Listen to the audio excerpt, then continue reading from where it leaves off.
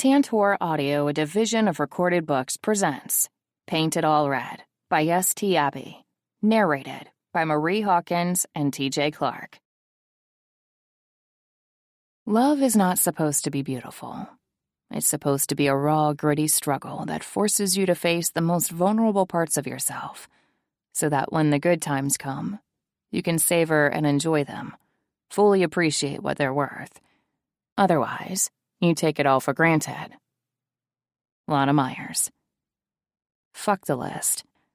It's time for the end game. Chapter 1. We are rarely proud when we are alone. Voltaire. Logan.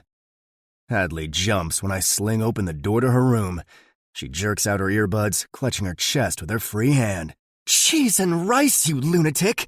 Don't scare someone like that when there's a serial killer literally in our backyard. Or living just a few cabins down, right? I ask dryly, though there's an edge to my tone that has her entire body stiffening. She doesn't even have to say the words, but I want to hear them. You knew? I ask her quietly, my tone full of disbelief and heartbreak. Everything hurts right now, even as I fight off the onslaught of emotions. In this unit, you train against showing emotion at all costs. I've never found that harder to do than today. Her lips move for several seconds before words actually start coming out. Logan, I'm sorry, but you knew! I shout with accusation as my fist slams into the wall and my entire body heaves for a breath of air that doesn't feel lined with lead. Logan! She yells, but I turn around and face her, slowly regaining my calm. Listen, it was complicated, and We're done, Hadley, you and me. I'm fucking done with you, I say, on a broken promise. Tears immediately spring from her eyes. Are you serious? She has the nerve to ask that with incredulity in her tone. Yeah, I can't be friends with someone who could watch me fall in love with someone like that and not tell me the truth. Her eyes narrow, and her lips tremble. Someone like that? Someone who would kill or die to keep you safe? Someone who loved you so much that she almost gave up her revenge? Her revenge? I ask bitterly, shaking my head as I turn and stalk away. It's not her fucking revenge! I slam the door behind me and stalk next door to where Leonard almost falls off the chair when I burst in. Shit! Easy, man. I'm trying to find some more info on Ken. His words die when he sees my face. Oh, shit, he says on an exhale. Yeah, I say, dropping to a chair and grabbing the bottle of whiskey he has hanging out of his go bag. She admitted it. She what? He asks, shocked. She basically admitted it. I couldn't stick around for a full confession. Where the hell is she? I run my sleeve over my eyes, then turn up the bottle. Cuffed to my bed, I say, when I lower the bottle. His eyes grow wider. I have no idea what to do right this second. She's fucked my head up so much that I can't bear turning her over to anyone in this town or the FBI. But I know I have to do something. Since I don't know what, I cuffed her in place. It's a terrible fucking way to stall, but it's the only solution I currently have. He scrubs his face before shoving a file at me. I can't find anything at all in her history, besides drug use, that would make her willing to do anything like this. She's been clean for years, though, and I haven't noticed any track marks. And she's not delusional or suffering a psychotic, hence the fucking reason I don't know what to do, I growl. She's lucid, well aware of her surroundings, too fucking smart to be too stupid, and definitely not the type to be easily manipulated by anyone. Not even Jacob Denver. I laugh humorlessly as a memory surfaces. She called him Jake. Even fucking told me Jake was her bisexual business partner. I never pieced the shit together, because I was too blinded by everything I felt for her to even consider such a possibility. Here's the file, he says quietly. Have a look at it. Maybe it'll help you figure it out. I jerk the file from the tabletop, and I flip it open. I'm immediately grimacing when I see the folder, because of the grisly pictures. But there's one thing that doesn't make sense. What the hell? I ask quietly.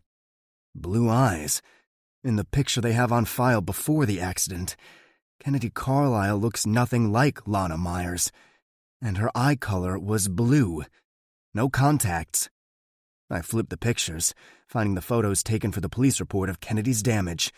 I know Lana's body too well, and the marks in the picture, though somewhat similar, aren't exact. A chilling sensation creeps up my spine as sickening possibilities start to unfold. Any chance you have the file on Victoria Evans? I ask calmly, keeping my voice steady. He hands it to me immediately. Why? I take a quick, steadying breath before I open the file, and a pair of haunted green eyes stare back at me with a face that doesn't match Lana's, but still carries some resemblance. My heart sinks to my toes as I flip open the pictures, finding the ones they also sent to the police. Nausea almost overwhelms me when I see the marks aligning perfectly with the scars I know by heart. Oh, shit, I say on a hissed breath. What? Leonard demands. My eyes pop up as regret wells and explodes inside me, shaking me to the core. Lana Myers is not Kennedy Carlisle. He looks genuinely confused, and I hand him the same folder. Lana Myers is Victoria Evans. He drops the folder like it's on fire as his eyes jerk up to meet mine, wide with shock.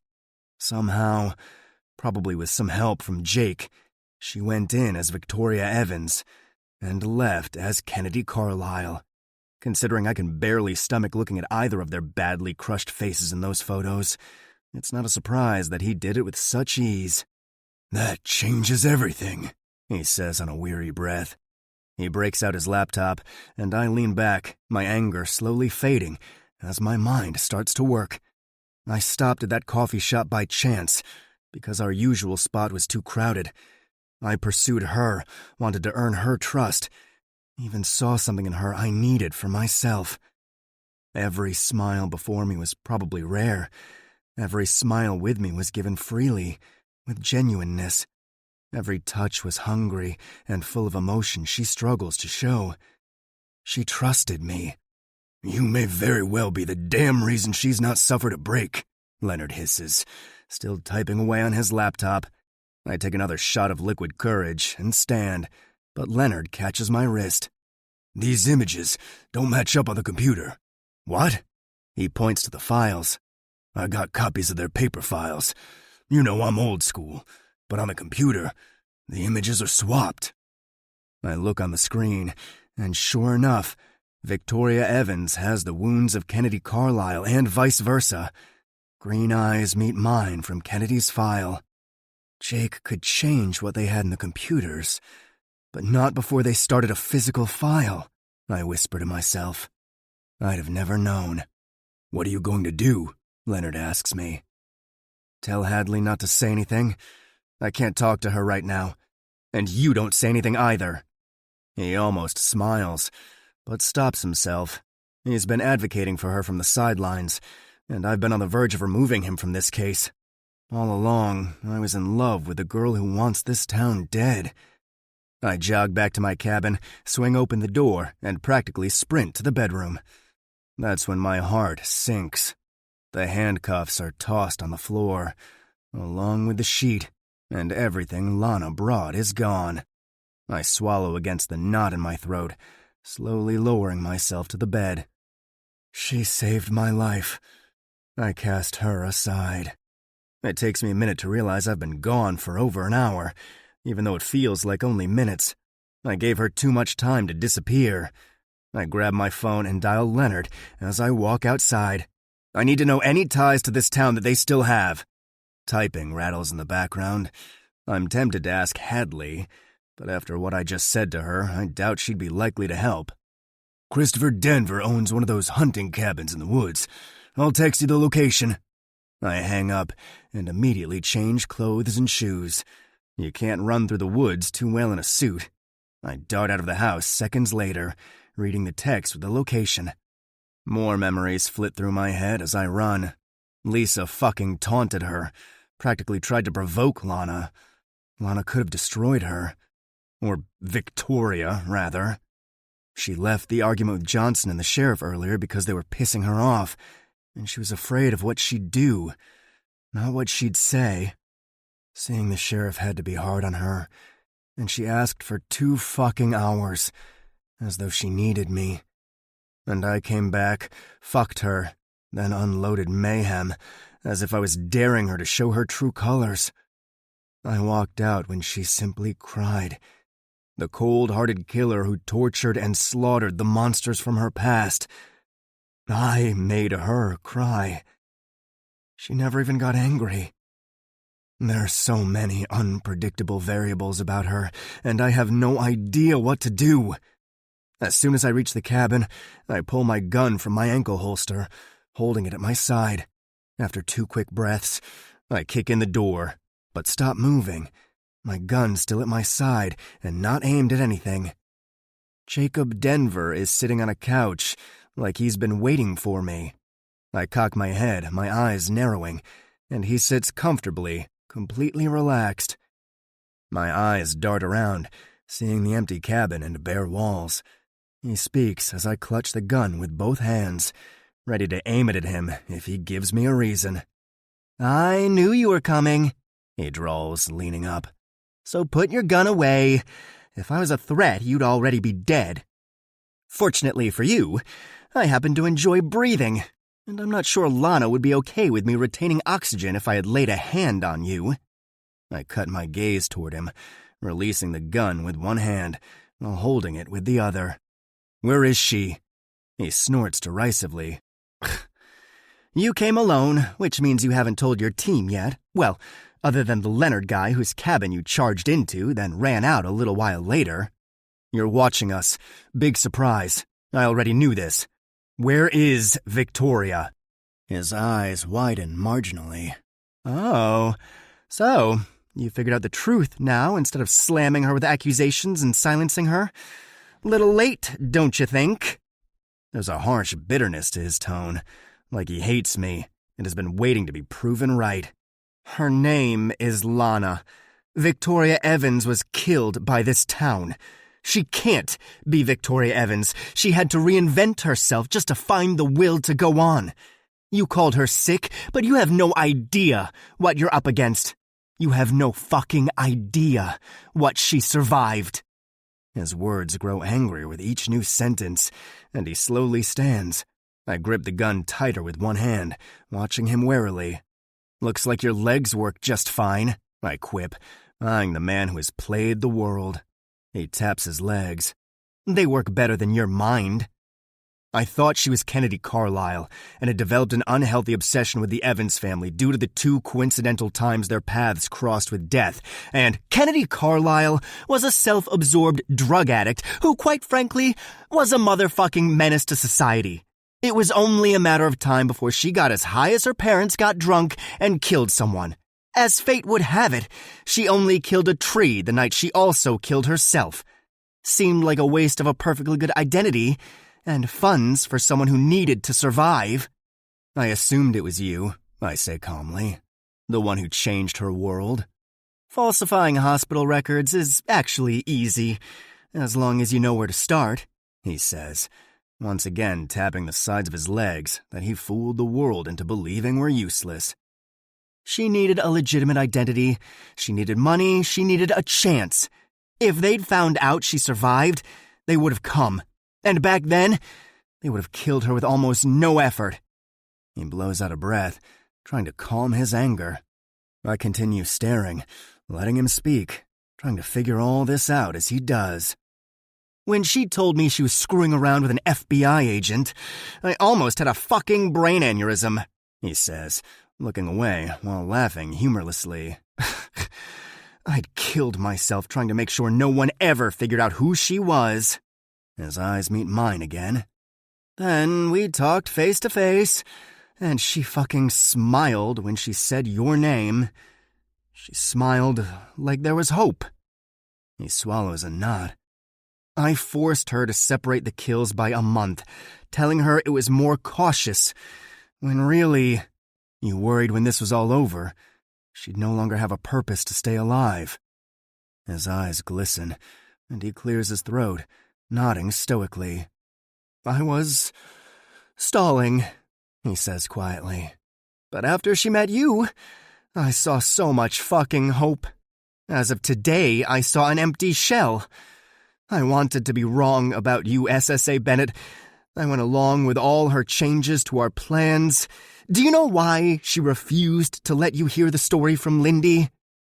I tilt my head before putting my gun in the back of my pants. She wanted us to hear the story when we got here. She wanted it to have maximum impact. He stares me hard in the eyes. She wanted it to have the maximum impact on you. To hell with all the others. She may still want revenge, but everything else has been centered around you. She practically prayed the boogeyman would come after her just so she could kill him and end the threat he posed to your life. And you treat her like a monster. Why? Because she kills? Do you treat your military like monsters? Do you stare at your own reflection with such disdain? Because I've seen your file. You've shot and killed 13 serial killers since your career began. Those were real monsters, just like all the men Lana has dispatched. I stagger on my feet, struggling with that thin line between madness and sanity. But she's supposed to what?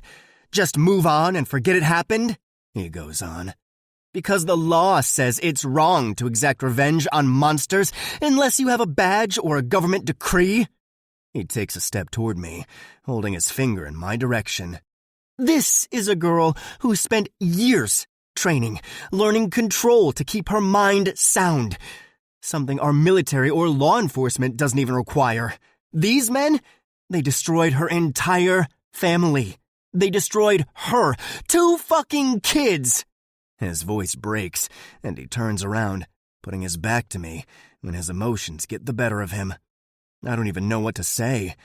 Anything but agreement would result in a possible violent outburst from him, and for some reason, I can't bring myself to fully agree aloud either. I've always been on the side of the law, working tirelessly for justice through all the proper channels. But Lana tried. Jake tried. They were denied. I loved him, he says, as he turns back around, unshed tears battling to drop from his eyes.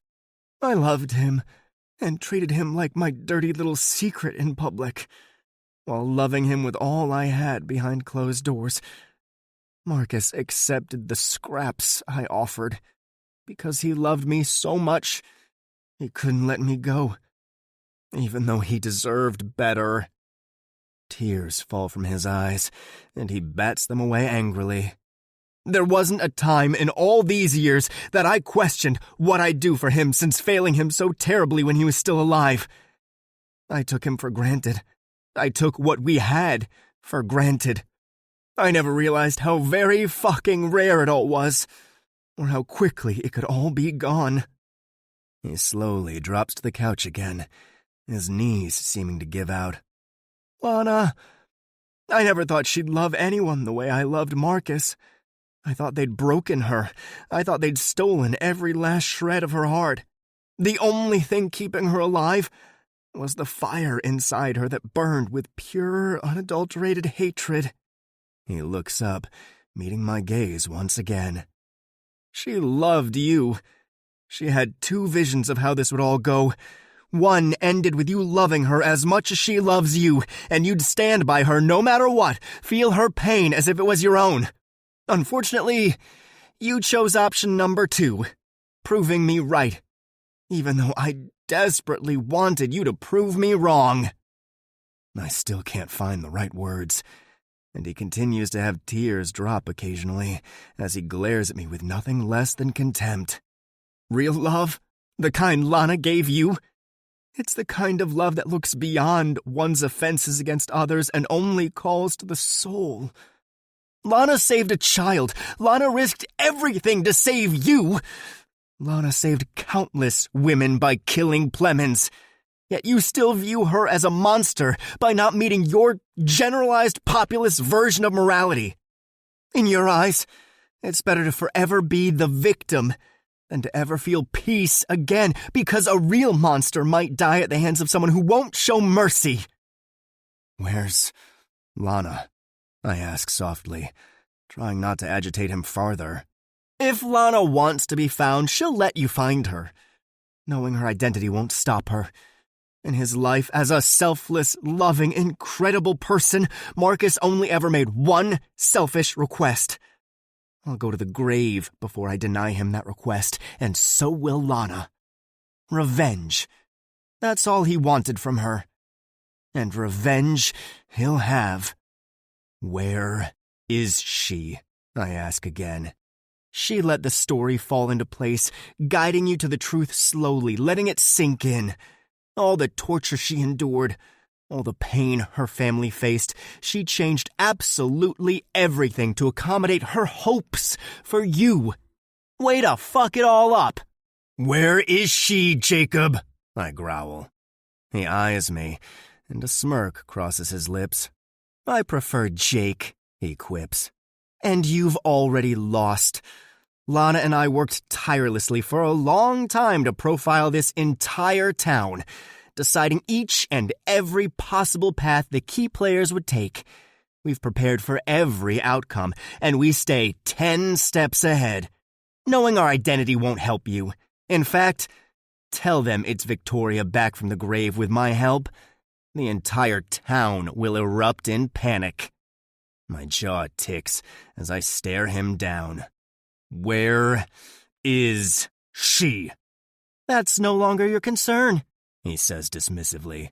I only came here to make sure her words were spoken, since you did the worst thing you could possibly do. You silenced her. You refused to listen. Now, I have to pray I'm enough of a reason for her to want to live. I lift my gun, aiming it at him, even though I have no intention of actually pulling the trigger. Where is she? I won't ask again. His eyes grow colder. As I said, we've prepared for every possible outcome of every situation. He raises his hands slowly, like he's going to put them behind his head. But instead, he puts something in his ears. I should mention, I even estimated the amount of time this conversation would take. Before I can even question that, a high-pitched, piercing noise attacks my ears, and I drop the gun to clutch my head that seems to be wobbling like a drum under attack. I'm forced to my knees as the sound grows excruciating to my ears, and my eyes screw shut as I fight to stand back up. Just as suddenly as it began, the noise stops, and even though my hearing might take a few minutes to get right, I feel instant relief. My eyes fly open to see that Jake is already gone, and I look at the box on the wall that just brought me to my knees. He really has fucking planned everything down to the last detail, just as Lana has, only she had hoped for a different outcome. My mind feels like it's gone through a mindfuck blender. Up is down, right is left. Good is bad. Before I can stop myself, I slam my fist into the wall, ignoring the searing pain that shoots up my arm when my knuckles strike the unforgiving wood. I learned to control all my emotions long before I joined the FBI. I learned to hide the anger, learned to be stoic, learned to taper any sort of feeling that was too strong. But not today.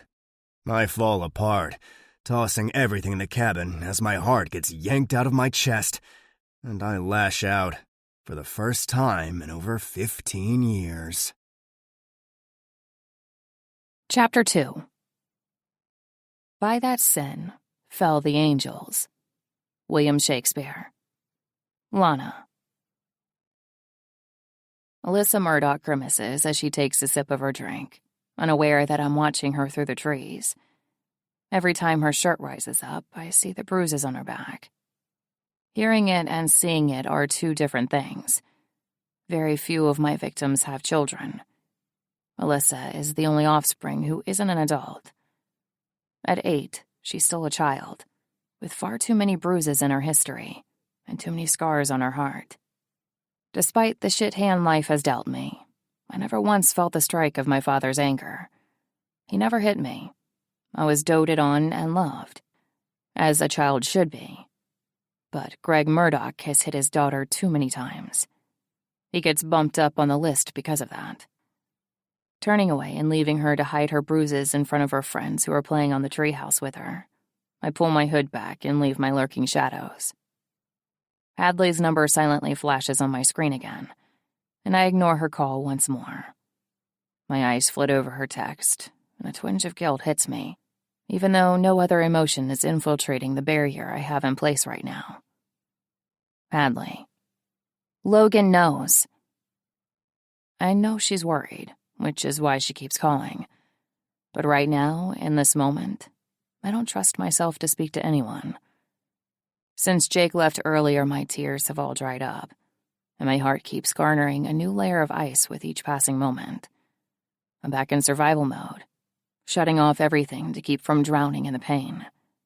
And if I allow myself to feel right now, I'll never stop crying.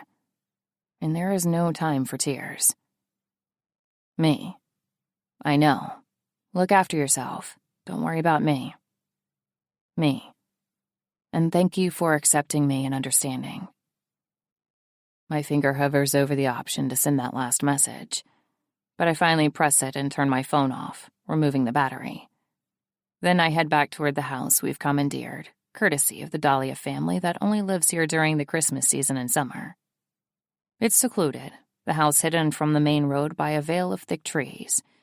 Only a slender driveway leads to the home, and we have sensors in to alert us if anyone passes over them. The end is coming, but I almost don't even care anymore. My dispassion is just one repercussion of turning numb to survive. A car rolls by me as I walk down the long driveway, and I glance over, seeing Jake's eyes meet mine through the window. I cut my gaze away because he's searching me, watching me, worrying about my intentions now that the light is officially gone. My brother sacrificed his own life to save mine. Even without Logan standing by me, I owe it to my brother to survive, regardless if it's a soulless, empty existence. I just don't have the drive to make that my ultimate goal any longer. My main priority is to see this through, grant my brother's dying wish, and finally lay to rest all the misery from the past. Jake drives on, parking at the end of the driveway, and he gets out, heading straight toward me. "So you disappeared into the woods again?" Jake asks. "I did some recon, hitting Murdoch tonight." "Tonight?" He asks, a worried note to his tone. I need something to stab, and he needs to be stabbed. Seems like we could help each other out. I tell him dryly. He grabs my arm, halting me from walking by, and I stare into his concerned eyes. "Lana, take a minute and regroup. Logan. Logan is a guy who was never meant to be in my life." I answer coldly, ignoring the trickle of pain that slowly starts sparking across my heart. I suppress the urge to rub my chest, knowing it would give me away, and I walk inside the house with Jake following me. When I turn around, I hate what I see. So much pity is staring at me right now through my best friend's eyes. "You should see this," he says, pulling out his phone. "I spoke to Logan." My eyes widen and my mouth falls open. "What? Why would you risk that?" "I didn't risk anything, and for you, nothing is too big of a risk. He wouldn't hear your words, so I made him listen." He turns and walks away, but I follow on his heels. I blink back the tears I've barely been staving off all day. "You had no right," I growl. He spins, facing me as he walks backwards. "He figured out all the good parts by himself by the time he found me. Don't worry, Lana. I'm playing the game your way." My feet freeze to their spot, and that coldness reforms, stealing away the tears that almost fell. It's as though Jake sees it, because his face falls. I'm not playing a game, and there's no longer a prize. He groans as I pass him. "Damn it, Lana. That's not what I meant, and you know it." I do know it. I need to go for another run, and then we'll talk about tonight's murder. He grabs my wrist, and I react, slinging him around and coming down on top of him as he crashes to the living room floor. He grunts as I pin him, working all my muscles to hold him in place. How is it that we both took all those damn classes, but you're the fucking master and I still feel intermediate? Despite my best efforts, my lips twitch as the shield around me thaws a fragment. For the same reason I took all those same tech classes and can barely work my smartphone, whilst you create virtual empires. He smiles up at me and I climb off him, helping him to his feet. When his smile starts to slip, I know the seriousness is about to come back. There's something you should see. Curious, I follow him as he grabs his phone from the ground, where it fell during his takedown. As he lifts it and moves his fingers rapidly over the screen, searching for something, I stare idly through the window. Delaney Grove was once my home. Then it became my hell. Now, I just want to be out of here because it's nothing to me anymore. But it was something to Marcus, to my mother, to my father. Their bodies are all buried here, just like Kennedy Carlisle is, although her tombstone actually says Victoria Evans. What a fucked up mess we wove so delicately. It was a foolproof plan. I thought the worst thing I could do was go insane from the dark depths I had to reach. Turns out, falling in love was truly the worst. The darkness is just my twisted little friend. Here, Jake says, pressing play on his phone. He sits down as I study the screen, seeing the timestamp on the video being almost an hour old. That doesn't stop my heart from pounding just seeing Logan. He slams his fist into the wall, and I grimace, ignoring the heat of my tears as they beckon to fall. From there, he loses it, slinging a chair across the room. One thing after another gets smashed as he yells at nothing and no one. He grabs a bat from the corner, and he slams it into the window, busting it out. Then he takes the bat to the rest of the room, smashing anything he can break as he loses all control. I slowly back against the wall, and my body slides down it until my ass touches the floor. And I watch. I watch the man who never loses control have a meltdown. This is my fault. I should have walked away. He loves you, Jake says, clutching my shoulder, no longer sitting as he crouches beside me. I move away from his touch as Logan continues to annihilate the room, destroying anything that will break. He doesn't love me like I love him, I say hoarsely. I love him enough to burn the world to the ground in his name. I touch the screen as Logan's warpath comes to an end, and his chest heaves as he drops his head back, staring up at the ceiling. Finally, he stalks out of the cabin, his mask of composure back in place as he slams the door behind him so hard it simply bounces open again. He just loves me enough to feel betrayed, I add on a rasp whisper. Jake goes stiff beside me, and I hand him his phone as I wipe away a stray tear. You didn't give him time, Lana. Maybe now. Now what? I ask, exasperated. Don't you think I'd love to ride off into the sunset with him? I'm not being stubborn, Jake. You're constantly worried about my hold on reality because of the dark places I have to go to finish all these kills. But you're the one being irrational right now. Logan found out the truth. He fucked me and left me cuffed to a bed. And when he left, there was nothing but disgust and pain in his eyes. I choke back a sob, refusing to fall apart right now. Jake's eyes are full of tears as my lip trembles, but I go on. He's so pure, so good, so honest and genuine, so gentle and kind. It's all those qualities that made me fall in love, because he was everything I'd always wanted in someone. And he loved me. Yet, I wanted to taint the very things about him that made me fall in love, just so I could selfishly take him to the dark with me and keep him. It was wrong.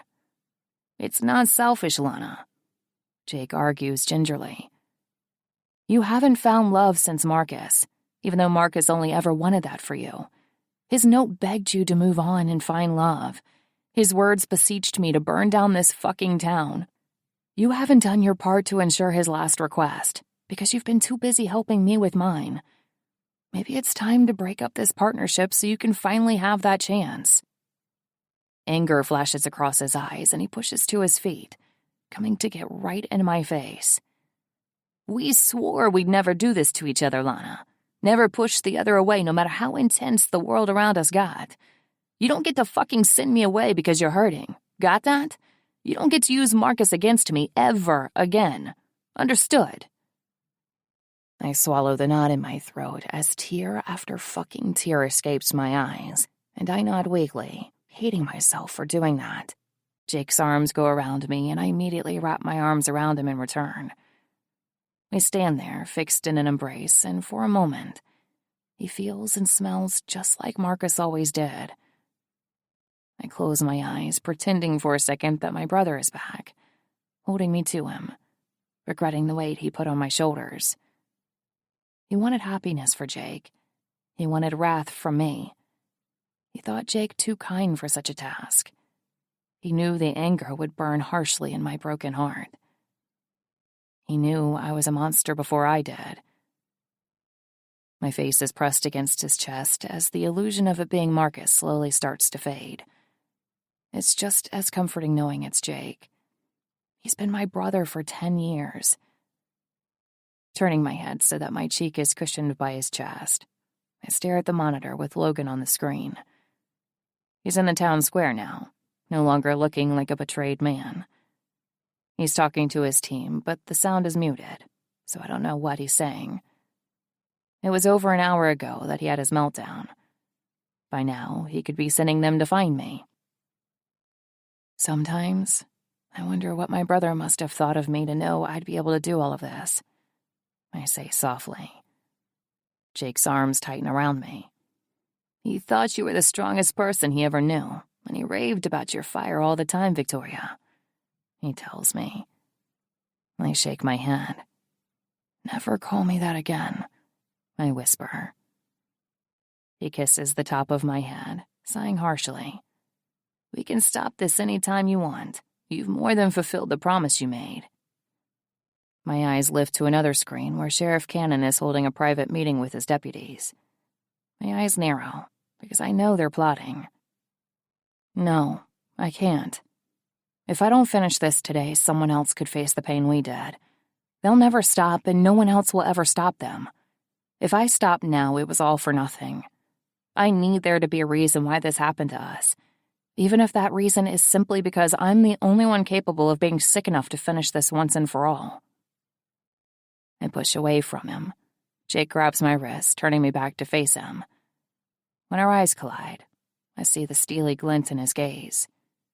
You are not sick. Marcus was right. You're the strongest fucking person I know. You're not sick, Lana. You're a fucking dark angel that can set the world free from this sick town. I offer him a brittle smile, giving him the illusion that his words have helped me. Doesn't matter what I am. Doesn't matter who I am. All that matters is that I finish my mission, avenge my family, and burn this town to the ground. I don't need to feel love in order to be a monster. I just need to remember. It's not hard to do with the sun getting close to setting. The dark sky always calls to the memories if I allow it. For once, I let them in. No! I shout, reaching for my father as Deputy Murdoch restrains me, almost ripping my left arm out of the socket to jerk me back. He didn't do this. He couldn't. He's always with us at night. Marcus shouts, battling his own fight with Deputy Briggs, as he wrenches Marcus's arm behind his back and slams him into the wall. It's okay, kids, Dad says, tears pouring from his eyes. Don't fight them. I'm okay. It'll all be okay. There's no way they can convict me of crimes I didn't commit. Good thing we can convict you of crimes you did commit, you evil son of a bitch. Sheriff Cannon growls, slamming his fist into my father's stomach so hard that my father buckles at the waist and collapses to the ground, his hands cuffed behind him. Marcus and I both scream in vain, begging them to stop the sheriff when he kicks our father in the face while he's down. Dad flips to his back, blood pooling from his mouth after the strike.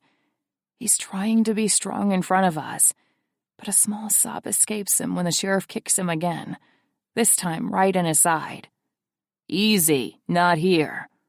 SSA Johnson says, smirking at us as we continue to try and break free from our holds. But you should know there is evidence to your father's crimes. He bends, crouching beside my father.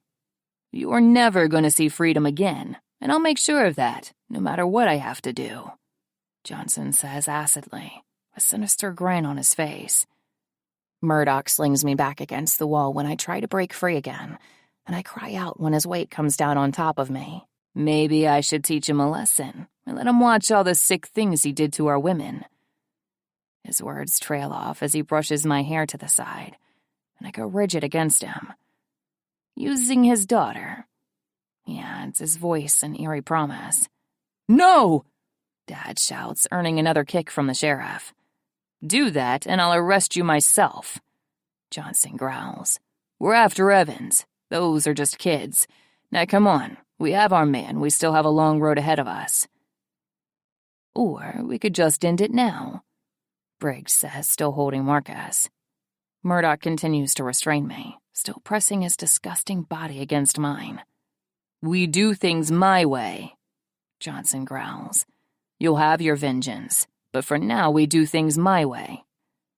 My father is beaten and almost incoherent as they jerk him to his feet. His head hangs as I cry, begging once again for them to listen to the truth, to hear me. But no one listens. No one cares. Johnson and the sheriff drag my father out the door, and I watch my life get ripped apart. Murdoch pulls me back, creating a small separation between me and the wall, then shoves me hard back into it. I get dizzy and taste blood in my mouth. This isn't over for you two, he says, a dark gleam in his eyes. Briggs tosses my brother to the ground, and I rush to his side as he slowly lifts up. Briggs and Murdoch laugh on their way out, and I hold Marcus's hand. They can't convict him. This will all be a nightmare soon, my brother promises as he sits up, his eyes hard and determined as he looks at me. I promise, Lana, we'll prove him innocent. Innocence doesn't matter in the end. Not with DNA evidence. Holy shit, Jake says, drawing me out of my own head as he sits down in front of the far monitor. My eyes widen in disbelief as Dev Thomas steps out of a small Honda, standing to his full height as he looks around at the church in front of him. No doubt he heard about Kyle. What's he doing here? Jake asks. Only one way to find out, I say with a smirk. I spared him, given what I heard from Lawrence and Tyler, and the fact Dev never really participated in the night's festivities. But why would he come to town if not to join in on the manhunt? You going to him? He asks as Dev steps inside the church where we have no cameras. I don't have to answer that. Murdoch will have to wait a few hours to die. Be careful. I need to back up the footage to see what Logan has told the others. Just call Hadley, I say to him instead, looking over my shoulder. You sure we can trust her? He asks, his lips tensing. You don't have to trust her. Trust that I wouldn't jeopardize your safety. He sighs while nodding, and he grabs a phone. I'll drive to the edge of town, just in case. I walk out as he carries on with his task, and I hop in the car with the darkly tinted windows. I drive fast out of the forest and don't slow down until I hit the town limits. It's not like the cops are worried about speeding right now, since the sheriff is on the warpath to avenge his son's death. It broke him when his daughter was killed. She was put on public display, which is what led us to being raped and beaten in the streets. I hope it fucking kills him to lose his son. Displaying him to the town was a nice touch to recognize his aforementioned grief. His daughter was a bitch and a snob, but she didn't deserve to die. Kyle deserved more than he got. I park near the pharmacy and I walk the 2 blocks to the church, carefully gauging my surroundings to ensure I'm not being set up. When I'm positive no one is focused on the church, I step in through the back and creep inside. I'm happy to report that I don't burst into flames, so maybe I'm not completely consumed by evil just yet, despite the fact I desecrated the church bell tower with Kyle's mostly skinless body. As I reach the main part of the church, I stop, staying behind the curtain that leads to the stage where my mother once performed for the town plays. Dev is on his knees, his hands folded in prayer, and his eyes are closed as tears leak from his eyes. Well, that's unexpected. "Please forgive me for the sins committed when I was last in this town," Dev says hoarsely, "even though I don't deserve it. Give me the strength to do what needs to be done now and keep my sister safe from any harm or retaliation." I cock my head, studying him. My eyes flit around the room next, still expecting a trap. No such thing looks to be in place. To be absolutely certain, I text Jake from my burner phone that I've swapped to. "Me. You got eyes on the church?" Jake. "No one is on their way there. The feds are all in the square, and they're talking about going door to door to unearth new evidence about the original killer. Johnson, Cannon, and the deputies are all at town hall talking about who you might be and how to drag you out. Coast is clear." Me. "Original killer? Why?" Jake. "They want to figure out who it really is. For now, their focus has shifted. Looks like Logan kept your secret, as long as Hadley didn't lie to me and they aren't setting up a ruse." Me. "What are they asking?" Jake. "They found out the first killing was on the anniversary of your parents' first date. They also learned the women had all the same features as your mother." I clutch the phone tighter in my hand, and I blow out a wary breath, deciding not to question it. I don't need distractions right now.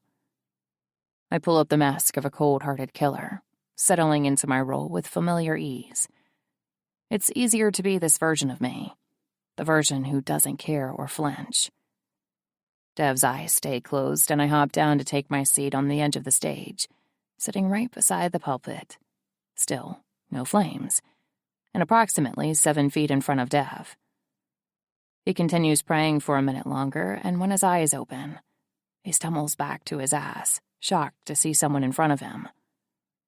"Hello, Dev. Long time no see." The color drains from his face.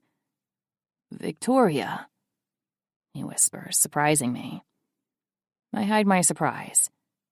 "You're the first one to recognize me." He swallows audibly while nodding slowly. "I knew it was you when I heard about the killings," he goes on, slowly shifting back onto his knees, but not attempting to stand. "Marcus swore you'd rise from the dead as an angel that night. He always knew this day would come. And your eyes give you away." I roll set eyes, and I lean forward, studying him with a careless coldness. "I spared you, and you come to this town right as Kyle is flayed and hung from the tower of this very church. Why are you here?" His lip trembles, and his hands begin to shake in fear. I like that fear. "I came to do the right thing, to tell them a dead girl rose from the grave to exact revenge." I drawl, a dark, taunting smile curving my lips. "No," he says, panicking a little.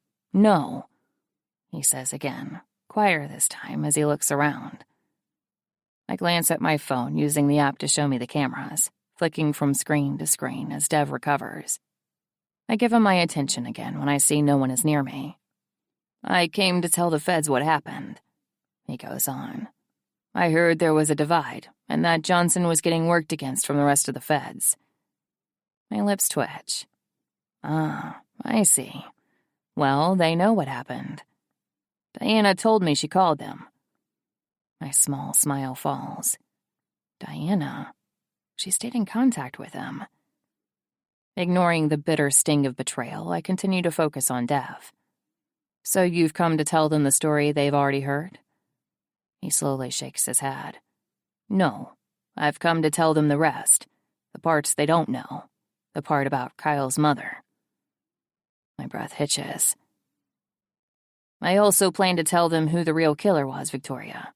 I want them to clear your father's name and give your family the rest it deserves. Then your soul can be at peace." I laugh humorlessly. "You think I'm really a ghost who has risen from the grave?" I mock.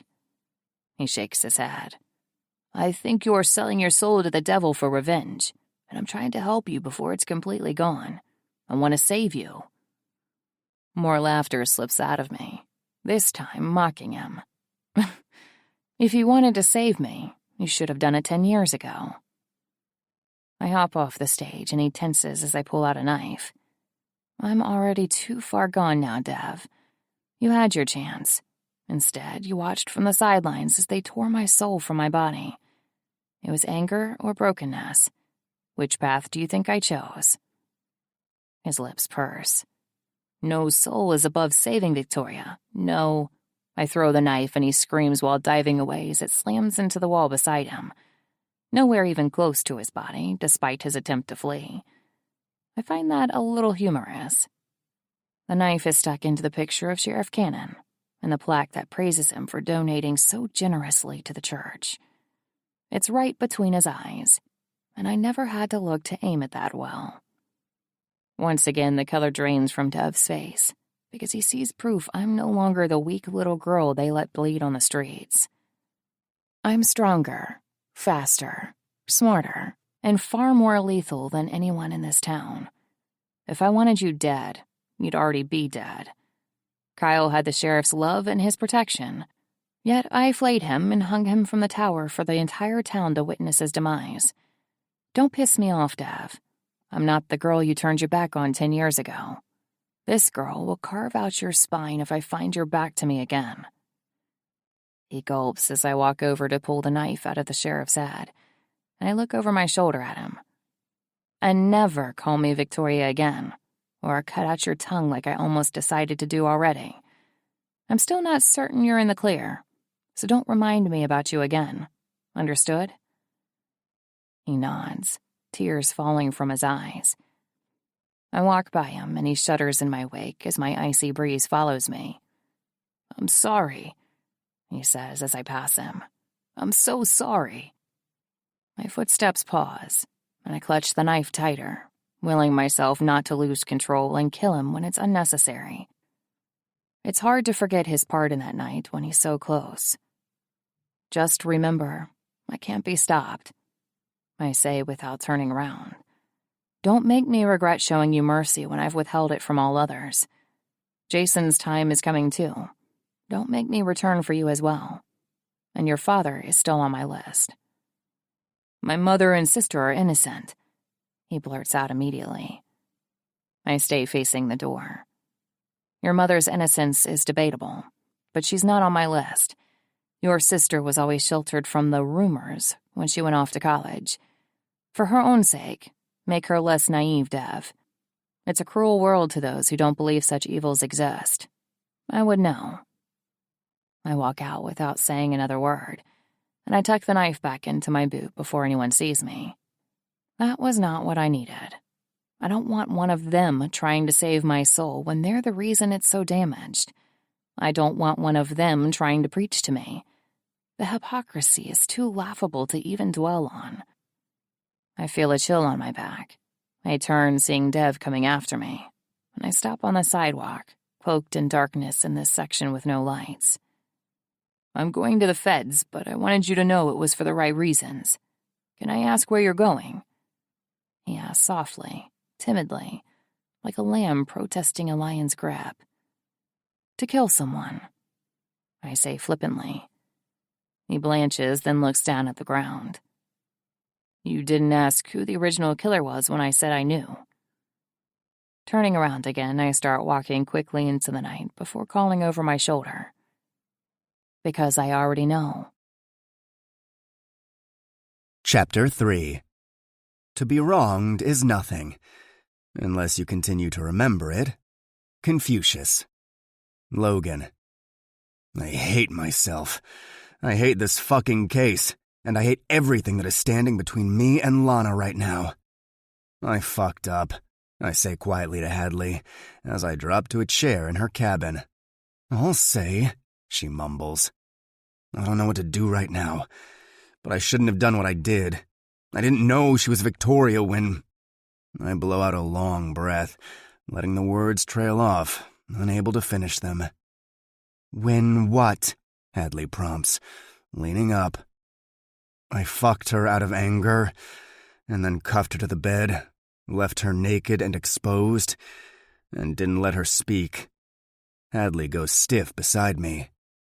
"You didn't," she says in a harsh whisper, her teeth grinding. I clench my hands together, lacing my fingers with each other tight enough to cause pain. I thought she was Kennedy and obsessed with Victoria Evans. I had no idea she was Victoria Evans. I'd have handled everything differently. I'd be no less confused, but I sure as fuck wouldn't have done that to her. I thought she'd been playing me. I was hurt, I felt duped, and obsessed proxies are unstable and unable to love without fixation, Hadley points out grimly. But she's not an obsessed proxy. She's a scarred girl with more shit in her life than any one person should ever have to endure. And you just took your turn shitting on her. Great job, Bennett. Great fucking job. She stands, and I curse while standing with her. I realize I fucked up. I'm trying to fix it, Hadley, but I can't find her. That's why I'm here. Define your version of fixing it, she says, eyeing me suspiciously. I have no idea just yet. It's not like I can simply condone all she's doing, and it's not like I can lie and say I don't understand it either. I feel fucked up, I groan, putting my head in my hands. She leans up, her eyes on mine.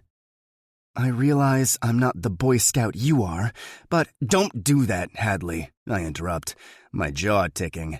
Don't act like being conflicted about torture and murder means I have a stick up my ass.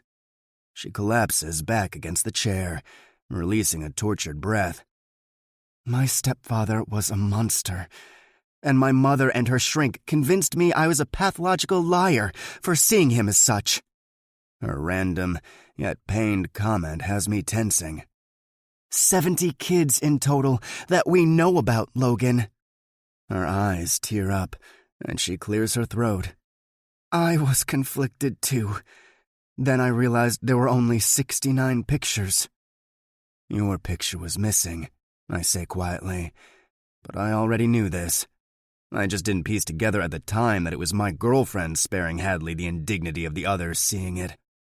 She didn't want me to see the vulnerable little girl I was, because she was afraid it would break me. Lana has lived through more pain than most people can endure. The physical pain alone from the numerous surgeries she needed to rebuild her facial structure was bad enough.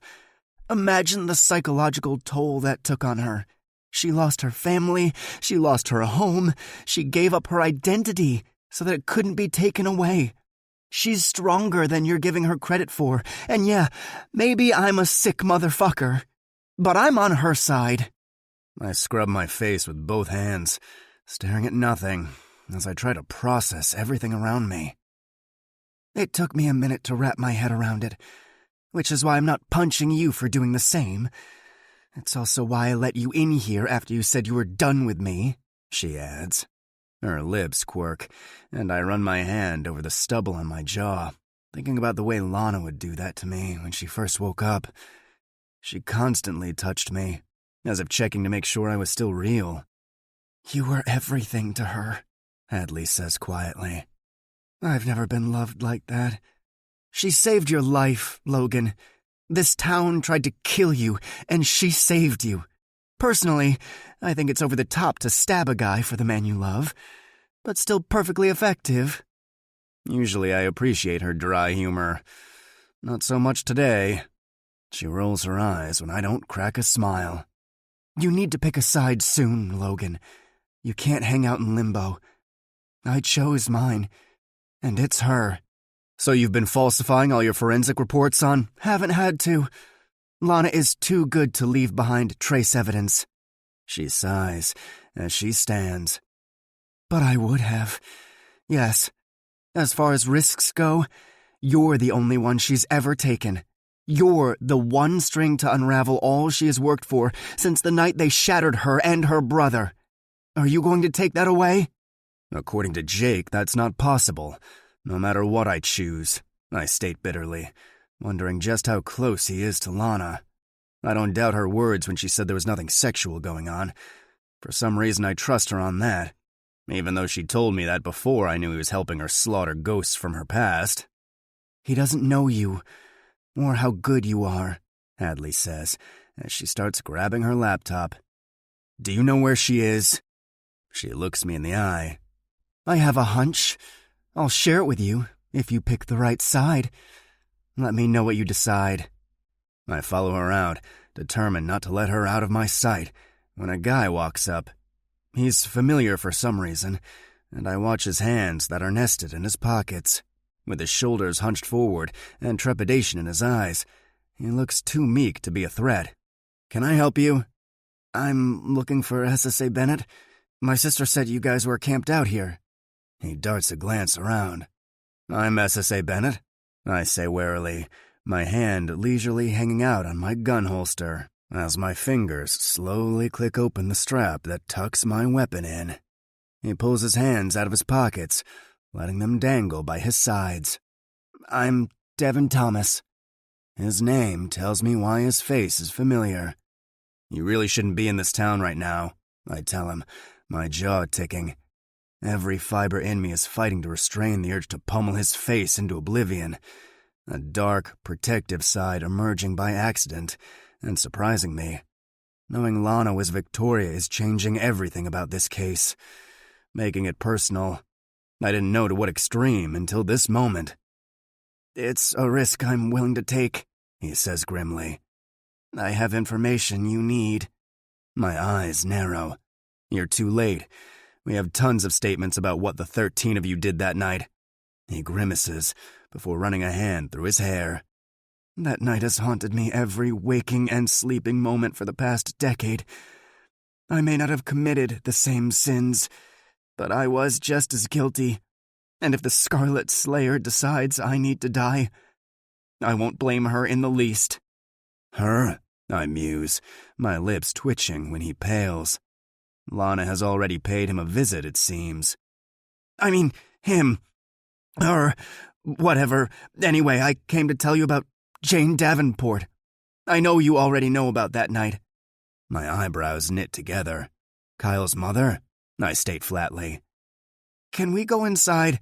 He asks, looking around warily at the woods that surround us.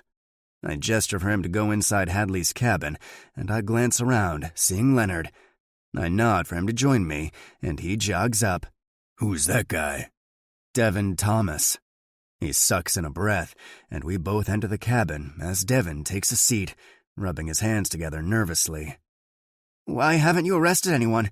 If you knew what we did, I mean. Words mean nothing without any physical evidence, but if you'll sign a confession, I'll gladly take you in. I smile darkly, and he swallows, nodding. I've turned my life around, but if I feel as though that's what God wants me to do, so be it.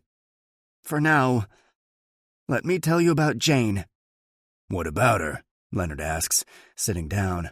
Devin eyes him, but finally faces me again. The first several women found in the original killings had no DNA evidence on their bodies. Johnson came during the middle of those, and after he pretty much decided Evans was the killer, DNA evidence suddenly started turning up at all the new scenes. You're saying he falsified the evidence? I ask flatly.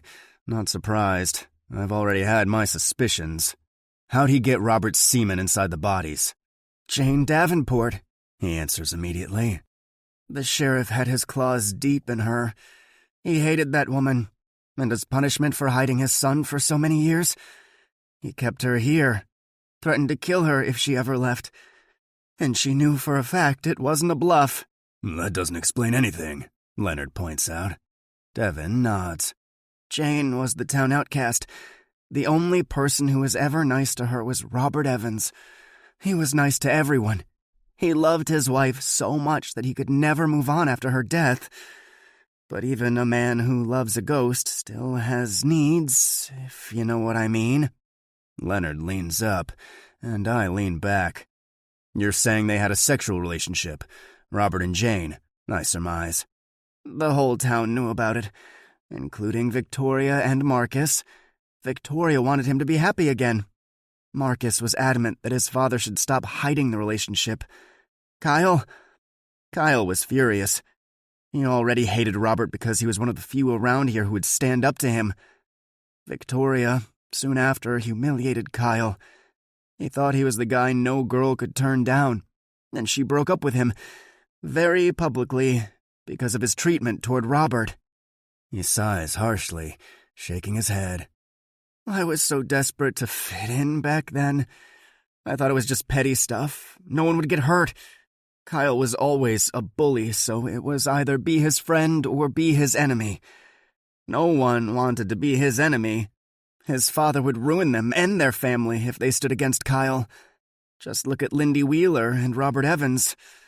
Those are just two examples. He gives us a rueful smile. So what part did Jane play? Leonard prompts. Kyle bragged that night, he goes on, not jumping to the point. I came back after convincing Lindy to run before Kyle got finished with Marcus and Victoria. I heard Kyle telling Victoria that his cunt mother had been the one to bring Robert down in the end. Jane gave Johnson the used condoms with Robert's semen in them. After Sheriff Cannon threatened her life, Victoria was a bloody pulp by then. But she managed to speak. She told Kyle she'd prove it, and her father's name would be cleared, and we'd all burn in hell when she was finished. He laughs humorlessly. I've been living in hell ever since that night, so she held true to her word, at least for my part. Kyle just laughed and told her that his own mother had been silenced by the grave, and found it hilarious that the girl bleeding out on the streets thought she could scare him. He looks between us. Guess he's not laughing now. Leonard looks to me, and I look at him. Devin has all but said he knows it's Victoria who came back to kill them all. But why does he suspect a dead girl when no one else in town believes it's possible? You guys should look into Kyle, he goes on. First, make sure he's really dead, and... He's definitely dead, Leonard says on a shudder. Deep down, I always knew he was the original killer, the nighttime slayer they called him, he goes on. Again, Leonard and I exchange a look before I return my gaze to Dev. You think it was him? He nods. Apparently, someone else did too, if what I heard about his death was true. He was killed a little more brutally, but because he was the one who orchestrated the night Marcus and Victoria died. Why do you think he was the killer? He snorts, rolling his eyes. Isn't it obvious? He asks loudly, gesturing around us. The world was a puppet on strings for Kyle. His father covered up the worst of his indiscretions, never seeing the pure evil in him. Kyle could charm anyone into seeing the best, but when he unleashed his dark side, it was consuming, suffocating, and downright scarring. A tear leaks from his eye, and he bats it away. I stood by and watched a helpless girl and boy be raped and brutally beaten to death, all because of the fear Kyle easily instilled. No one in this entire town had the balls to go after him, with someone like Cannon backing his every move. But saying he was the killer is saying he raped and killed his own sister. From what I've heard, the sheriff's affections toward his daughter ran deep enough to make him frame an innocent man just to have someone to blame, I point out. If you don't think Kyle is capable of raping and murdering his own sister, then you don't know anything. Rebecca Cannon was the daughter of Mary Beth Cannon. Mary died of ovarian cancer when Rebecca was just 5. She was only a year older than Kyle, who the sheriff didn't know existed yet. Which means the sheriff wasn't faithful, Leonard points out. Which made Rebecca hate Kyle when he came into the picture, Dev goes on. The sheriff favored her for obvious reasons, and it was the one person in town Kyle wasn't allowed to lay a finger on. If he'd ever so much as threatened Rebecca, the sheriff would have ended him without pause. Yet Rebecca was put on display in a way so tragic and scarring that it drove the sheriff over the edge. Sounds like one sadistic mind came up with all that. And Kyle's IQ will let you know he was capable of orchestrating each piece of the puzzle, knowing they'd eventually frame Robert. Why Robert? I ask, seeing where he's going with this. And why time the first killing with the anniversary for when Robert and Jasmine had their first date? And why did most of the girls resemble Jasmine? Well, for one, that Johnson guy railroaded the investigation, certain it was Robert, partially because of that day and the victimology. That was just one step into setting Robert up. Secondly, Victoria was always on Kyle and Morgan's radar. Constant battle between those two. Victoria looked a lot like Jasmine, so maybe her victimology should center around the daughter more than the mother. Lastly, Rebecca was a typical mean girl, and mean girls tend to pick on the lesser privileged. Rebecca went after Victoria on a regular basis, running her mouth, mocking her family and her janitor father. He smirks, pausing, as though he's remembering something. One day she went too far, saying something about Victoria's dead mother. Victoria grabbed Rebecca by the hair of her head and slammed her face into the locker. Rebecca ended up with a busted nose. The sheriff tried to come after Victoria, but Robert had some kind of dirt on him that made him back off. Sheriff Cannon doesn't like being backed into a corner. Then Rebecca, the girl who so often bullied Victoria, is the one disgraced the most. The sheriff got on board, and they went after Evans with everything they had after that. He grows quiet, and I run over the facts in my head. What was the dirt Evans had on the sheriff? Leonard asks. Some financial stuff he'd used to get out of taxes or something. Sheriff shut that down before the trial, so it wasn't heavy enough leverage for that. It'd be so easy to fall into his line of thought. Go with the fact Kyle was the killer. It'd make that case ready to close. Kyle wasn't the killer, I finally tell him. His eyes grow angry. Then you underestimate him. I shake my head. No doubt he was on a fast track to becoming a serial killer, but it wasn't him back then. The killer was armed with the same knowledge and definitely had a hatred strong enough to let them frame Robert, even aided in persuading their profile and suspicions. He holds or held an IQ high enough to mastermind each and every calculated step, but Kyle never went to the trial. He frowns. What does that have to do with it? Leonard takes on the explanation. We have footage of the trial, including everyone in the trial room, instead of just the immediate trial factions. Kyle was never there, because he genuinely didn't give a fuck, Leonard says bluntly. The killer would have wanted to watch each and every event unfold as he'd planned, and revel in the downfall of Evans in person. Devin sits back, deflated, as though he's considering it. So, it wasn't Kyle? I shake my head. Then who was it? He demands. We're still trying to figure that out, I say, motioning toward the stack of DVDs. We have every face that was there on a daily basis, and we're ruling them out one by one based on all the facts and profiling we can possibly do. It's odd how more of these discs are arriving by the minute by anonymous tipsters. He shakes his head, disgusted. I still think it was him, and until you can prove otherwise, I think the current killer believes the same thing.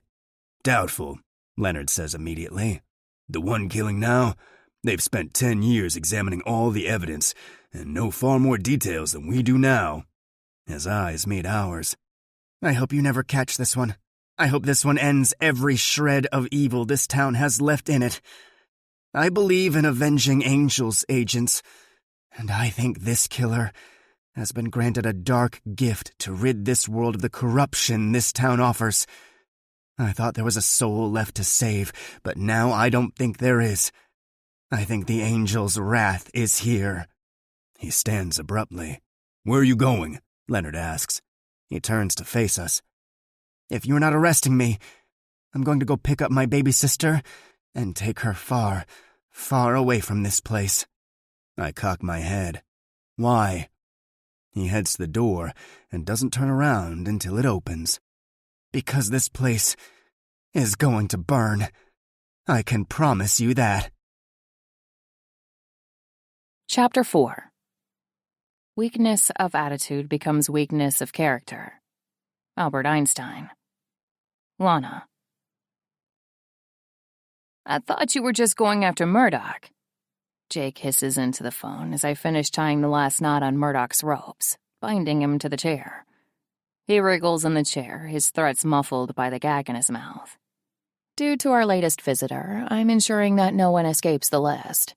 Just playing it safe. I chirp, grinning when I back up and see Murdoch glaring daggers at my face. It was almost too easy to beat the hell out of him and tie him up. The hard part was loading him into my trunk and dragging him up the stairs of the courtroom without being seen.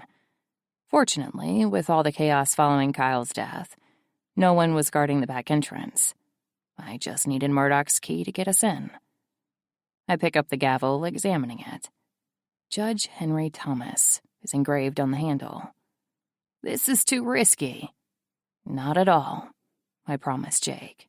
Shit, he hisses. What? Some redhead is getting out of a car in our driveway. My body tenses. Hadley found us. I groan. Shit. What the hell do I do with her? Don't hurt her, I warn him. So invite her in for tea? He deadpans.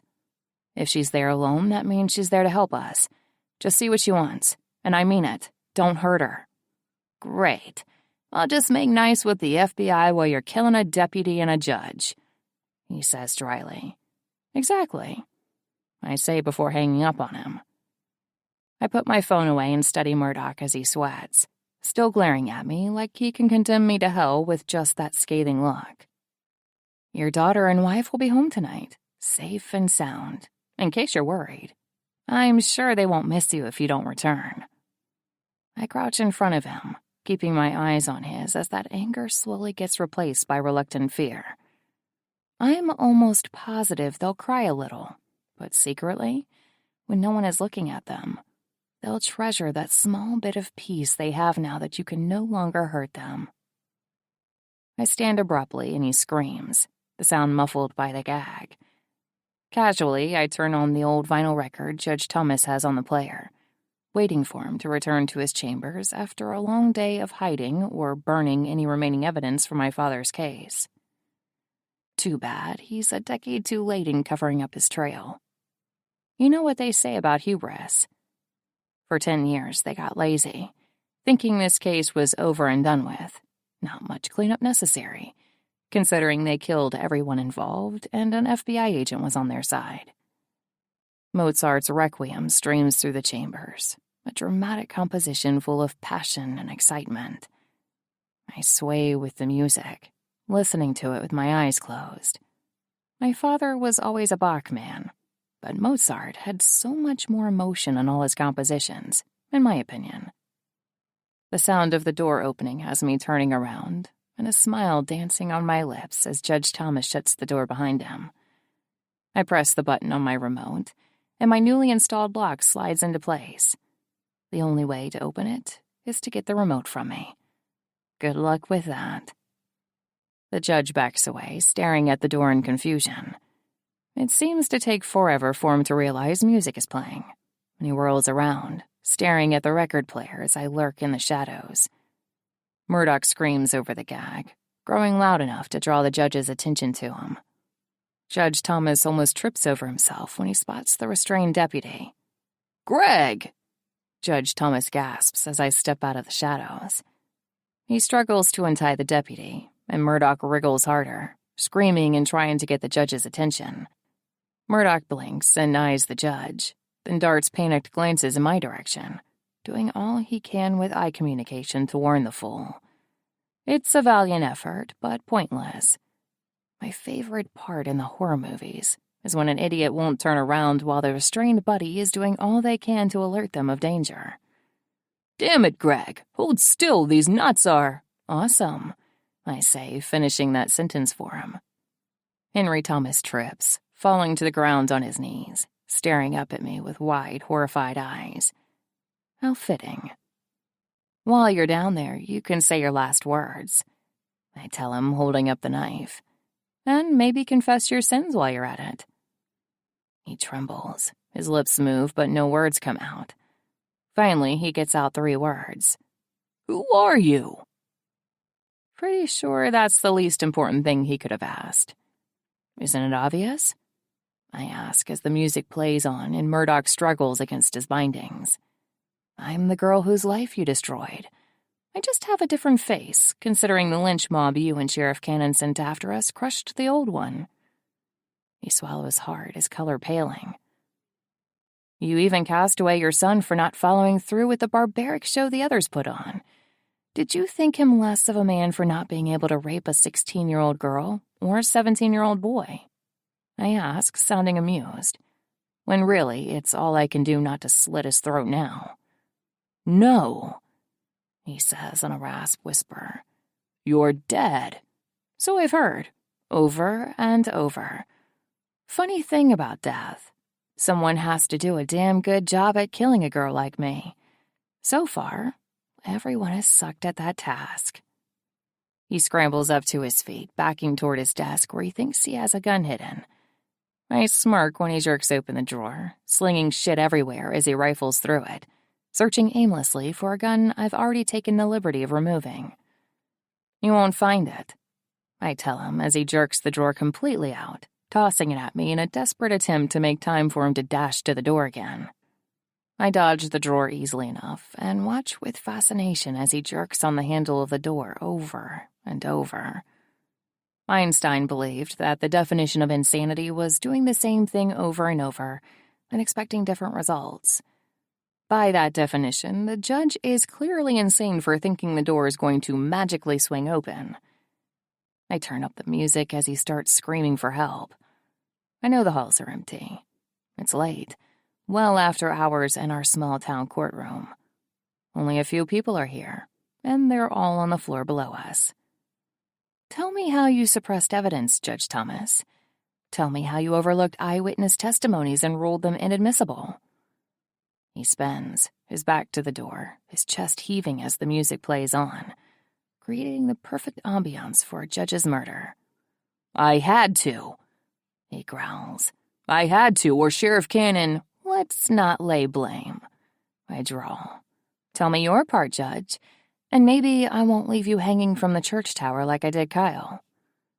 Murdoch's fight leaves him as panic freezes him in place. A slow smile curves my lips when the judge staggers forward, his entire body a pasty shade of white now as he gawks at me in disbelief. They know if I could kill a monster like Kyle so savagely and live to tell about it, then I'm the real thing of nightmares. Love it. I throw the knife and he screams, diving to the ground as it sticks into the picture of him on the wall. He's wearing his robes in that picture, looking prominent and pompous. The real man is sobbing on the ground while trembling in fear. "Tell me!" I shout, smiling on the inside while playing the out-of-control madwoman on the outside. He curls in on himself, sobbing harder. "I did it," he says, sobbing harder. "I did it! I suppressed all the evidence that cleared Robert Evans. But at that time, I swear I thought it was him. Johnson promised us it was him." I crouch, pulling another knife from my boot and toying with the handle for a nice little psychotic show. "Tell me the rest," I say quietly. "Tell me how you and the sheriff, along with all his deputies, sent a gang of boys to rape the children of the man you wrongfully imprisoned." He chokes on his sobs, hiccuping out the next words. "I never meant for the rape. Bullshit!" I snap, holding the knife in front of me. "The truth, Judge. I already know it. I just want to hear it." His breath grows labored and his cries get harder. It takes effort, but he finally speaks again. "We just wanted you to feel the same pain as those women, because you two wouldn't stop defending him." That familiar coldness washes over me, and I slowly stand, moving towards Murdoch, who is positively quaking in fear now that he knows I'm a fucking crazy bitch with a knife. I'm sure the fact I'm the one who peeled all the flesh from Kyle's body is wreaking havoc on his nerves right now. The record starts skipping, the song coming to an end, and I let the annoying sound continue as I slice the knife across Murdoch's torso without warning. Blood spills from the wound, and red plumes grow bigger and bigger against the tan shirt. The judge screams as well as Murdoch as I slice again, aiming at Murdoch's middle just right, and this time, the gash is deep. Everything on the inside spills out, intestines rolling from his body like an uncurling ball of yarn. He stops moving, dying almost instantly, and I face the judge again as he spills his own stomach contents in a different sort of way. As he retches, I come up behind him, finding his lack of fight anticlimactic. These are the men who I feared for so long. One who beats his wife and child, but couldn't lay a single punch on me. One who cries on the floor in the fetal position, praying I'll disappear like a bad dream, instead of fighting for his life. Instead of drawing it out, I slice the knife across his throat, finding no excitement with these kills. The blood sprays across the room, and gurgles of agony are all that escape his lips, as all other sounds struggle to make it past the gash in his throat. I leave him there in his fancy suit, allowing it to be stained red, along with the carpeted floor of his chambers. After cleaning off my knife, I tuck it back into my boot, but I leave my other one stuck into the picture of the judge. Then I pull out the paintbrush I brought, and I dip it into the blood. Instead of painting a wall this time, I leave a message. A message for the man who broke my heart. A message for the man I never should have loved. It's completely juvenile, but I can't help myself. By the time I leave, the blood has almost drained out of them, and I walk out, stained in their shades of red. But no one notices. At least I put on the horribly huge boots, though I don't know why I bothered. Eventually, Logan will out me. I drive back to the house, finding myself in desperate need of a shower. There's a silver sedan in our driveway, and my brow furrows. Hadley drives the FBI-issued SUV. Maybe she got another car to keep them from looking at her GPS history or something. Wary, I pull out a knife as I slowly open the door. All the lights are off, and none of the monitors are on. With silence, I step into the house, stealthily close the door, and gingerly make my way through the eerie quiet. A garbled sound comes from the back room, something sounding like pain as a loud grunt follows. Without hesitation, I kick open the door to Jake's room, flipping on the light immediately, raising the knife in the air, and freeze. Jake curses, Hadley squeals while covering her bare breasts with her hands, and my mouth opens and closes a few times in complete shock. "What the hell?" Jake asks, as though I'm the one who has lost my fucking mind. "What the hell?" I shoot back. I rarely get surprised. Usually I hate surprises. This time, I'm not really sure how I feel about this little nugget of unexpectedness. Hadley groans while dropping her head to Jake's chest, and he grips her hips, rolling her under him. "Close the door," he says over his shoulder. And holy shit, his hips start moving. He can't even wait until I pick my jaw up off the floor to finish. I slam the door, stumbling backwards as I head toward my temporary room. I've dripped blood everywhere now. I have to look like Carrie after the prom, yet neither of them feel compelled to stop fucking on my behalf. My first thought is to call Logan. My second thought is how stupid that is, considering I can never speak to him again. My third thought is, I really need a drink. I step into the shower, clothes and all, and start stripping under the cold spray. I don't even flinch against the chill, but I melt into the warmth when it finally comes. My clothes lie in a puddle at my feet as I wash away the blood and death, refreshing and cleansing myself of the madness. I'm almost done when I hear the door to the bathroom open. "Any reason you kicked down my door armed and ready to kill?" Jake asks from the other side of the shower curtain. I should have killed someone in the shower. I state randomly, like in the horror movies when the murderer always sneaks up and slices a knife through the curtain. The water runs red then. "Nice. And yeah, I've seen all the same movies, Lana. It was something you tortured me and Marcus with because we hated them and you refused to watch them alone." "I was scared," I state quietly. "I can watch them alone now." He blows out a breath. "Answer my question, please. What happened back there?" I roll my eyes and stick my head out of the shower to glare at him. "I heard noises that didn't sound like pleasure, which really should say something about your skills. So I barged in to save your life. From a lesbian who had your dick captive in her vagina. What the hell, Jake?" His lips twitch. You said to play nice. I didn't say those words. And how does play nice translate to fuck her raw? He shrugs. She's cool, hacker like me, only not as good as me because she got caught. I was a kid, I hear Hadley yell, admitting her eavesdropping. I try not to smile. And you're not a lesbian? I ask. She walks into the bathroom, her hair a red disarray of wildness. Her clothes are not exactly on right, as though she hurriedly got dressed. I told you I wasn't. I like women, but I've been put off by men for a long time. Since you killed Ferguson, some of the unease has lifted. Tonight I met Jake, already knew he was the same as me, and, well, you know what happened in the end. Can we discuss this when I'm finished washing off the judge and deputy? I ask dryly. Jake grimaces, his eyes flickering warily to Hadley, but she just shrugs. You've seen what I'm working with. It's only fair I see what you have. I'd laugh under normal circumstances, but I haven't thought enough for that yet. Jake, however, snickers under his breath, seeming to relax at her casual reaction. Later. What's up? Why'd you track us down? And more importantly, how'd you find us? She flicks her gaze to Jake. He's not as good as he thinks he is. She smiles sweetly at him, her double entendre clear, and he arches a challenging eyebrow at her. All right, then.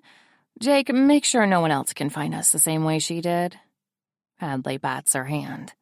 I'm way better than Alan, and he's the only one who would be tracking you. No way he will find you the way I did.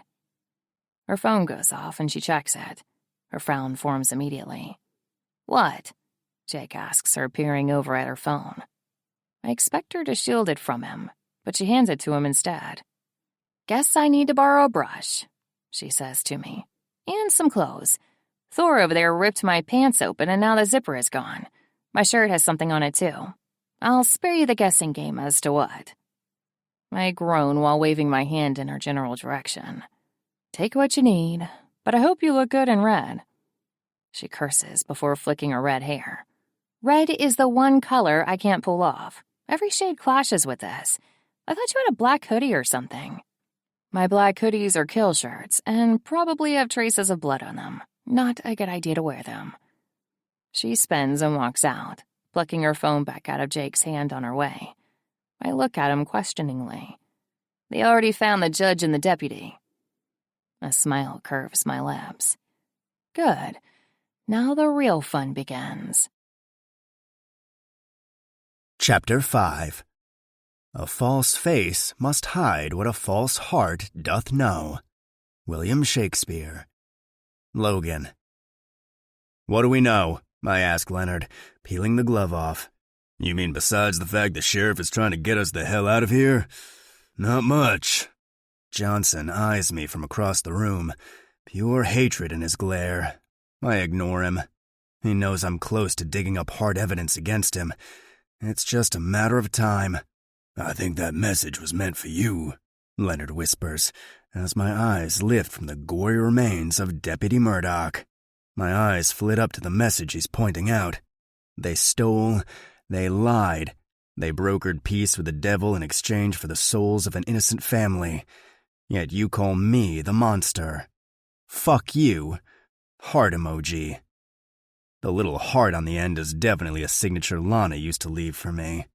Apparently, she's going to personalize these kills now, even address them to me without using my name. I silenced her, so now she's getting her words in, I say quietly. Leonard looks around, making sure no one is close enough to overhear. This is quite literally a fuck you message. It's not rage or even a threat to us. She's just basically sounding like a true ex.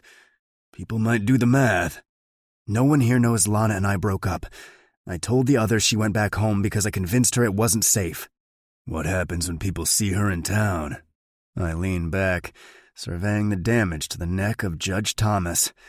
I doubt it's a coincidence his son came back to town today, and Lana decided to kill the father tonight.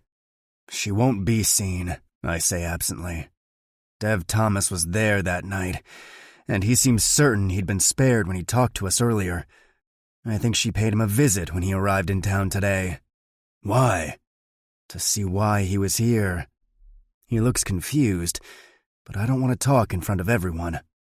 I shouldn't be involving you in this and forcing you to— You're not forcing me to do anything, Leonard says on a sigh.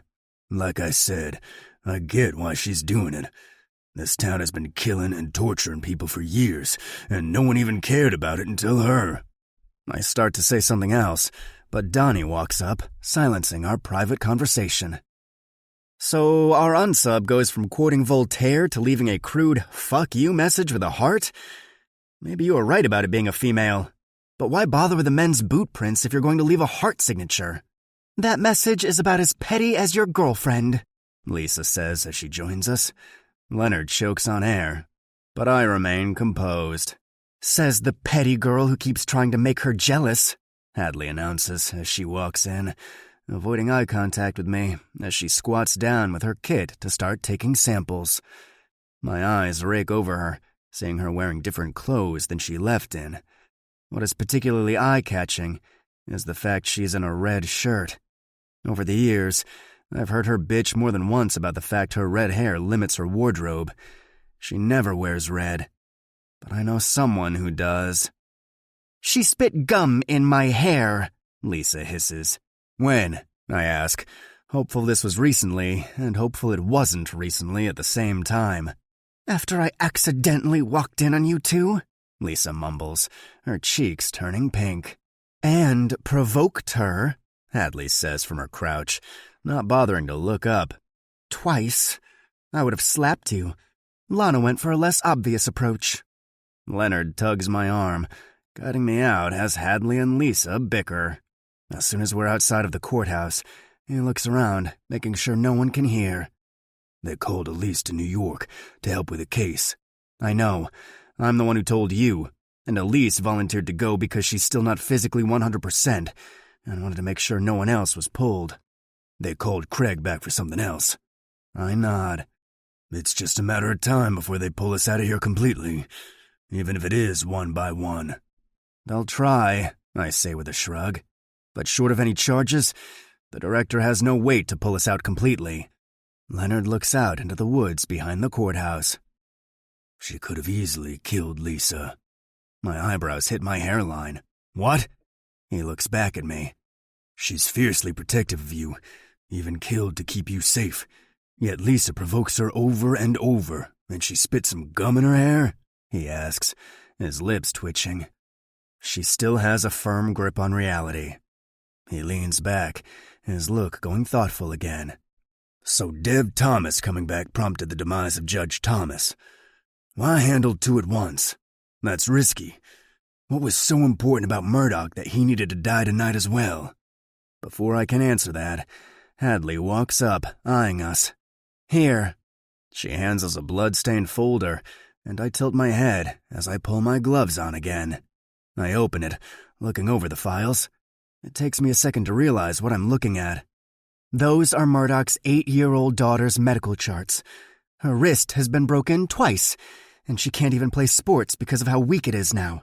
Other bones have been broken over the years as well, including her ribs on multiple occasions. His wife's chart looks 30 times worse, or at least I'd put money on it. It's not here, but I bet I can hack into it for you, Hadley states flatly.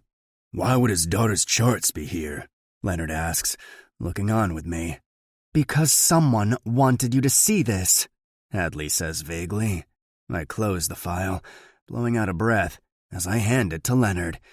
He skims over it quickly as Hadley walks away, a smug smirk on her lips. He was beating his kid? Leonard asks, an edge to his tone. How much would you bet all the other deputies and the sheriff knew? I ask rhetorically. We need to speak to Murdoch's widow before the sheriff gets to her first, I say quietly, as two deputies walk out, eyeing us on their way by. What is Collins saying about all this? Leonard asks me, as I fire off a quick text to Hadley, telling her what we're doing and to keep it quiet. Collins is saying we still need physical evidence. Johnson backed the sheriff on the matter of one of the deputies trying to kill me as being one rogue cop. As of right now, he's having to play politics, since the subcommittee nor the Senate has convened over the actions of Johnson and the director.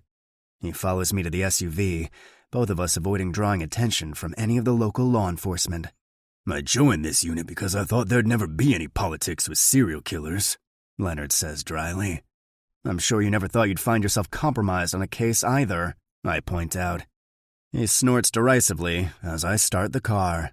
"I bet you never thought you'd find yourself in love with a serial killer." I grimace as he shakes his head. "Right, sorry. Too soon. I'm still trying to wrap my head around all this, and awkward jokes seem to find their way out of my mouth." "Let's just go see Murdoch's widow," I grumble. Chapter 6. Memory is deceptive because it is colored by today's events. Albert Einstein. Lana. My eyes are on Cheyenne Murdoch as she wraps her arms around Elisa, her daughter. Elisa cries, but Cheyenne seems to shed 10 years of age as she closes her eyes, exhaling relief.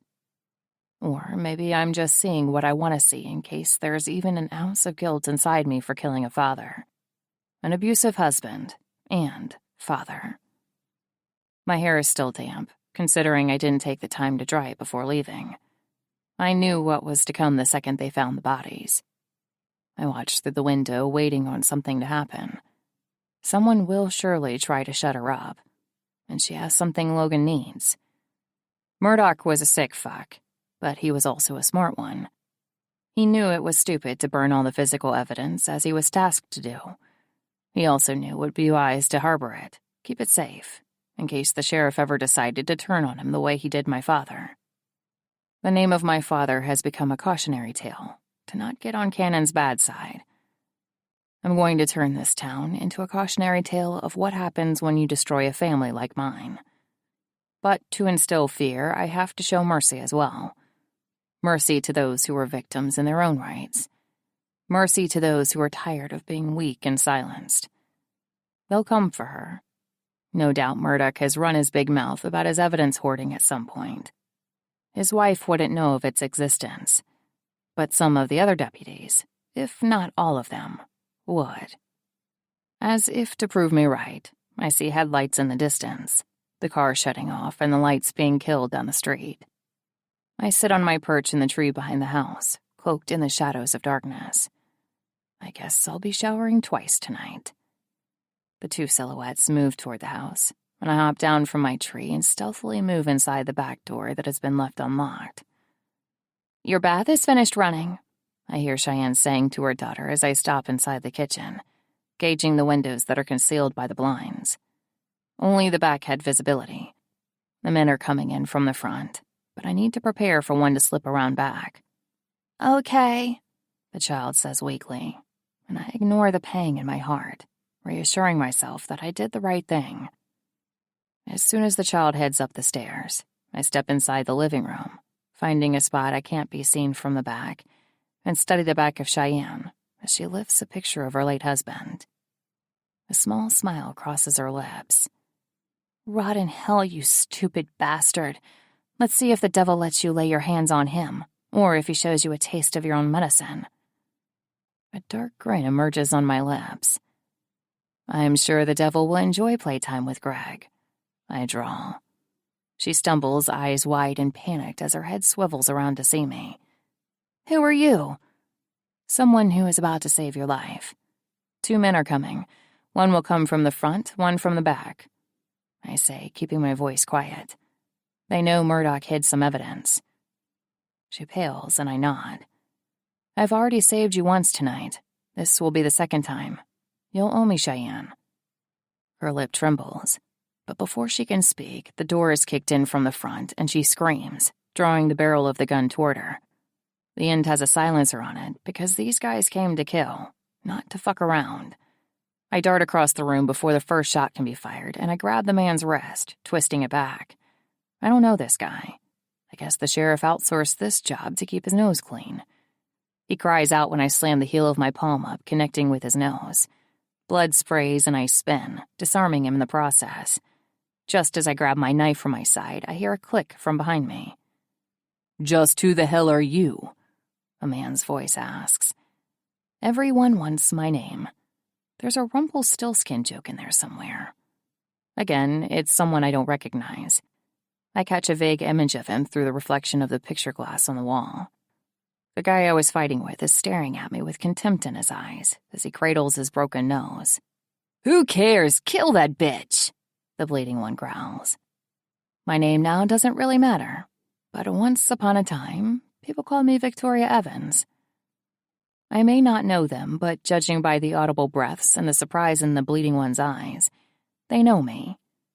In case you haven't heard, I don't die too easily. I spin just as a shot is fired, with a diluted sound sparing my ears.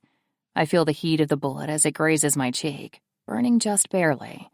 In one swift move, I slam the knife into the man's throat behind me and grab his gun, firing it twice without even having to look. I hear a pained cry from behind me, knowing the original man is now in a heap as the man in front of me gurgles on his own blood, choking on it. The knife is still planted in his throat like a gruesome piece of artwork. I finally turn my head as I jerk my knife out, and I see the 2 shots hit directly into the other man's chest. I'd brushed my shoulders off, but that seems a bit cocky. "You know them?" I ask Cheyenne, who is clawing the corner she's in, shaking fiercely. "Yes," she rasps, her lips trembling. "The Durham brothers," she says a little stronger, trying to stand on unsteady legs. "They play poker with the sheriff, and sometimes they handle things he doesn't want his deputies involved in." "I guess they came after my time," I muse, watching them both slowly die. They did good to escape my interest in the town as well. I really hate surprises. "Yes," she says, her voice trembling again. Are you really Victoria?" Her tone is reverent, hushed, and somewhat fearful. I look around at the bloody mess and hope Elisa stays upstairs. "Is your daughter safe?"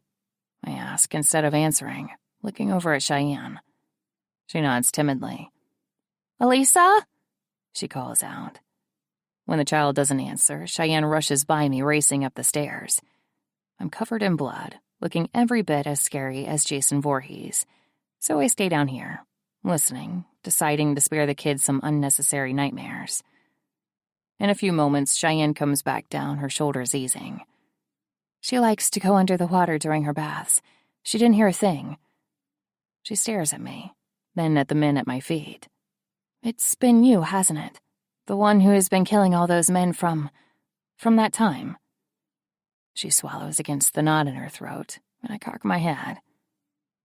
"The one who killed Greg," she goes on, her voice cutting out.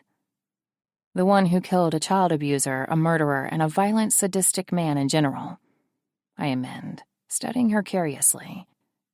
She runs a hand through her hair, her eyes intentionally not dropping to the gory mess in her living room again. "I thought it was all a horrible urban legend, something to make the sheriff and Kyle seem all the more untouchable.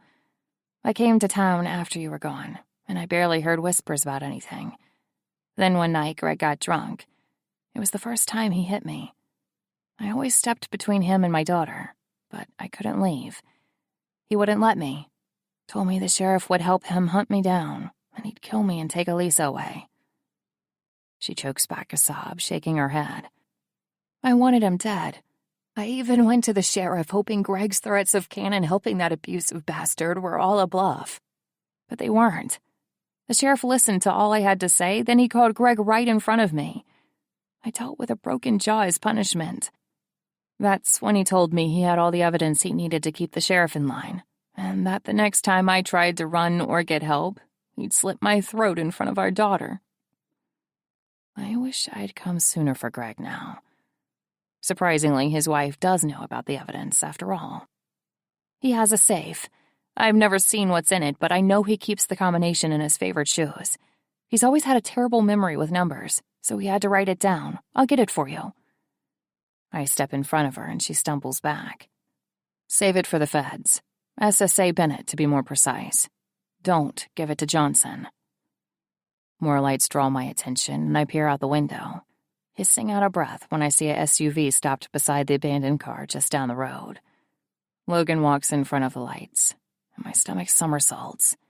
Shit. I lift my phone cursing when I see that I have a text I didn't know came through. "Hadley." Logan is going to the widow's house. The deputy's widow, that is, not the judge's. Obviously, Jake gave her my burner phone number. I put my phone away and looked back to see Cheyenne as pale and shaking. Who are they? The good guys. They'll be the one you give the evidence to. But you look scared. Why are you scared if they're the good guys? She demands. I gesture to my bloody appearance, then the dead guy's in her floor. She doesn't have a speck of blood on her. I'm not the good guy. I remind her, and she exhales like that's a relief to hear. What a twisted town. I grab a piece of paper from the table and I scribble down an address as fast as I can, trying to get out of here before Logan makes it to the house. Have him escort you out of town. Tell him you never saw me, only knew I was in here because you heard the commotion. You were in the bathroom with your daughter the entire time, okay? I ask, careful not to touch her with my bloody hands. She nods, her throat bobbing with nerves. I hand her the piece of paper. You can't go anywhere there might be family or friends. They'll track you that way. Leave your cell phone. Go to this house. It's my Connecticut home, and a woman named Olivia lives there. She'll give you the funds to replace anything you need. Her eyes water as she looks over the paper. Why would you do this for me? I watch her eyes as they lift back up. I'm doing this for your child more than I'm doing it for you. This town doesn't care if it's a child. They plan to not only kill you, but to kill her tonight as well. Keep that in mind. And the evidence won't be somewhere as obvious as his safe. Think of somewhere he goes daily. He would have been paranoid, always checking to make sure it was still there, but discreet enough not to do it in front of you. I peer out the window again and curse, immediately dropping the curtain when I see the SUV moving this way now. She looks lost in thought. Then finally her eyes widen. I know where it is. Good. Have him escort you there, get it, and then leave. Make sure he follows you out of the town, just in case the sheriff gets wind of your retreat. And don't stop driving until you absolutely have to, for gas or whatever. She nods vigorously, clutching the paper like it's the antidote to life. The door to the front is still open from it being kicked in earlier, so I don't dawdle with racing to the back when I hear approaching footsteps. But just as I reach the back, I catch a glint of blonde hair at the door through the window there. His eyes are down so he doesn't see my cartoonish slide to a stop. Internally cursing, I spin back and dart into the broom closet, hating myself for being so reckless. Please don't let there be a blood trail. Please don't let there be a blood trail. I should have known he wouldn't be alone. Just as I silently get the door shut, I hear the back door opening without so much as a knock. I can't see, only listen. Logan, we have bodies, Leonard's voice announces. Logan doesn't respond. My stomach sinks to my toes when a shadow interrupts the stream of light coming under the door. This shallow closet isn't going to hide me if he opens the door. The doorknob starts to turn, and I hold my breath, waiting for the inevitable. I've planned for everything except him, and the waters keep getting murkier. What will he do if he finds me? Shoot me? Arrest me? Hurt me? Hate me more? I don't have to find out right now, because apparently he changes his mind, leaving the door shut as the sound of footsteps move away from me. I expel the painful breath I've been holding, and I listen as he talks to Cheyenne. She tells them the story I crafted on the spot, and I hear the little girl's voice calling for her from upstairs. Stay there, sweetie, Cheyenne says with a broken voice. We have people down here right now. I'll be right back, Cheyenne tells them, as I try to think of a magical way to get myself out of the damn closet without being seen. She's right. We have to get her out of this town, Leonard tells Logan. We just can't let anyone know that's what we're doing, considering that's against protocol. They both grow quiet for a moment. She knew they'd come for her, Logan says quietly. Yeah, and if she hadn't been here, there'd be 2 different bodies lying at her feet right now, Leonard says, sounding as if he's defending me. So he's compromised. I touch my cheek, finding that my fingertips burn the exposed flesh the bullet grazed. That's going to leave a scar. Stupid fucker. I should have stabbed him harder, dragging out the pain. I would have, if not for the fact a child could have walked in and saw the horrors for herself. Find out who these 2 are. I'm sure they're linked to the sheriff somehow. Why come after the widow, though? Leonard asks. Because I have something you need. Cheyenne tells them, apparently surprising them with her re-entry. My daughter is packing a bag and putting on clothes.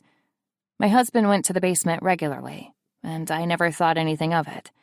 He'd go down there for just a few minutes at a time. There's a loose floor plank down there, and I never questioned why he wouldn't fix it until today. I listen as footsteps disappear into the basement, and very cautiously, I try to hear if anyone stayed here. It makes sense for one to stay here, considering a child could walk down and into the massacre show I've left on display.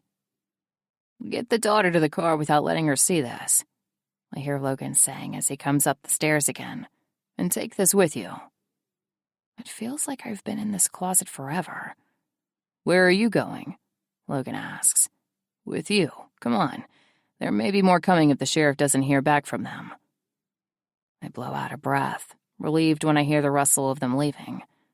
When the front door shuts, the best I can, since it's broken, I finally peer out of the crack I make in the door. When the coast is clear, I dart to the back door, and with light footsteps, finally leave the damn house behind. I hear the sound of doors opening and closing as I retreat into the woods, cursing the leaves for crunching under my feet as the chill kisses my blood-stained skin and hair. My retreat isn't too quiet, but they're so caught up in getting her out of here that I doubt they'll notice. Finally, I find the path I beat out earlier, the leaves too damaged and broken to crunch beneath my feet, and I quicken my pace. I'm leaving a bloody trail right to my house if I go directly there. Searching the area around me, I strip out of the hoodie I'm wearing. Then I kick off the boots, opting to wear socks only. Just as quickly, I peel away the top layer of pants, pulling a bag out of the back pocket. I unfold the bag, then toss all the bloody apparel into it. My leggings catch a chill from the night, but there's also a chill that shoots up my spine. My eyes dart around, but all is silent. Nothing is moving. Why does it feel like someone is watching me? I finish closing up the bag, checking to make sure no blood is dripping. After one last wary glance at my surroundings, I turn and start jogging in my socked feet back to the house, ignoring the way the twigs and acorns try to hobble me. Pain is something I learned to ignore a long time ago, but ignoring the sensation that someone is watching me is harder to let go of. Maybe I'm being paranoid, but I doubt it. I turn again, but hear nothing and see no motion. Then, like every fucking horror movie I've ever seen, a chill rides up my spine, and I know without a doubt someone is directly behind me. I drop the bag and spin, bringing my elbow up to collide with a face, but a hand grabs it and my breath seizes as another hand comes around, grabbing my other arm. In one smooth motion, I'm shoved against a tree, and a hard body bears against mine. The only thing that halts my lethal reaction are the familiar blues staring directly into my eyes. My breaths turn painful as I heave for air that escapes me. It's not because he's hurting me. It's because it hurts just to see him. His eyes are hard as they level mine, and his grip stays tight, even though we both know I could escape him if I wanted to. The problem is doing it without hurting him. I won't be arrested, I say softly.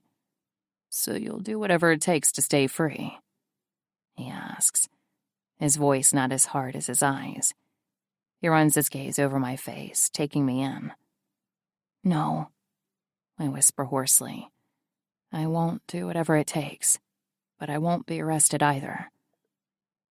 His gaze lingers on my lips. You could break away with ease right now, couldn't you? His eyes pop back up, holding my stare. I don't speak. I don't have to. He doesn't need to hear the words aloud, and I'm not quite prepared to admit all I'm capable of to him. He doesn't ease his hold, but his grip doesn't tighten either. Leonard is escorting Cheyenne and Elisa out of town, but since you were hiding in the closet, I'm sure you heard all that. I suck in a breath and his lips twitch. You've been the huntress for so long that I'm sure you've forgotten what it felt like to be the hunted. But I've been looking everywhere for you, Lana, and I'm a lot better than you give me credit for. I start to move, but instead of gripping me harder, he eases his hold and brings his hand up to my face, cupping it as he studies my eyes. I had no idea you were Victoria when I fucked up. I never would. Does it really matter? I ask bitterly, hoping those damn tears don't start falling, even as they crowd my eyes and turn him blurry. I'm still the twisted monster of the night, while you're the honest hero in the light. Even through my blurred vision, I see his expression soften. I wouldn't have fucked you and left you naked on my bed if I'd known. So yes, it makes a huge difference. I thought you were suffering an obsession disorder that had you killing as Victoria's proxy. It's a lot different than you being Victoria, because a proxy killer is most definitely suffering a psychotic break and is highly unstable. In my mind, you were being manipulated by Jacob Denver, and I was being played as a pawn. My heart is thumping painfully in my chest, and I almost wonder if he can feel it too. Jake can't and won't ever try to manipulate me, and as far as you go, I never asked for any case information. You came on to me, and usually, as everyone is aware, I hate surprises. But my heart ends up beating to a new rhythm when Logan surprises me by crushing his lips to mine. At first, I try to weakly push him away, but the tears start falling as he kisses me harder, his hands going from restraining to needy as he pulls me flush against his body. My arms go around his neck as I give in, kissing him back as the tears streak down my face. He lifts me, his kiss almost consuming me, and every pent-up emotion flows into it, making it powerful and destructive at the same time. My legs wrap around his waist, and he pushes me against the tree again as he devours me, taking in every taste and flick of my tongue as it battles his. I'm not sure if it's angry or sensual, but I know I can't just let go right now, even though I know I should. Something cracks near us, and we both break the kiss, our eyes darting over to a fox as it runs by. My breath gets shaky as I turn to face Logan again, seeing the softness in his eyes that wasn't there the last time we were this intimately placed. I never would have hurt you like that if I'd known, he says softly. I swallow hard. You didn't hurt me physically, and as far as the sex goes, I could have stopped it. I knew you knew. I knew what was happening. I just loved you enough to take your anger, knowing I deserved it. He groans, his forehead pressing against mine. You didn't deserve it. For the first time in my life, I have no clue what to do, Lana. He whispers with such tragic honesty that it slices through me. Part of me wants to corrupt him, to make him see what I'm doing is a twisted version of the right thing, despite the torture and massacre I still have planned. But to do that would be stealing his soul and condemning it to join mine.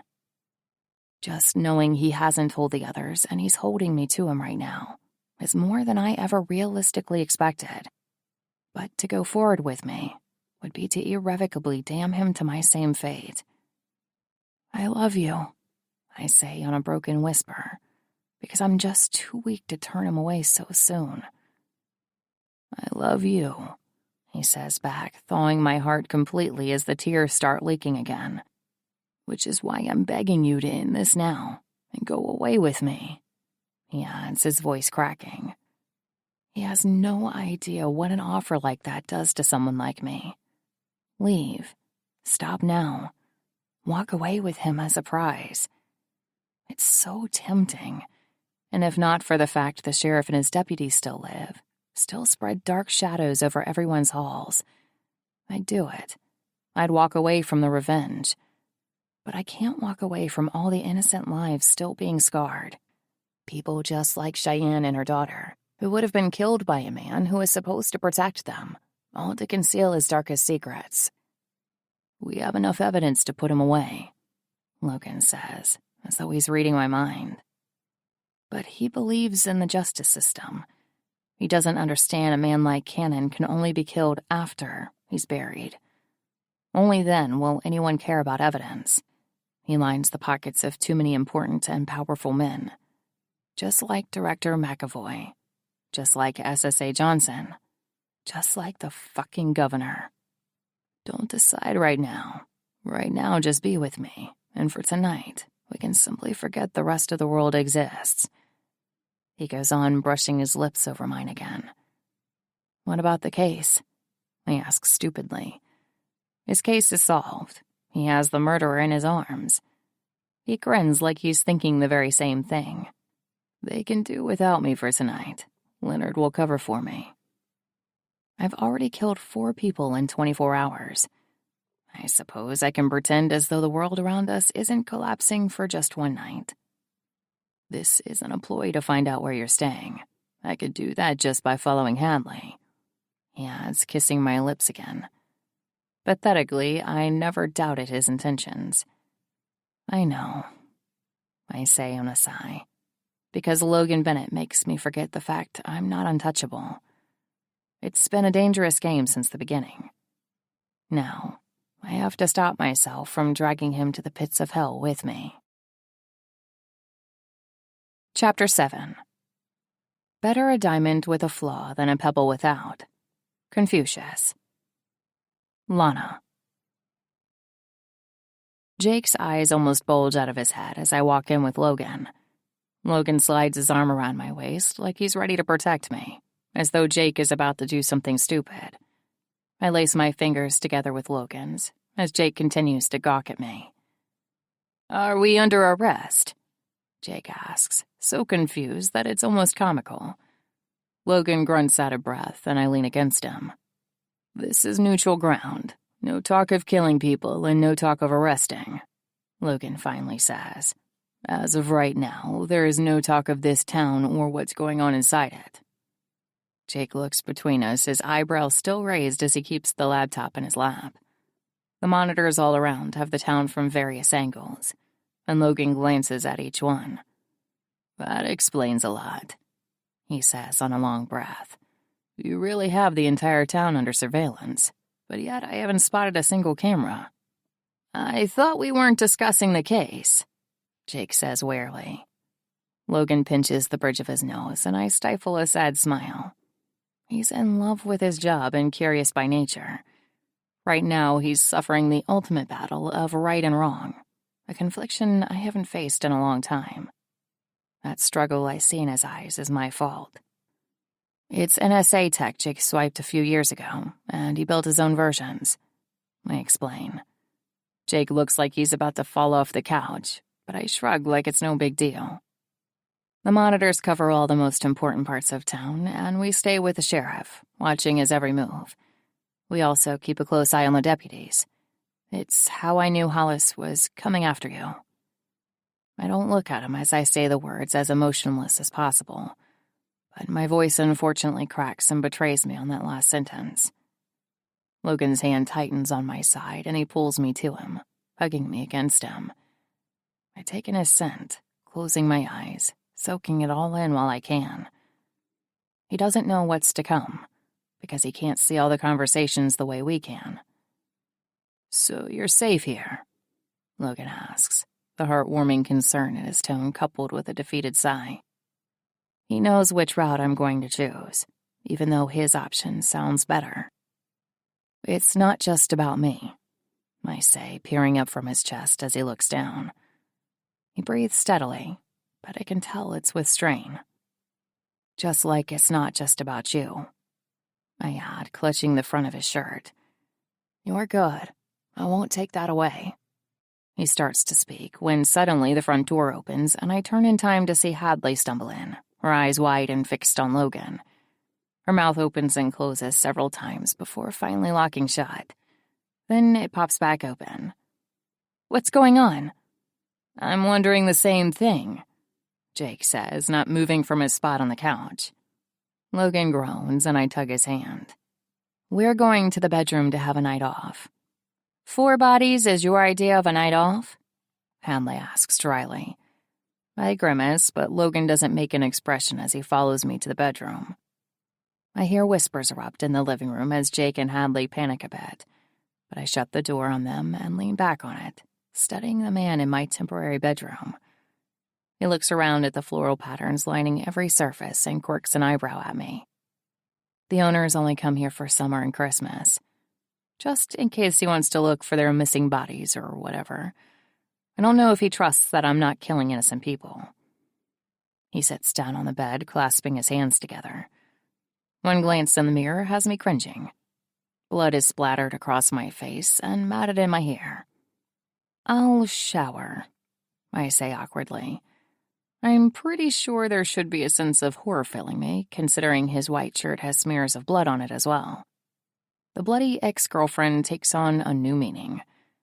He doesn't object or say anything as I step out, leaving him overwhelmed with everything going on. I feel like the devil's advocate who has lured a saint to the edge of a cliff and now beckons him to jump. With quiet steps, I grab the note from the drawer in the hallway. The note I never knew if I'd use or not. The living room is quiet, but I'm sure Jake and Hadley are in the back bedroom, making use of their kindred ways. Instead of interrupting them, I tuck the note inside Hadley's bag, right where I know it'll be safe until I want it found. Then I retreat to the bathroom and start stripping. My sense of self-loathing left a long time ago, washed away with the tears and pain. Yet it's coming back with a vengeance as I step under the shower with a new flow of tears that refuse to stop falling. I scrub away the blood, watching the red run down the drain for the second time tonight. I'm barely holding it together when the shower curtain slides open, and I jump startled. Logan steps in fully naked, that trademark smirk playing on his lips as he nears me. I half wonder if I'm dreaming, until he kisses me, tangling his hands in my hair as he tilts my face up to devour me better. I moan into his mouth as he lifts me, sliding his hands under my ass as his naked body gets more slicked by the spray of the shower. Our heights are so different that picking me up always makes it easier for him to kiss me, but it also lines up our bodies in a much better way. Our kiss turns frantic, hungry, and desperate. We both know that tonight might be the last time we're ever allowed to love each other. The gray area has only a brief window of opportunity before it's closed, and we're back on our opposing sides. But this is the right way to say goodbye. Not the way we left things before. My back slides against the wall as I struggle to find friction, but Logan is strong enough to maneuver my body without my help. He thrusts in hard and I cry out, breaking the kiss to keep from accidentally biting him. He buries his face in the crook of my neck as he starts working his hips, driving me crazy from all the right angles. My fingers dig into his shoulders, clinging to him, as my back slides up and down on the slick wall. Water hits our sides as Logan moves us closer to the back, his face still against my skin as he kisses, licks, and nips a trail up the column of my neck. That all-consuming, bone-deep sensation of ecstasy starts to unfurl at my core, and I grip him tighter, praying I don't draw blood as I move against him, desperate to tip over that edge. His hips falter as he nears the same intense feeling, and his lips find mine as I cry out, my entire body shuddering with the force of the orgasm. A guttural noise escapes his lips as he stills inside me, struggling to keep me up as his strength tries to give out, his body going lax. My legs lazily slide down his sides as he lifts me off him, and I wobble a little when I'm standing on my own again. His lips find mine in a soft, reverent kiss as he backs me under the spray of the shower again. I lose track of time, and it isn't until the water starts getting cold that we're forced to finally end the shower. "I can't let you go," he says against my lips as he shuts the water off. My eyes meet his as my lips fall away, losing the contact that keeps me grounded in reality. But then I'm on him, kissing him again, passionately, deeply, hungrily, and I stave off the onslaught of emotions that would surely wreck me if given that sort of power. "I can't let you hold on," I silently tell him, refusing to ruin any more of our night with heartbreaking truths. Chapter 8. Give every man thy ear, but few thy voice. William Shakespeare. Logan. Lana is pressed against me, her head on my chest, as my fingers idly run through her hair, It's after 3 in the morning, and neither of us have even thought about sleeping. Instead, we've spent the past several hours just talking about anything and nothing at all. Mostly it's been mundane stuff when we weren't wrapped around each other and doing less chatty things. Her cheek has a small graze on it from a bullet that got too damn close, but it's not bleeding. It should be a reminder that she's not invincible, but she seems to think battle scars are better than victim scars. So I spent all that time worried about Plemons targeting you, and you spent all that time annoyed with me for keeping him from you? I ask, staying on the conversation we've veered to. I feel her smile against my chest, and she runs her fingers down my stomach, tracing the lines there. A little annoyed, but mostly I just felt cared for. If I hadn't wanted him dead so he could never hurt you, then I would have appreciated all your concern a lot more. She presses a kiss to my chest, and I tug her tighter to my side as I stare up at the ceiling, trying to sort through everything. It's a mess in my head. It's a mess everywhere inside me. I'm questioning everything I've ever stood for. Judge, jury, and executioner has never been something I've agreed with. I've fought for legality and true justice. My entire world has centered around it since I was offered a position within the FBI. How do you learn to fight like you do? You haven't seen me fight, she sighs. I'd never fight you. My lips twitch as I glance down at her. She peers up at the same time. Should we test to see who's better? She stifles a grin, trying to keep a serious face. Agent Bennett, I think it'd be emasculating if I kicked your ass. So don't worry. I'll hold back if you ever get brave enough. I laugh, finding the sound almost sad. Her smile is just as grim amidst the heavy air around us when she lays her head back down and resumes her task of tracing idle circles. So now that all your worst secrets are aired, maybe you can share a little about your past, I say quietly, feeling her stiffen next to me as her fingers still on my chest. You've already heard everything they did. Do you need more detail than that? She asks, in a harsh whisper. I tilt her face up, palming her cheek. She meets my eyes with the same fearlessness she faces the rest of the world. But I see the vulnerable girl tucked away inside her, the girl she has to protect after all she's been through. I was talking about your past before all that happened, something that would tell me about the girl you used to be.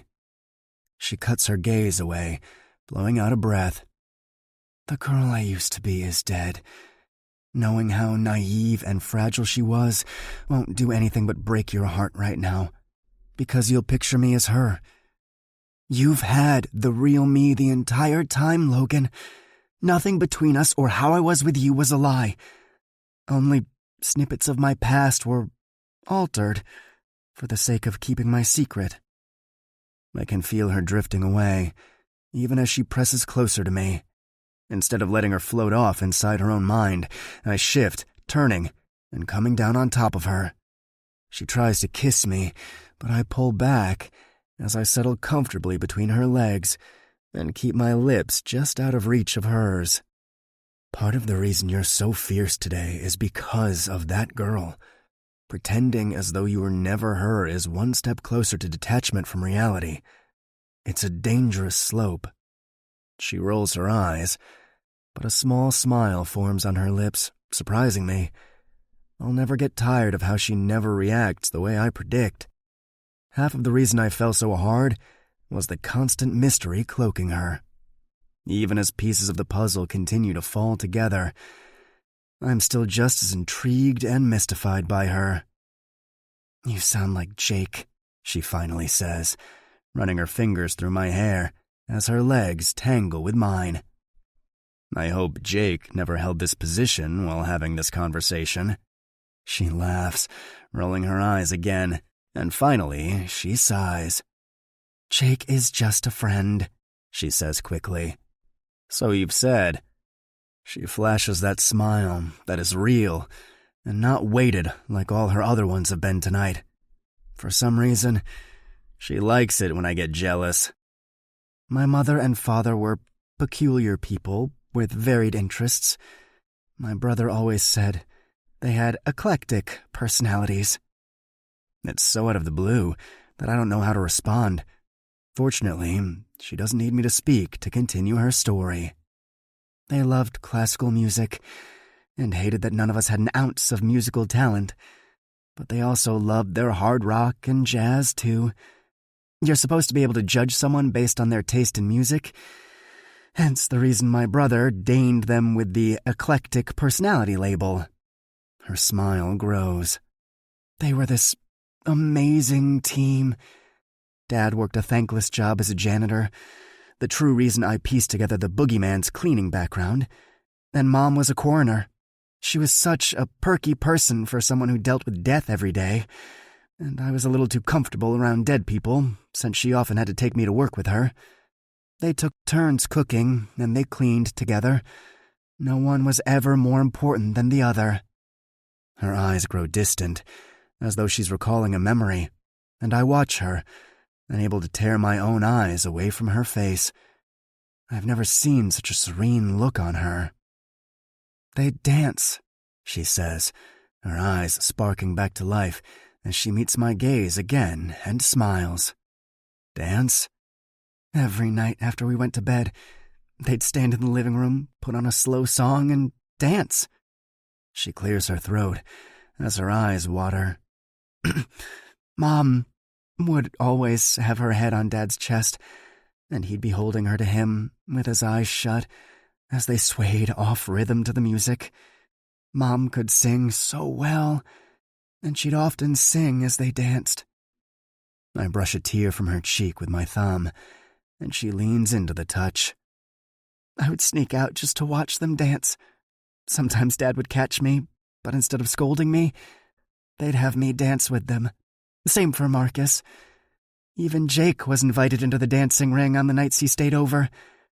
It was a time so perfect that it eventually had to end in tragedy. Good things have a lesser reign than the bad. She exhales heavily, and she offers me a tight, less genuine smile. They were really in love. That must have been nice to grow up in, I say, trying to encourage her to continue. Her spark fades again as a coldness surfaces, confusing me. You see something for so long, and you take it for granted. In our minds, Marcus and I believed a love like that was common, easy to find, and effortless. In our minds, falling in love with someone had to be the simplest thing in the world. She presses her hand to my chest, holding it against my heart, and her eyes stay fixed there. We didn't know how messy love could be, or how jealous people would lash out. Jealous people? Her eyes come up, and she releases her hand from my heart. Everyone was envious of what my parents had. My father was a lowly janitor, but he was handsome. My mother was beautiful, and her smile could save the lives of the almost dead. She radiated purity and warmth. Everything the opposite of me. I'm sure there's a little girl living with Lindy Wheeler who would object to that, I remind her. Her eyes harden again, and I decide not speaking would be a good idea. I have no idea what to say that won't drive her farther into her own head. Lindy suffered. She knows how to offer comfort to another. The little girl is in good hands. I made sure of that. One good deed doesn't make me the angel she accuses me of being. And I'm not even bothered by it. I don't want to be an angel. I was like my mother, only a little more hot-headed and ready to defend myself. I was just like her other than that. I saw the good in everyone, and I smiled even when someone was trying to break me down. I thought I was so strong and so smart. The problem is, I saw good where no good even existed. Like with Kyle? I ask, an edge to my tone, just knowing he touched her. Like with Kyle, she repeats, her tone flat and emotionless. I trusted him, even after he'd proven himself to be a jackass. I never saw the pure evil in him until that night, and my brother was just as naive. The two of us walked directly into that trap, unprepared and outmatched, with no chance of walking away. And we never saw it coming, because we never thought people could be that cruel. She blows out a breath, as though she's keeping herself in check. I don't press the issue or say anything, allowing her to tell the story however she wants to. But if I hear the details from her mouth, I may end up joining her on her killing spree.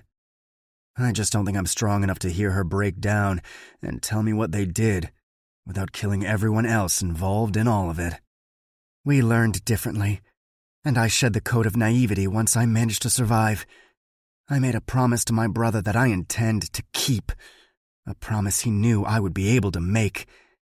Now I only see the good when it's there to see. I'm smarter. They made me smarter. They also made me what I am today, lethal and merciless. I have to believe there was a reason for that. And each time I save someone else from the same possible fate I suffered, I feel a bit closer to Marcus. My mind is fucked.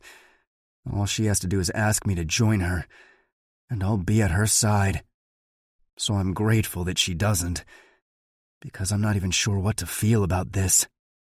When the lights go off and the music is playing, I often think back to my mother dancing with my father.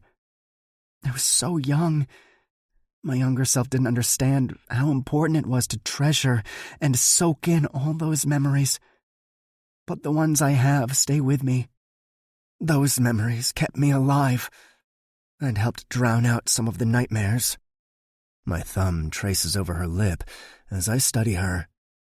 "Come on," I say, rolling off her and standing up. She looks at me like I've lost my mind until I flip on my phone, and the music starts streaming through. Her eyes glisten almost instantly, and she smiles as I tug her hand, urging her to join me. Naked in the middle of the bedroom, I pull her to me. Her head falls to my chest, and my lips press against the top of her head as I hold her as close as possible. And we dance. We dance for several songs, until she's suddenly climbing up me and kissing me hungrily, like she can't hold back any longer, and the night is too close to ending. And I take her, over and over, until the sun is shining down on us, and we're both too spent to even attempt another round. As she gets comfortable on top of me, her eyes lazily drifting shut, I ask, "Why Lana Myers? What made you choose that name?" She grins as her eyes struggle to remain open. "My mother said she and my father always argued about my name before I was born. They agreed immediately on Marcus, but my name? It was one of the few arguments they ever had. She wanted Victoria because of my late grandma. My father loved the name Lana, had heard it when he was traveling as a teen with his parents. He said he felt like I was going to be a Lana, and not some regal girl like the name Victoria suggested." She laughs under her breath, her gaze shifting as she drifts into her memories again. "Mom said after I was born, she knew she was right. But Dad said he was right, because the definition of Lana suited me perfectly, even though my mother argued I was as hot-tempered as any Victoria there ever was." I tilt my head, wanting in on the inside joke.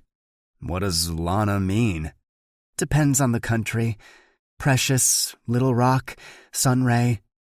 But Dad said it was the Hawaiian meaning above all else that suited me. Afloat, calm as still waters.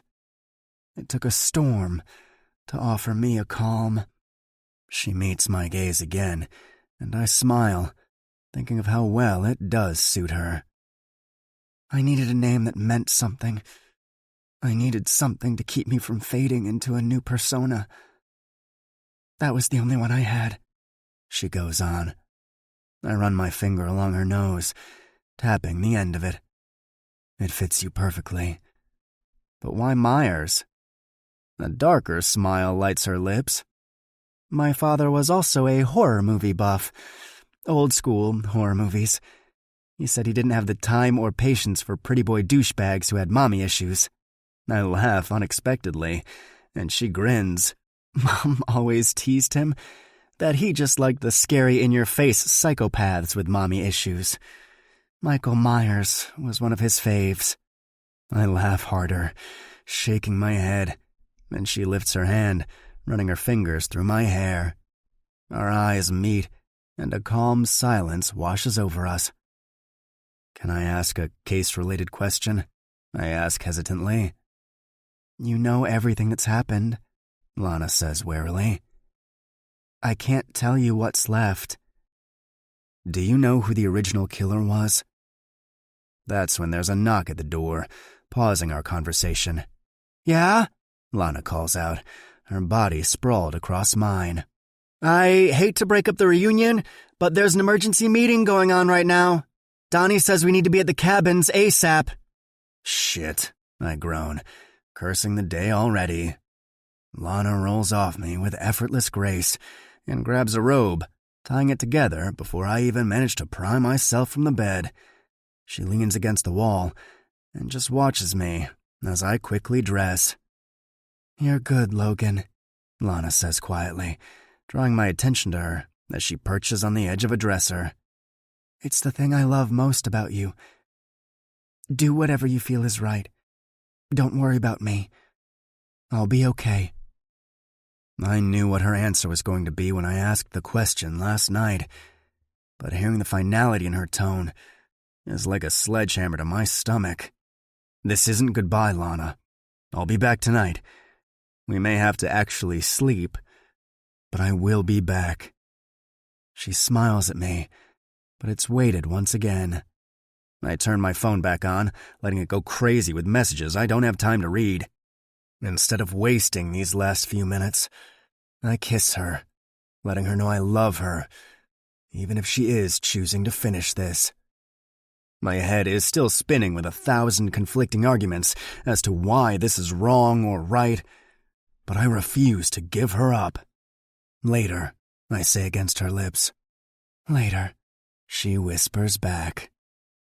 Hadley and I leave and head to her vehicle, and I take in her disheveled hair and realize that house has only 2 bedrooms. I thought you were gay, I say, as she works from her laptop in the passenger seat in the silver car she got from who knows where. I told you I wasn't. I've always liked guys and girls. But you know what? Let's have this conversation later. Whatever is bugging Donnie has me worried. I'm sure it's nothing, I say dismissively. It's not until we're almost back at the cabins that I realize I never got an answer to the question I asked Lana about the original serial killer. But the look in her eyes told me she knows. Chapter 9. Everything's fine today. That is our illusion. Voltaire. Lana. Showtime? Jake asks as I walk into the living room. My hair is pulled back, my combat boots are on, and my red shirt is the only pop of color on the otherwise black apparel. Final countdown. I take out the paintbrushes, pull up my hoodie, and grab 2 cans of paint. You take the east and I'll take the west. I'm assuming you know what that meeting is about. Jake asks. Yeah, it's what we predicted from the start. Johnson and the director are about to railroad the entire investigation. Johnson has his target, which happens to be Diana's son, despite his numerous alibis and the fact he stays away. And dating a damn fancy lawyer who will give them hell before they ever even think about arresting him. Jake adds with a smirk.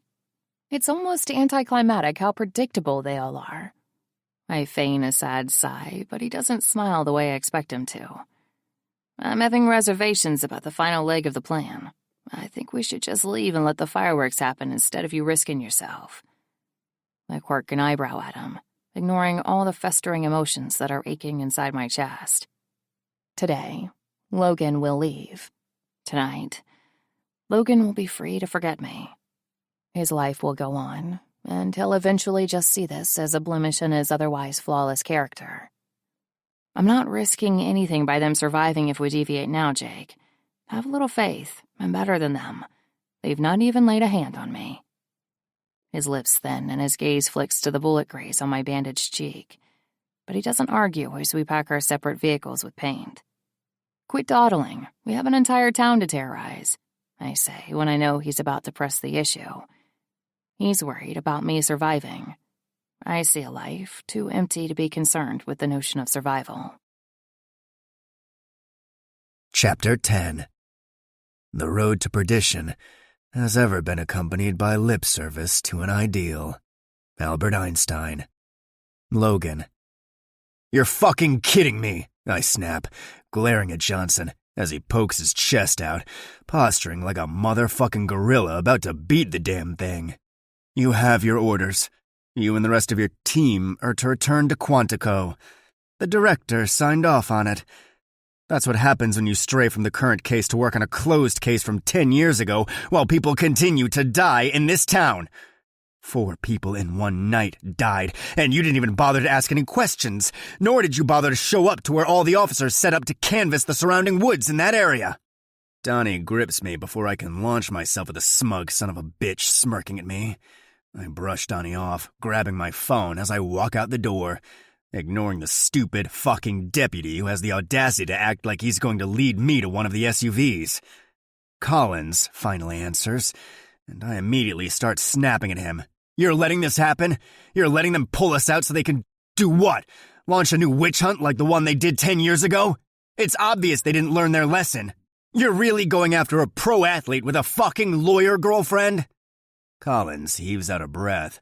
It's out of my hands. And the girlfriend already knew about the intent to arrest before it was ever decided. Obviously, they have a leak, and she's pretty much squashed their entire case. It's not going to be like last time. There's no fucking leak. Lana or Jake knew this was coming and warned them through Diana, most likely. Or in a way that didn't give them away. Or maybe they just don't care who knows at this point and are gambling more. They can't manufacture evidence this time because Diana's son has airtight alibis. It'd be too obvious. Get back, Collins says. Fuck that. I'm not going anywhere. You have to, Logan, he says, exasperated. The director has called a meeting to see you about having you removed from all your duties, pending an investigation into your actions. He's claiming your entire team is compromised and exhibiting signs of empathy with the killer. He even said you helped a woman and child leave town despite her husband's murder, along with 2 other murders in her home before you even reported the latter 2 murders. I told you to be discreet when looking into the past case. You ignored me. So you're playing politics. I thought you were better than that. And the woman had no hand in those murders. Someone else acted on her behalf in self-defense.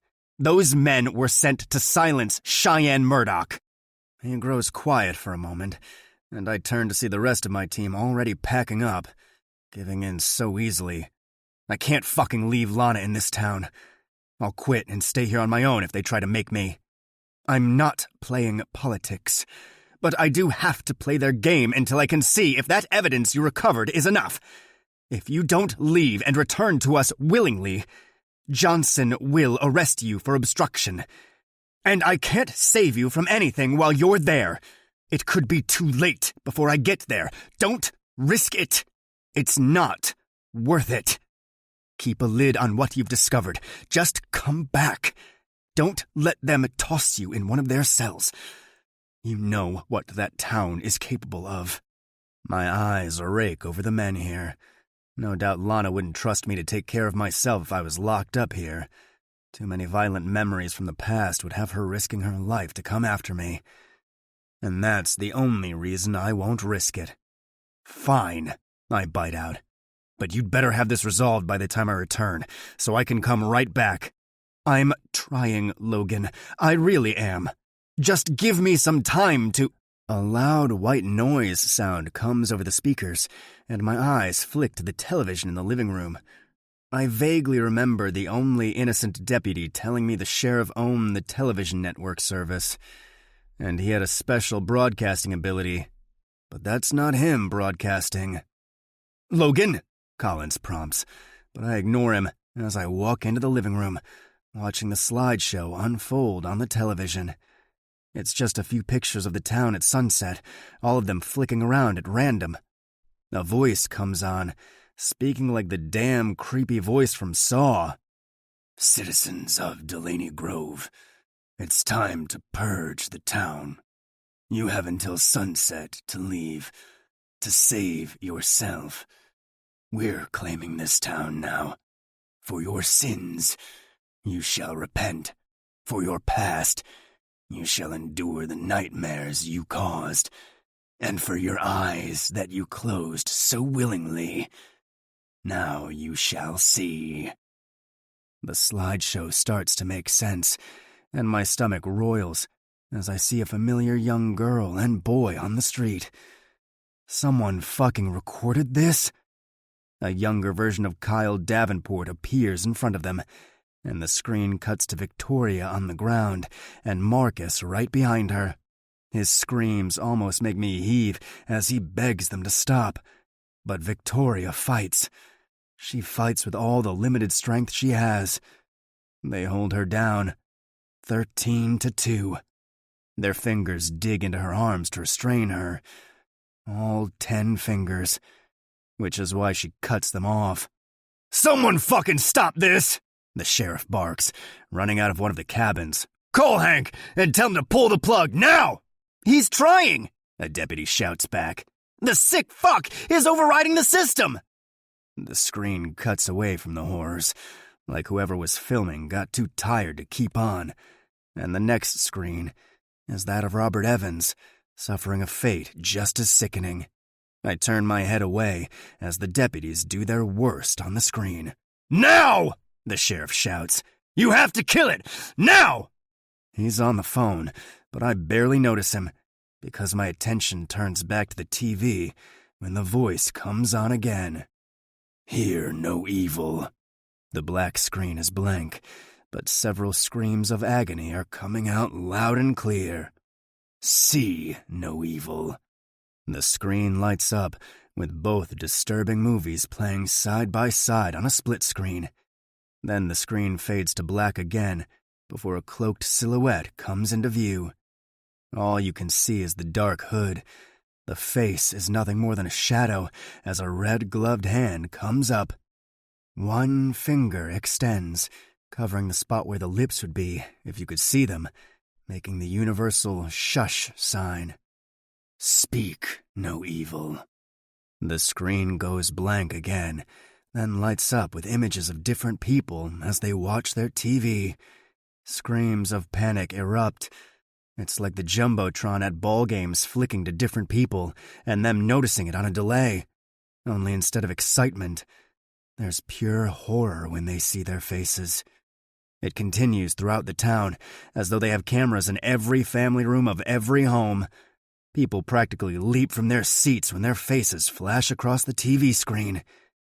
I remember the day when everyone said their doors were found open, but nothing but some mirrors were taken. The mirrors are still a mystery, but it's clear now why those doors were open.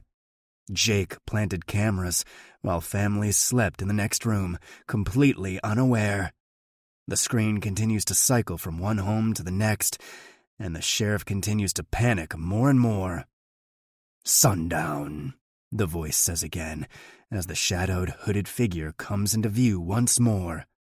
"Or the monster comes for you." Suddenly, the shadow disappears as the figure jerks toward the screen, revealing the face, well, the mask. The mask is a mirror, reflecting nothing in particular, but sending a message all the same. In other words, the person you see in the reflection is the mirror.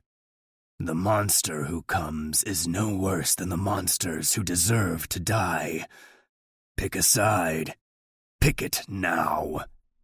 The screen cuts to Belker Street, The sign is in the background, but the focal point is the large amounts of blood on the asphalt. My eyes narrow on what looks like a set of wings imprinted in the blood where Marcus was, and my mind goes back to the message written about angels on that first day. You let them die. Now, save yourselves while you still can. The screen goes blank again, and white noise fills the air.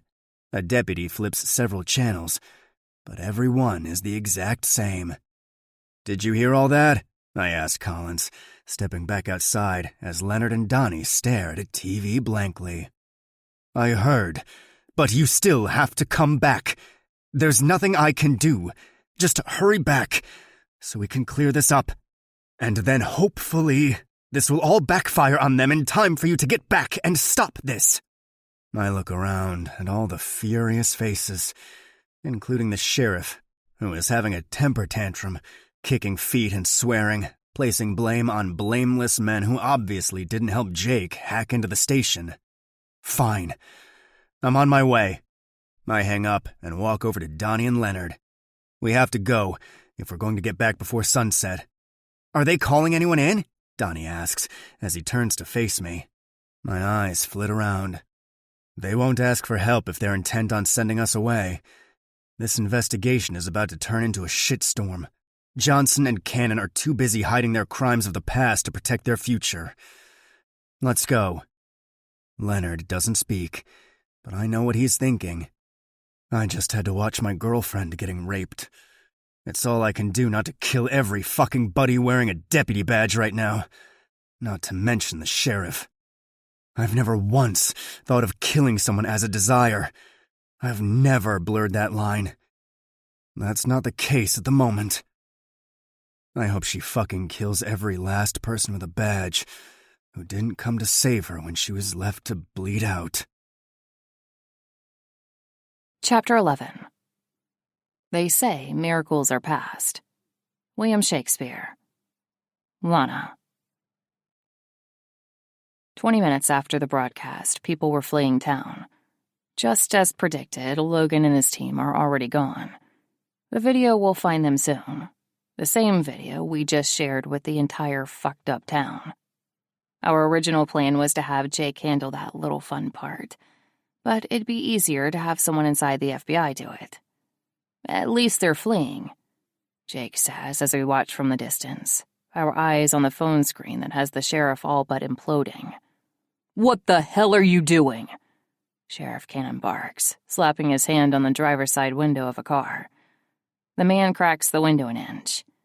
I'm getting my family out of this damn town before you drag us all to hell for what you've done. My lips twitch. They're abandoning their captain. Looks like they're more scared of us than the sheriff now.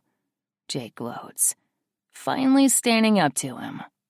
By comparison, the sheriff now seems insignificant to a monster who sees all, hears all, and knows all. It's just one fucking person. Stay and defend this town, the sheriff snaps to the guy. We knew they'd abandon him. They've heard it all, but until today, they've never seen it. Jake nudges me with his elbow, and I look at his phone screen, which is diagonal from the sheriff's location. On the back of the old gym's wall, a message appears as though Jake timed this all too perfectly. One person cannot change the world, but one person can strike terror into multitudes. Robert Evans. The man in the car sees the message, probably thinking something supernatural is going on, giving the timelines of the message's appearance. He gasses the car, driving away from the sheriff and almost sideswiping another vehicle in the process. Find that fucker now, the sheriff barks, giving up his endeavor of stopping the rats who are fleeing the sinking ship. Each signatures have a flurry of motion right now, but we still need to up the game if we're going to get everyone out, Jake says as more and more messages start to appear throughout the town. With everyone distracted with Logan's team and our little special broadcast, we ran around town, hurriedly painting the messages with the faster paint. Jake painted some last night with the slower paint. I'm still wearing my damn harness from all the drop-downs I did to paint the messages high, making them as visible as possible. You can do a lot in 40 minutes when you have a plan and a goal. On the church, a massive message appears. Any demon is capable of cruelty, but only an angel is majestic enough to rain down vengeance for the innocent. Marcus Evans. Jake smirks as people running by stumble over their own feet, seeing that message appear like magic. They were actually inside the church when I painted that earlier. Jake swipes his screen, letting me see the newest one appear on the side of the school. Little eyes see, little eyes learn. Be a good example for all the little eyes watching you. They're everywhere. Jasmine Evans. Out of context and written in red paint, that message is creepy. More people panic. More people abandon the town, taking only the essentials before locking their families in the car. I even see some people sprinkling salt in their vehicles, as though it'll keep the devil away during their trip ahead. I flip my screen, letting Jake look on with me as another message appears on the side of the town hall. The wicked can fake nobility, just as the damned can fake innocence, but only the truth will rise from the ashes when we all start to burn. Victoria Evans. More panic. More fleeing. Jake pops up his app, showing me all the heat signatures still in town. Turn on the broadcasting system and cut screens to all the chaos. Show the messages, too. He smirks, and he starts doing just that, streaming the footage live through the channel. I love hearing the sheriff demand that station be cut off. We've already taken all precautions to halt that action. Well, Jake has. I'm an idiot with tech stuff. My role is to slaughter. His role is to do all the geek stuff. Killer and geek seems like an odd combination, but the screams we've composed from the town make an intoxicating melody. Several messages appear, all of them sliding up and down the town. People try to read them while running, unable to stop themselves from seeing what we have to say, ironically enough. A wise man knows when the war is lost, and will understand retreat is the only way to save lives. A foolish man will condemn all his followers to death because of his pride. Robert Evans. Everyone knows that's geared toward the sheriff, and let's face it, no one but his deputies are willing to die for him. The few strays that will join his side will be the ones he's used on the side to keep people in line without tying it to the department, just like with Cheyenne last night. I'm not going to discriminate and leave them out of the slaughter if they so choose to join him now. If hatred didn't exist, love wouldn't either, for one is formed by the other. I love and hate this town. Marcus Evans. I believe the souls of the wrongfully persecuted often haunt our world, bringing the same grief they feel from beyond the grave. Jasmine Evans. It's time for the bell drop, Jake says, almost shaking with anticipation. He's the master of timing, so he should be proud. He presses a button on his phone, and a mild, contained explosion happens at the top of the church tower. The bell groans and whines before it crashes through the rock. We watch it in real time, not needing a screen to see it plummet to the street. People screech and dive away, but he timed it to be when no one was too close. It crashes to the ground so hard that it splits the street on impact right in front of the church. Everyone slowly approaches the mass as the front of the church reveals the last message. Never mock or harm the passionate, for they are the fiercest with their wrath. Victoria Evans. More screams. They sound so pretty. I cock my head, watching the people scatter, everyone rushing into their homes to gather their belongings. Our plan is to break the record for total town evacuation. We also have a plan for the stragglers. Tranquilizing darts are a last resort, but we have them in spades, along with a dump truck to toss the unconscious ones into. Nothing will stop us from finishing this. Today. My father would love this horror movie, because the bad guy finally wins. Ready for phase 2? Jake asks me. Where are we at on heat signatures? He pops up his app, showing me all the dots still in town. Broadcast phase 2. Let the ones hiding in their homes see the show that will push them over the edge. Planned on it, he tells me with a dark grin. My attention turns to one of the two cemeteries, the one where my parents and brother are buried. This is the part I've been dreading, but it's a necessary evil. Besides, I know my brother and father would want to be involved in any way possible. I'm probably creating the illusion in my head, but I'd like to believe that if my mother had lived to see the horrors that were bestowed on her family, she'd be equally on board. For she was a romantic. Now, I say quietly, though it's in the distance, I still see with perfect clarity as the tombstones start exploding one by one. A fire starts in front of the cemetery, zipping down the line that Jake laid out. We can hear the screams as the headstones continue to explode, and Jake presses a button on his phone that releases shadows made by light boxes. They look like souls rising. To a town so full of guilt and religion, it'll be like a mini apocalypse. Every headstone there finally explodes, and the lines of the fire finish, spelling out 2 words. We're back. No longer is it one flesh and blood killer. Their worst suspicions have just come true. The spirits buried in that cemetery are back to wreak havoc on everyone here. Jake pulls up his heat signature app, seeing more and more dots leaving their homes, fleeing to their cars to drive the spiral out of town. One road in, one road out. He broadcasts the second graveyard following the same suit, the fire sparking and forming more words as the headstones explode one at a time. I idly watch the deputies running around the town, trying their best to calm everyone and convince them they're safe. Spirits don't exist, after all, but their eyes tell them another story as they see the shadows emerge from the cemetery, convinced the illusion is the truth. I love this town right now, because they're so fucking predictable. Cars zoom by us, getting out of here as fast as they can. The second string of letters form words in the fire, and Jake zooms in, broadcasting it flawlessly. And we're taking everyone with us back to the grave. Phase 3, I say, backing behind a tree as a deputy races by on foot, trying to stop a fight that has broken out in the street. The stubborn fools who don't want to leave may change their minds now. The mirrors Jake stole one night are suddenly launched from the ground where they've been hiding, the soil blanket being pulled back by another of Jake's genius inventions. After all, he's been planning each detail of this day for years. People shriek in horror as the mirrors line up, all the varieties of them shining the reflections of the monsters hiding beneath their own flesh. Then the mirrors explode, slinging glass everywhere. The shards get cut down so small that they merely slice a few flesh wounds. Don't worry, no children are harmed in this act. We're more careful than that. One woman screams as the small cuts on her face starts to bleed, and she touches them with shaking hands, going into shock. Weak, pathetic, all of them.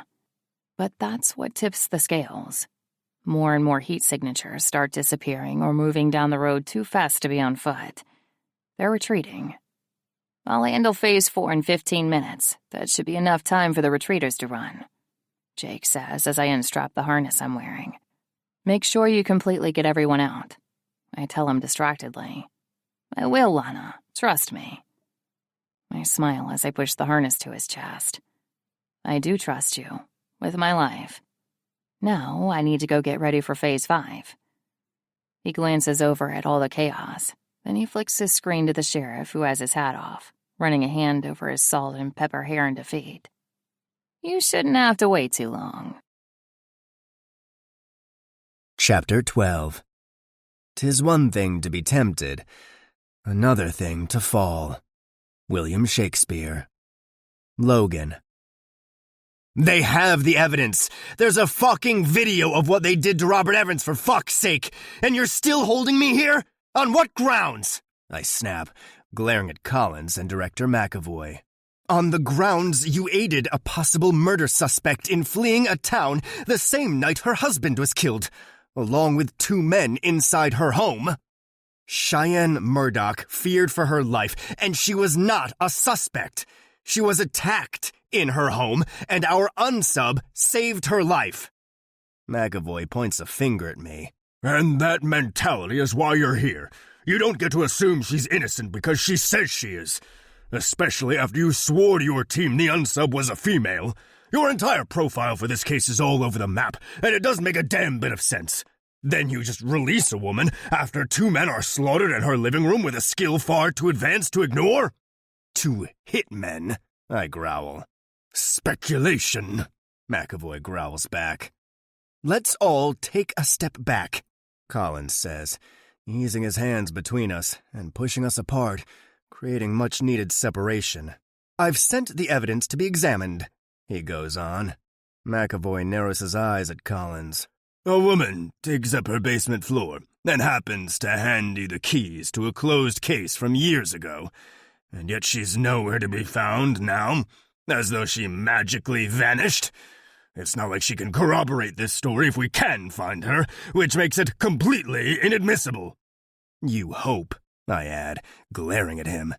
He takes a step forward, and Collins lands a hand on his chest, holding him back. All the lies and cover-up schemes in the world won't do you a bit of good once I get my hands on that video evidence and have it authenticated. He takes a step back, his eyes narrowing. You have no idea who you're dealing with. I'll bury you, boy. I'll ruin your name so fucking well that nothing out of your mouth will mean a damn thing. All the evidence in the world won't do you a bit of good with a reputation like I plan for you. Is that a threat? Collins asks him, eyeing the director like he just slipped up. A sinister smile lines the director's lips. He's being held for charges of obstruction and conspiracy to aid a known serial killer. You can't do that, Collins growls. Watch me. He doesn't leave this floor until they come with an arrest warrant and escort him out. He turns and stalks away, and Collins runs a hand through his hair. He must have played a really big part in covering all that shit up if he's pushing the limits this far, Collins says, looking over his shoulder. I need to meet up with some people and get this sorted before he really does try to have you arrested. If you leave here, though, it'll look bad. I won't doubt that he has people blocking your exit. They'll have permission to restrain you by any means necessary, so stay put. Don't do anything stupid. He turns and walks away, and I grab the first thing I can get my hands on and throw it across the room. People gasp and scatter away as the broken stapler falls to the ground in 2 pieces. They just pulled in Donnie, Leonard says near me, looking around like he's wary of everyone's intentions. They're going to split us all up and talk to us one by one. Just remember this is about me and none of you. Say whatever you need to in order to keep any blame off you. I escorted Cheyenne Murdoch and her daughter out of town. Not you, he argues. Under my orders, I remind him. He narrows his eyes. I'm not letting them take you down. I look around, making sure no one is close enough to overhear. Their allegations aren't wrong. I'm definitely compromised, and you know it. In all honesty, I started obstructing this case the second I learned of Lana's involvement. In that case, Hadley and I are both in the same tub of shit you're in. You're not going down for this. Lana's methods may be barbaric and illegal, but after seeing what they had to endure and then contend with in the aftermath, I can't fault her logic. Makes you question everything we've ever stood for, doesn't it? I ask, exhausted, as I lean back against someone's deserted desk. No, we've always fought to save the innocent from the sick and depraved. Lana had no one to fight for her or her family. She was tasked with the worst-case scenario on her own. I cock my head as Hadley walks by, glancing over her shoulder as though she's checking to see if she's being followed. She holds her laptop closer to her body, clutching it like she's up to something. She wasn't on her own, I say distractedly, watching as Hadley ducks into Craig's office and closes the blinds. His door doesn't have a lock on it, though. He's still out on the bullshit assignment they used to keep him away from Delaney Grove. Keep an eye on things, and come find me if anything new reaches you. I'm confined to this floor for now. My eyes lift to where one of the director's men is standing at the doorway, his eyes trained on me. He definitely plans to keep me in place. Where are you going? Leonard asks me, but I don't answer. I'm sure he watches me as I head through everyone whispering about me and burst into Craig's office without knocking. Hadley squeals and slams her laptop shut. "What are you doing?" I ask, suspicious. I shut the door behind me, and she blows out a relieved breath before reopening the laptop. Her fingers fly rapidly over the keys as her eyes grow determined. "They won't give me an office with privacy, so I'm borrowing Craig's, since he's still gone." "But what are you doing?" I ask again, coming up behind her so I can see the screen. I lean over, putting one hand on the desk beside her and one on the back of her chair, as I stare at all the nonsensical lines of code on her screen. "I'm hacking into Jake's video feed." She motions to the 3 monitors in Craig's office that he uses for work. "It's not quite as elaborate as Jake's 20 monitors, but it'll do." "I guess that means you lied when you told Leonard you couldn't hack the feed," I grumble. "I didn't lie. I couldn't hack them at the time. Jake's brilliant, by the way. I never would have found the frequency he uses if he hadn't shown me how to discover it. It runs at the same frequency normal power lines do. I don't even understand how he did that." She continues to type in random letters, symbols, and numbers that make 0 sense to me. "Why would he tell you?" "Because he trusts me. It was that instant sort of trust that he doesn't usually feel. We're kindred. He wanted someone to really appreciate the effort and genius that went into all his work, and I'm as much of a tech nerd as he is. You and Lana are both oblivious to the layers and difficulty level that goes into something like this. Me? I had a nerdgasm. That led to a real orgasm later on. I got that turned on." "More information than I needed," I mumble. She ignores me. "And he is a fucking genius. I only thought I was good. No wonder he's never been caught." Suddenly, all the monitors come alive with images of the town. Cars are fleeing by the second, rushing to get away from something. My eyes move from screen to screen as Hadley flips to different views. I'm searching for some explanation, but all we see is the aftermath of whatever has happened. "Can you rewind this?" "Not right now. He has it set to live feed only. We can only view what he's viewing. He's using the feeds to broadcast this live over their TVs. He's so fucking perfect." I ignore that last part, focusing on the rest of it. I catch glimpses of words, but the screen changes before I can read them. I thought Hadley was flipping screens, but it's Jake. Like she said, we can only observe as he observes. "I want to find Lana.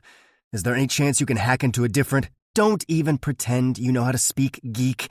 If I tried to hack anything from this point on, it would mess up what he's doing. Even if I didn't care to do that, he'd immediately backhack me and possibly close out everything. May even lock me out of the system completely. I wouldn't doubt that he'd be able to bring the entire federal network down. Like I said, he's better than me. Much better. But he's also more passionate and has pushed himself to the limits for this very goal." I try calling Lana's phone, cursing when I realize she must have already switched burners again. This one is no longer an active number. A different screen pops up, one I know too well. "They're reading heat signatures? Why?" I ask, watching as more and more red dots join into the middle of the street, everyone heading for the exit. "For whatever their endgame is. That monitor is linked to his phone, bringing up any screens he brings up." The monitor shuts down, and Hadley curses. "He apparently didn't want me watching that part." She waits, staring at the other screens, but none of them shut down. "So he knows you've hacked him?" "Like I said, he's brilliant. He probably has a system set up to alert him of any interference. He doesn't seem to mind us watching this, but he wants his phone a secret." "Because he's running this show from that phone, and he doesn't want us knowing what comes next," I say, worried. A screen flips to a residence where an older man and an older woman are sitting in their living room. They're right across from where Lana would have been assaulted. They're talking about the madness going on outside and how they plan to wait it out, when suddenly the TV flicks on and a masked face comes into view. Instead of the mirror mask Lana was wearing, it's a red mask. "Get out, Whit Myers! Get out now!" The woman and man both scream, and the man clutches his heart, his eyes wide in horror. That's all the prompting they need. They don't even bother grabbing a bag before rushing out. The screens all change again, and I try to focus on the ones that seem the most important. How is he viewing all this from one phone? I ask Hadley. He has a system set up to flip between screens, but he can minimize up to 5 at a time and watch them in thumbnail size. I wonder if he'll go house to house with that tactic. What happens if that tactic doesn't work? I ask, more to myself than her, dread creeping up my spine. There has to be a reason they're focusing on evacuating the town. My eyes hone in on the monitor with the most activity. The deputies are scattered, all of them looking angry and desperate to keep people in the town. One even punches a civilian, but 2 men grab the deputy and sling him into a car. He backs off when one pulls a gun on him, and the civilians help the fallen man back to his feet before backing away into a car. They've bound them together to stand up to the sheriff and his men, I surmise. No one will fight for the town, and after the show they put on with the broadcast, no one wants to be there when the sheriff goes down either, she says, but then sucks in a breath. She turns to face me, her eyes wide. I think I know where Lana is. Where? She gestures to the screens. Who's missing? Chapter 13. Do not impose on others what you yourself do not desire. Confucius. Lana. The door swings open, and I watch through the wooden slats of the closet door as the sheriff stomps in, angrily slamming the door behind him. He grabs an empty glass off the table by his recliner and slings it across the room. It shatters against the wall as he roars like a beast enraged. For a few long minutes, his head hangs, his chest heaves, and he grips the sides of the chair for support. He always puts up a good front, but he's as mortal as the rest of us. My smile kicks up as he predictably goes to the bar in the living room, opening the door and pulling out a bottle of whiskey. His hands are shaking when he pours a glass and drinks it down quickly. Any time the pressure mounts, the sheriff has to have a drink, but he can't let his deputies see him carry a Bible and a glass of whiskey. He can sentence innocent people to a gruesome death, but being so weak as to need a drink is simply unforgivable, not to mention shameful. I'd roll my eyes, but I'm busy watching as he takes his gun off, putting it by the door. Finally.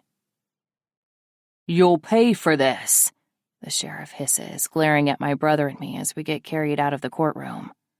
"He was with us!" I shout again, staring frantically at the jury as they continue to wrangle me out. "They're hiding the truth! They're suppressing evidence! This is just a fucking witch hunt, and my father is being framed! Just make them show you our statements!" My brother bellows out as they finally haul us all the way out. As soon as the doors seal shut, they reopen, and the sheriff stalks out. Cuffs are being put on our wrists, but they can't lock us away for long. It's on film. We're in contempt of court and nothing else. "Put them in a cell until this damn thing is over. I won't deal with them again until I have to," the sheriff barks. Then those cold eyes turn to us. "You're making a deal with the devil by betraying the souls of the innocent. Your father is guilty, and I'll make sure he hangs for his sins." He starts to walk back inside as we start demanding to be turned loose. The sheriff turns just as we reach the corner, and he eyes me. "I'd hoped you see the devil you loved through clear eyes, but I guess you never did and never will." I wait patiently, silently stalking him with just my eyes as he finishes off another glass. His eyes dart towards something near the couch, and his head tilts as he studies something I can't see from this angle. He looks away from whatever it is that no longer holds his interest, and carries his glass around the corner to the kitchen, which is near his master bedroom. Pushing the door open silently, I step out, putting my knife in its sheath on my hip. As I near the couch, my eyes dart down, curious as what held his attention. And I close my eyes as I refrain from blowing out a frustrated breath. My flashlight is there. I put it down earlier when I was looking for any hidden weapons and forgot to pick it back up. Rookie mistake. Opening my eyes back up, I clutch the handle of my knife and walk into the kitchen. But I screech to a halt when my gaze is suddenly locked on the end of a barrel. "Boo," the sheriff says, drawing my eyes to his as I slowly raise my hands, feigning compliance. He looks over the pistol to stare down at me. The barrel just inches from my face. "Any reason why the Fed's girlfriend is slinking around my house?" He drawls lazily, hiding that welling frustration he showed just moments ago when he didn't know I was watching. "Probably because she's not just a Fed's girlfriend," I quip, smiling bitterly at him. He cocks his head, watching me. "And who exactly are you?" I smirk as I take a step forward, pressing that barrel right up against my temple with my hand still raised. His eyes widen fractionally, but he masks all other signs of surprise. "I'm the girl you sent your son to kill. I'd hoped you'd see the devil you loved through clear eyes, but I guess you never did and never will." Confusion only lights his eyes for the barest of moments, before recognition slides over his face. "No," he says in a rasp whisper. But then his eyes turn to ice, and the resonating sound of a dead click rattles around the room that is otherwise cloaked in silence. Fear replaces determination when I smile, and he pulls the trigger again, and again, and again, all while I take a step back. "Hope you don't mind, Sheriff. I took the liberty of emptying all the bullets from every other gun in the house, sans your service weapon you left in the other room." He starts to rush by me, surprising me by not lunging for the helpless-looking woman before him. I guess I gave him too much credit for being masculine and all that. My knee slams into his stomach, halting his retreat, and he hits the ground, collapsing with a pained cry. "I've always preferred knives," I say as I pull mine out, sliding it under his throat as he goes stiff and still beneath the blade. I crouch beside him, holding the knife there. "How are you alive?" he asks, almost too quietly. I grin, waggling my eyebrows. A lot of pain, a lot of healing, and a hell of a lot of tequila. But mostly, I'm here because of Jake. You remember him, right? Jacob Denver? The boy you overlooked as any sort of threat once you realized he'd been in love with my brother? Because what sort of weak man loves another man, right? No way such an abomination be awesome enough to help a dead girl slaughter so many of your mobsters. His lips part for a breath of surprise to escape, and the knife presses closer to his throat with emotion. Casually, I pull out my phone with my free hand, dial Jake, and set it on the ground beside me after putting it on speaker. "I'd take it you're still working on Phase 5, Jake asks as I stare at the sheriff's face. He's still letting it all sink in that all this is his fault. What's the fun in simply killing him if he doesn't go through at least a little mind torture of the reality he spun from all his lies and corruption? I ask, grinning down as the sheriff's eyes turn hard. There's the arrogant son of a bitch I know. Phase 6 worked better than planned. The personalized messages got through to everyone except 3. I've just loaded the last one in the car, skipping the dump truck that was unnecessary. I'll drop them at the safe zone as soon as I check for the whereabouts of the deputies, and then I'll move on to Phase 8. Good. I want the sheriff to hear Phase 7, which is why I called. I can almost hear Jake smile as I watch the sheriff watch me. Getting out my clone of the sheriff's phone now, Jake says. The sheriff's eyes shift to my phone, curious. I press the mute button, holding it up for him to see it, while still keeping the knife pressed to his throat with my other hand. Deputy Hayes, I need you to assemble all the names I'm about to read out to you. They're the ones I trust. The deputy and uniformed officers not mentioned should go to the outlying borders and start seeing if they can find anything. Understand? There's a pause, and I watch the sheriff's face. We can only hear Jake's side of the conversation. They'll know it's not me, the sheriff growls, then winces when talking causes the blade to nick his throat just barely. A trickle of blood spills, and I continue to hold him in place. You hear Jake's voice, but when it passes through that particular phone, it sounds just like you on the other end. I tell him, grinning as his face pales. Did I mention Jake is a boy genius? Jake starts listing the names of everyone involved with my father's death, and the assembly that resulted in the death of my brother and the death of Victoria Evans as everyone knew her. Even the retired deputies get called in, considering they've already rallied to help defend the town. Saves me an extra trip of paying them individual visits.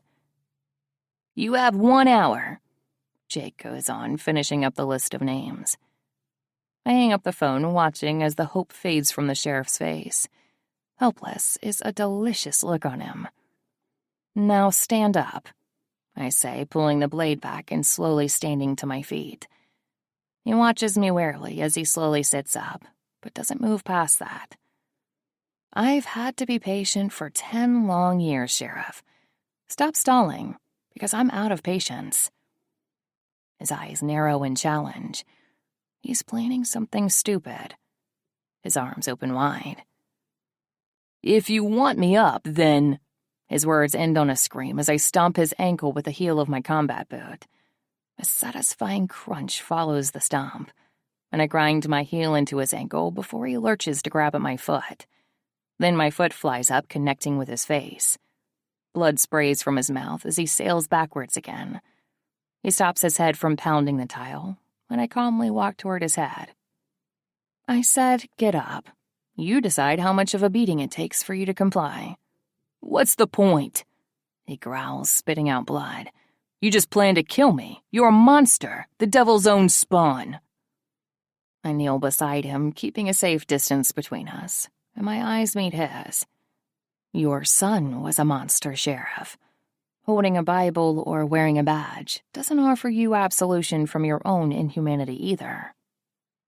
I tilt my head, watching the fury and unprecedented indignation sweep over his eyes. You're wrong, he seethes.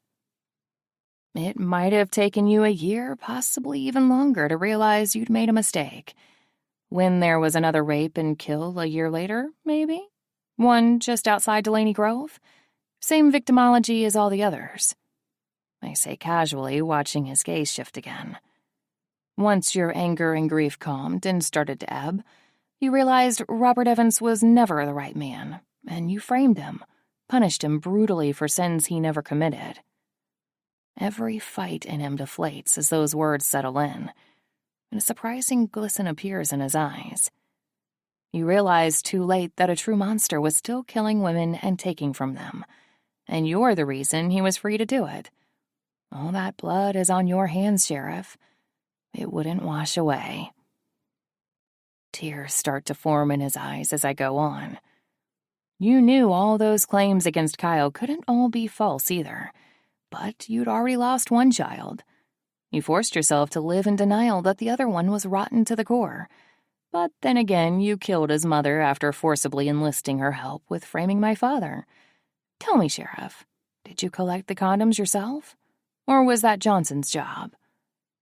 He clears his throat, trying to get rid of all the guilt in his eyes, but struggles to do so. It means I'm spot on. Because you'd kill your son's mother in your quest for framing an innocent man, you excused all the disgusting acts of your vile son. Lied to the town. Lied to yourself. That night when you told him to take care of us, you never really expected him to bring all his friends. You never expected they'd reach for the limits of depravity, then cross them even more severely than you crossed them with my father.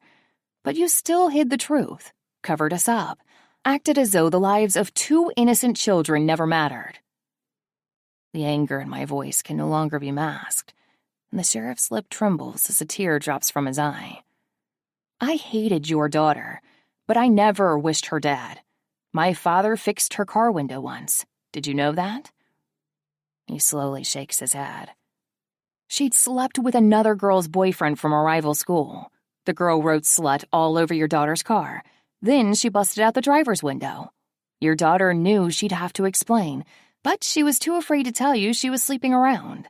My father stepped in and helped her, even though that girl was a despicable bitch to me for no reason. Because my father said she was a kid, and he could never be mean to a child for fear that one day someone might do the same to us.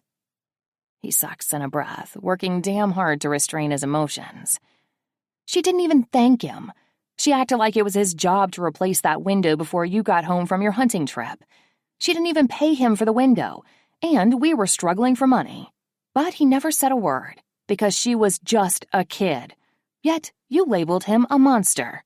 You shattered every ounce of dignity he ever had, and you sent real monsters after all three of us, yourself included.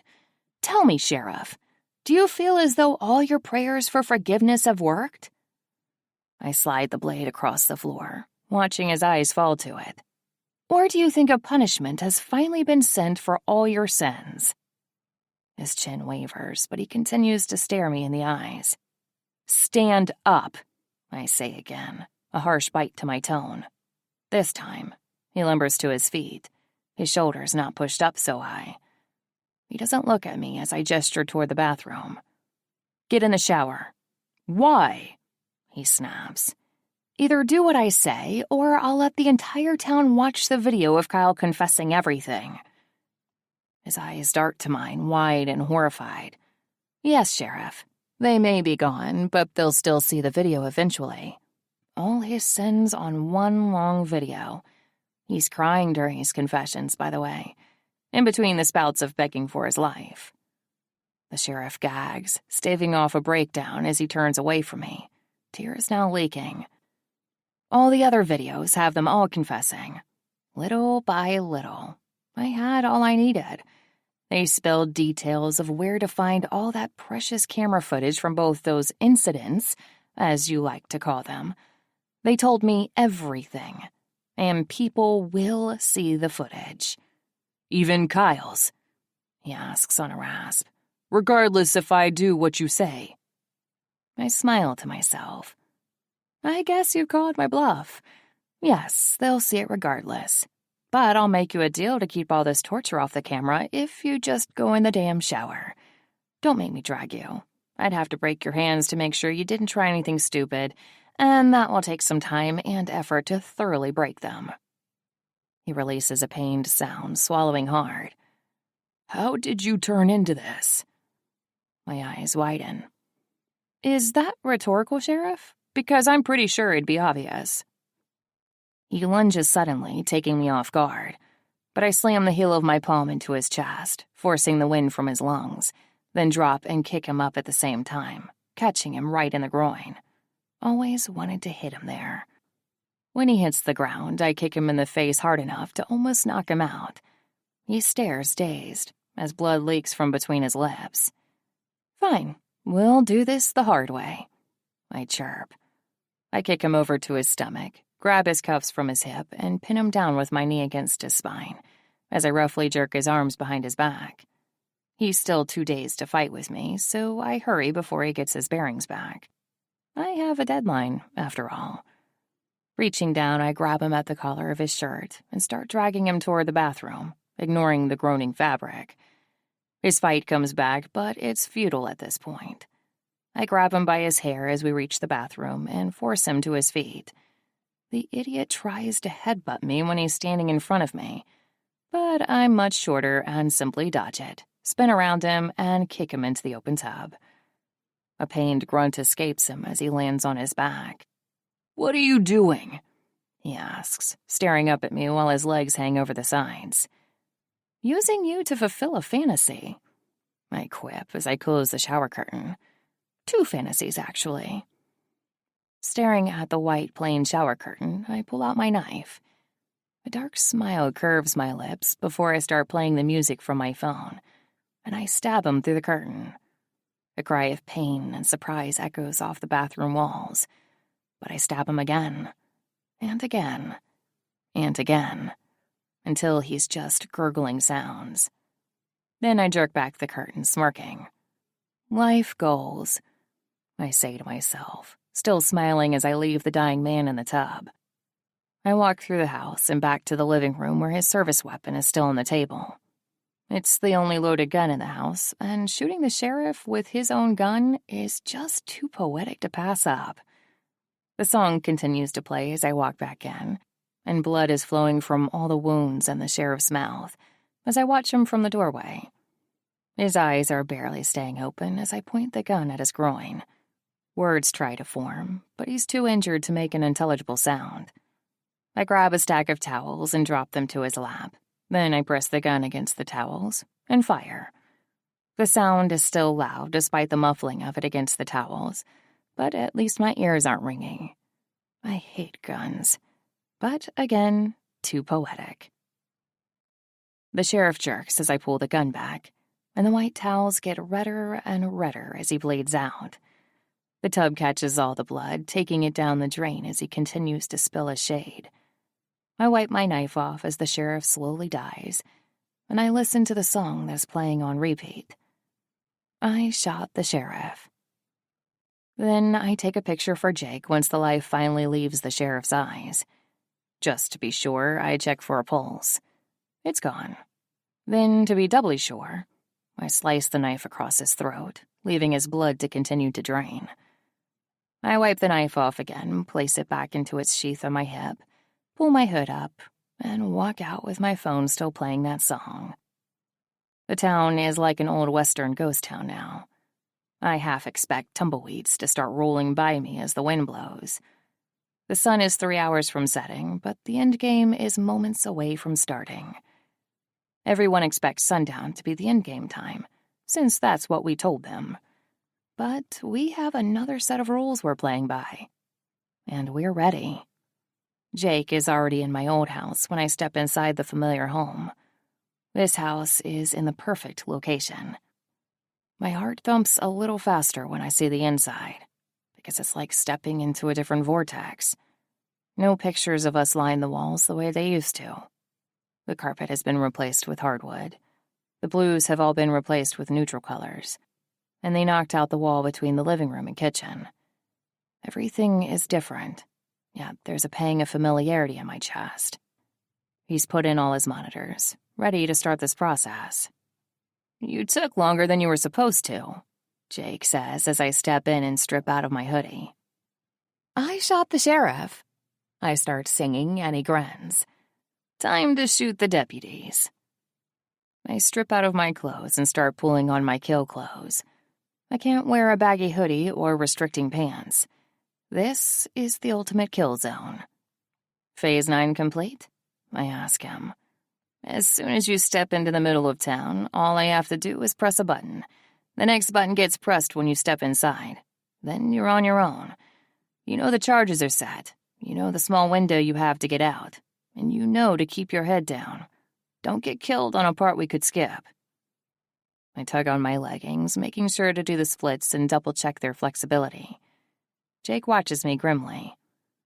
"I'm not skipping this part, Jake. They need to feel the same fear. Just dying isn't good enough. And risking someone surviving isn't good enough either." He blows out a breath as I grab my tank top, ready to brave the chilly air while being sleeveless. I'll warm up once I start fighting.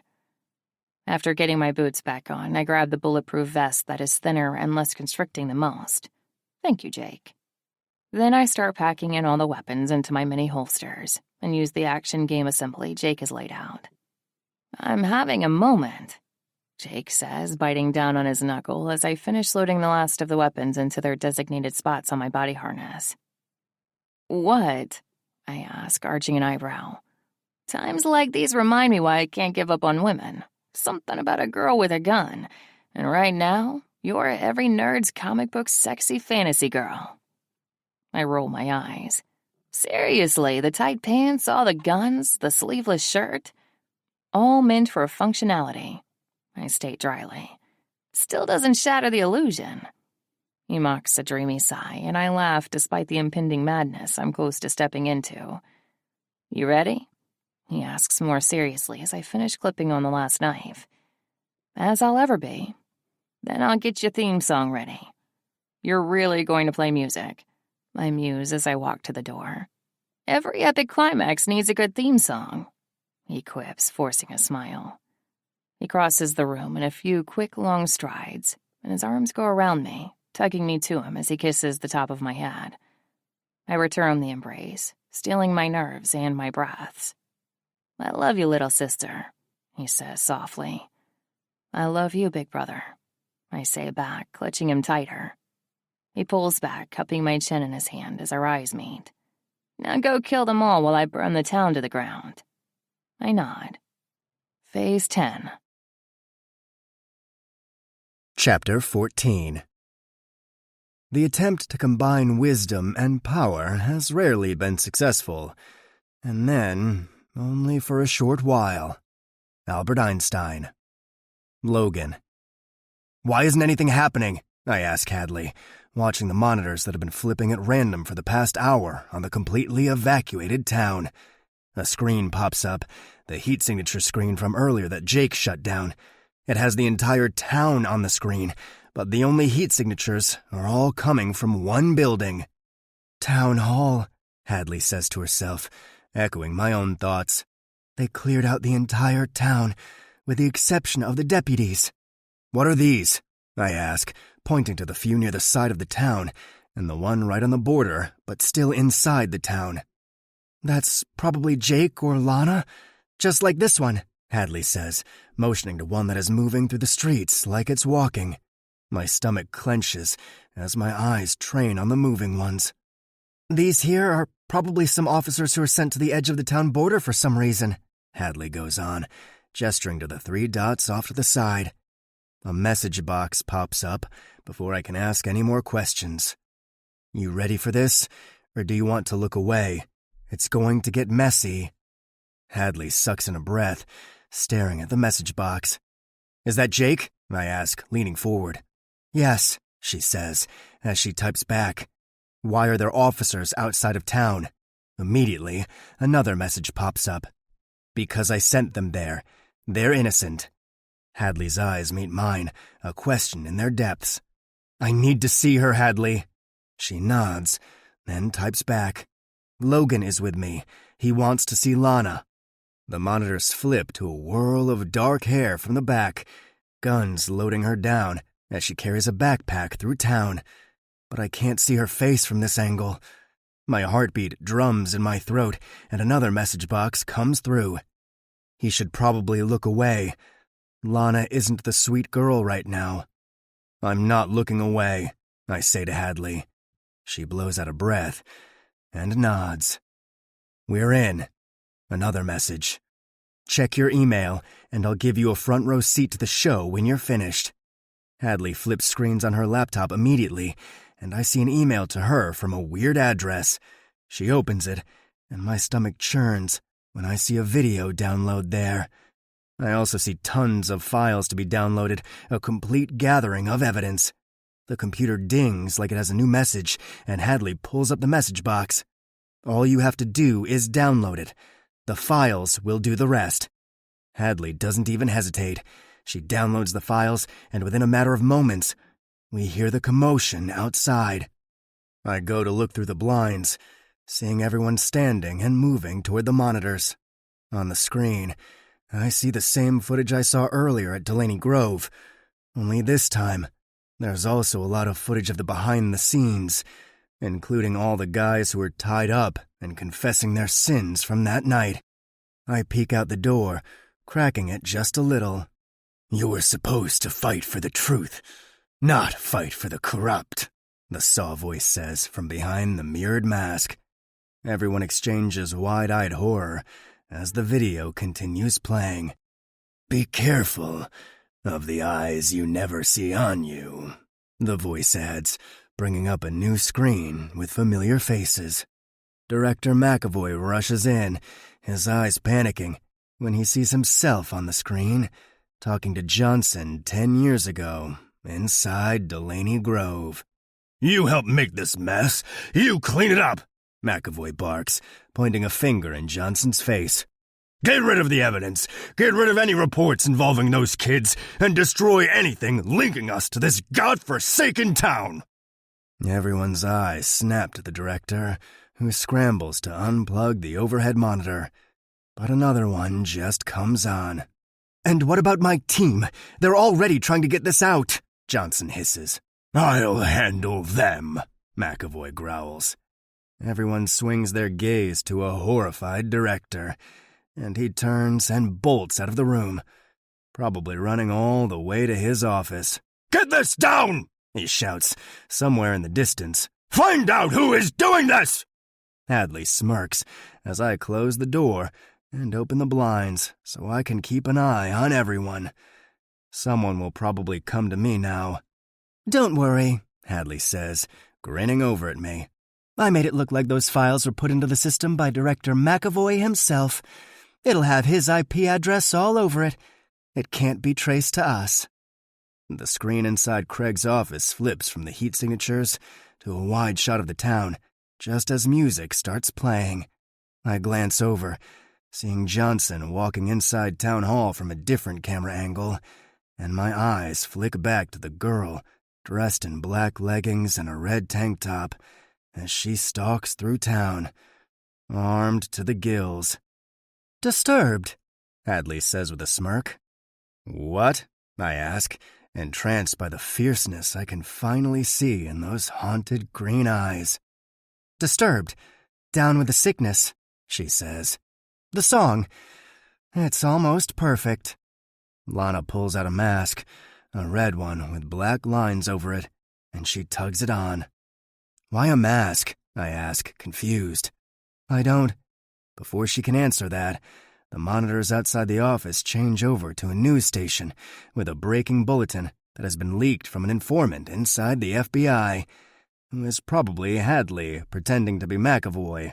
It's the same video we were just watching, minus all the graphic scenes involving Victoria, Marcus, and Robert Evans. My eyes flick back to the monitor near me that has Lana moving through the empty town streets, heading straight for Town Hall. Knots form in my stomach, and my mouth goes dry as I watch her take her time. On another screen, I see one of the deputies look up at one of the speakers playing the song that's on a loop, and he says something I can't hear as he turns back and heads inside the building. Another steps out, looking at it too, and I hear him yell for them to call the sheriff. By now, I think Lana has already killed him, considering his absence and hers for so long. The last deputy steps back in just as Lana rounds the corner, less than a block away from the building now. She reaches back, grabbing her backpack, and she tosses it to the sidewalk next to the building when she reaches it. My eyes move to the screen in the main room, watching as the newsroom pulls up live feed from Delaney Grove, and my heart sinks when I see Lana on there, tugging out a shotgun. I see her pump it once, then back against the wall beside the door.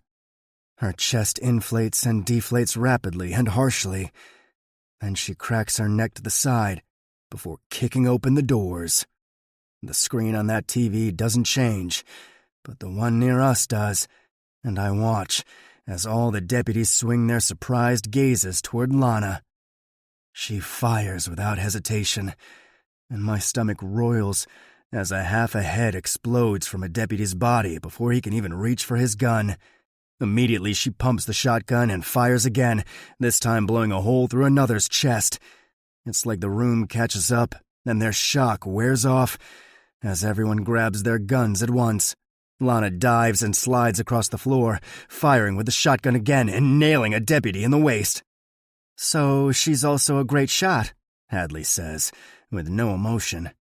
My heart is hammering in my chest, and I flick my gaze to the news, seeing it still just showing the angle from the outside, as they report on the craziness that is Lana and Jake's revenge against the world. Everyone is just staring, watching like we're not supposed to do anything. Everyone is too stunned to even react, as they hear the blasts of gunfire in rapid succession, windows crashing and blowing out with the force of the gunfire. My eyes drop to our private viewing screen, and I see, as Lana slides across the floor, tugging her mask off. Apparently the mask was just for the news, and she doesn't care who sees her inside there. Which means she's planning to live, I say, on a tight breath. Then why the hell would she walk into a room full of trained officers? Hadley growls, furious as Lana ducks and rolls across the floor again, tossing her empty shotgun aside and pulling out 2 Glocks. She fires rapidly, hitting the hordes of men wearing badges. One tries to race through the door, but it doesn't budge, as though it's been locked.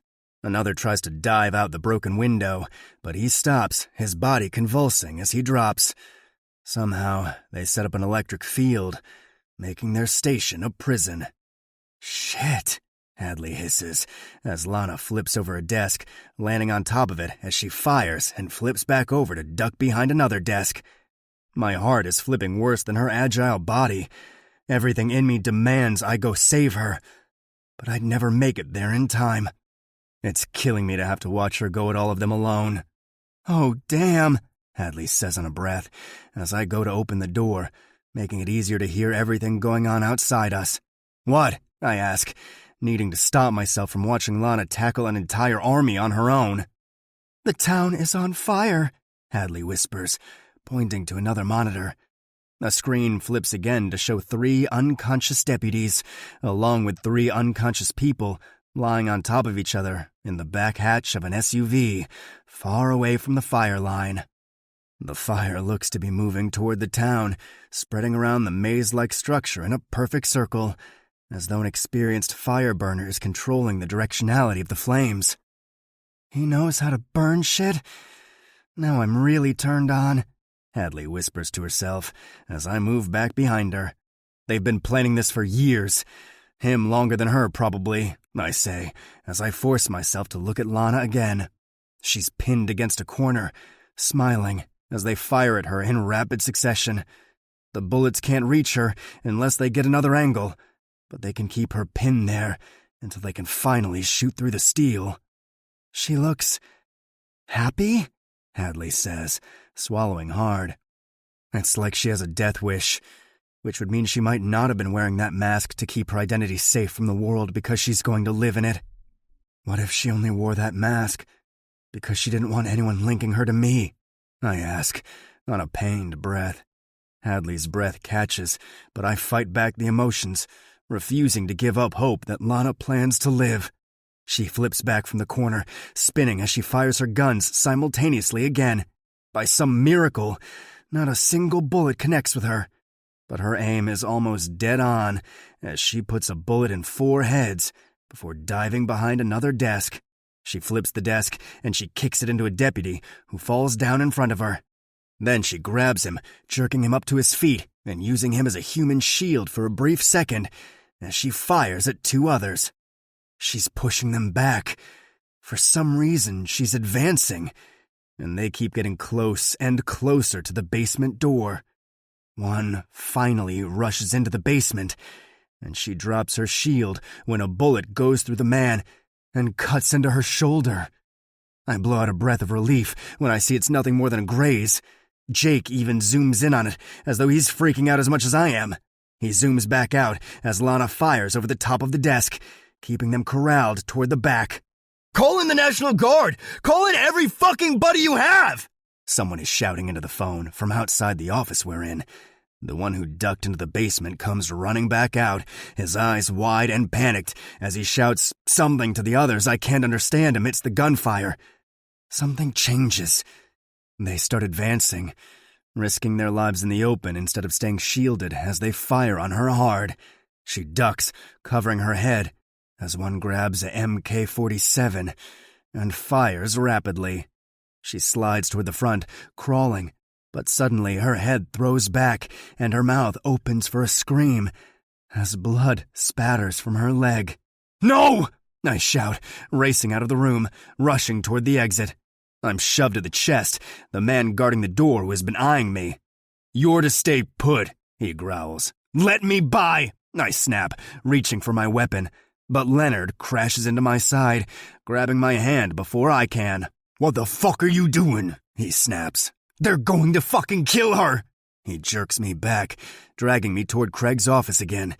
His face pales when he sees our private monitor. "They'll lock you up. There's no way you'll even get there in time," he hisses, slamming the door as his eyes turn back to the monitor. Johnson emerges from the sheriff's office for the first time since Lana showed up. He comes up behind her, firing rapidly as she drags herself in between two desks. I see the fear in her eyes turn to anger as she loads her guns again. She pulls out a knife, and I watch as she jumps to stand on her one good leg and throws the knife. Johnson's eyes widen seconds before the knife sticks into his forehead. But the gunshots ring out faster, and I watch as her body jerks and drops, the bullets hitting her. "No!" I shout again, slamming my fist into the wall as my heart caves in on itself. Then I look at Leonard. "The chopper! Get me to the fucking chopper! Now!" He shakes his head slowly. "Even if we could get to it, it'd be too late, Logan." My stomach rolls, and my heart implodes in my chest as I slide down the wall, gripping my head as everything in me turns to stone, weighing too much to move. Tears burn against my eyes as I watch Lana weakly climb across the floor, firing again at the deputies. I can't watch. I can't watch her die. Chapter 15. I should like to lie at your feet and die in your arms. Voltaire. Lana. Pain shoots through my body, and my hearing is nothing more than a constant roar of never-ending gunfire. I cry out as I tie off my leg to help stop the bleeding. My chest and back ache with the amount of bullets that have pounded into the vest, but they didn't break through. My shoulder burns from the graze, but it's overshadowed by the bullet that passed through my hand earlier. I wrap my hand next, struggling with shaking hands as I fight through the pain. Jake's voice comes through my earpiece, and I take a breath, firing back at the men behind me. "You have to get the fuck out of there, Lana. They know about the basement." "I can't," I say through strain, shooting around the corner and clipping a guy in the knee. He falls, his MK-47 spraying bullets wildly as he collapses. A stray bullet hits one of the other deputies, but not enough to kill the fucker. "You have to," Jake barks. "You didn't come this far to fucking die." I refuse to let the tears fall as I jerk my head back in time to avoid a new onslaught of bullets. The desk barrier I've built won't continue to hold back the bullets. The three pushed together will only stop them for a little while longer. "I need to talk to him," I say quietly, choking back a sob as I try to stand up, only to fall back down again when my leg hurts too much to cooperate. "No, you're not fucking saying goodbye, Lana. I'm not letting you talk to him. Get out of there. The charge can't be stopped, and you know it. It's a failsafe. You have 9 minutes and 54 seconds. I bang the back of my head on the desk, my vision clouded by the tears teeming in my eyes. I stare at the door in dismay. Those 20 feet seem so much farther with the never-ending spray of unrelenting fire. They're harder to kill than I was expecting, not as cowardly as we'd predicted. We've been so right about everything else. "I love you," I say to Jake, biting back the pain as I twist around to fire more. "I'll hate you if you die," he says angrily. I hear the tears in his voice, taste his pain from here. "The fire is coming, Lana. 9 minutes exactly now. Get the fuck out of there." "Remember that time when we were kids and we found that stick of dynamite in your father's basement?" "Don't, Lana. Don't fucking do this," he begs as the tears start to leak from my eyes. I fire blindly just to keep them from getting closer, lifting the gun up. "You told us it was too dangerous to mess with, but I convinced you it'd be fun. Marcus and you tried to stop me, but I refused to listen." "Damn it, Lana! Get out! Get out now!"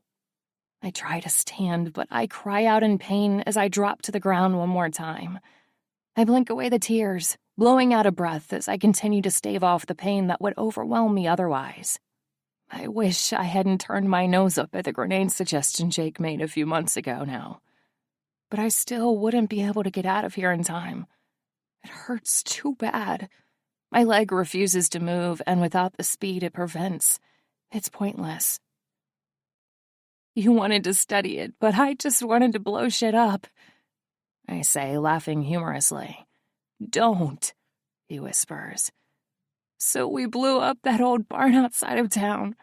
I lit the fuse and threw it, and Marcus covered your body with his when it exploded. The explosion never touched me, but the force of it slammed into my back like a solid wall, throwing me across the field. We had no clue it was that powerful. Stop, he says again, even as I hear a motor roaring in the background. He should be on his way far out of town by now. You explained it to me later. Explained what happened. I was sore for about 2 weeks. We laughed. It was a brush with death like we'd never experienced, and the adrenaline stayed with us for days. Every time I ached, a jolt of adrenaline shot through me with the memory. Please stop, he says again, his voice barely a broken whisper. You were always right. I was always reckless. I should have listened to you, I tell him through strain. Get out, he hisses. Don't cry for me, Jake. I've survived because of you. You kept me alive, I say through strain, still firing blindly over my head to keep them pushed back. You don't get to fucking say goodbye, he barks before the line goes dead. Goodbye, I whisper. With my hand wrapped that is throbbing with pain, I weakly try to dial Logan. It's a struggle, but I finally manage. He answers immediately. Please be you, he says, as though he's in agony. I love you, I say into the earpiece, still firing in the background. No, don't do this to me. Fight, Lana. Get out of there. You can do it. I know you can. I've seen what you're capable of. Just hearing the genuine plead in his voice is breaking my heart. You showed me what living was like again.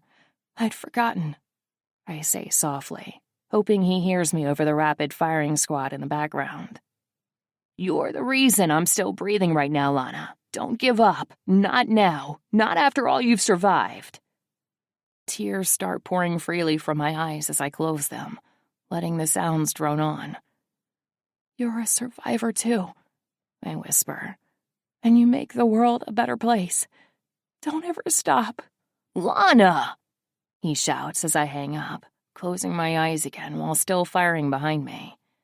Something loud explodes from somewhere, sounding like a new range of gunfire. I'm too weak to hold my eyes open. I know Logan is watching. I know Hadley is too. I force myself to open my eyes at the nearest camera hole, but it's just a black hole with no reflective spark, no longer watching me. I brought my bag with my entirely new identity. It's lying just outside and waiting for me to retrieve it. There's an ATV waiting for me to zip through the woods where the fire hasn't made it. I was going to get on a plane and meet Jake where we promised to meet. I was going to live. There were so many other ways of doing this, but deep down, we both knew this was me tempting death to reunite with my family. I thought I was okay with that. Too late did I realize I still wanted to live. Too late did I realize I'm not ready to die.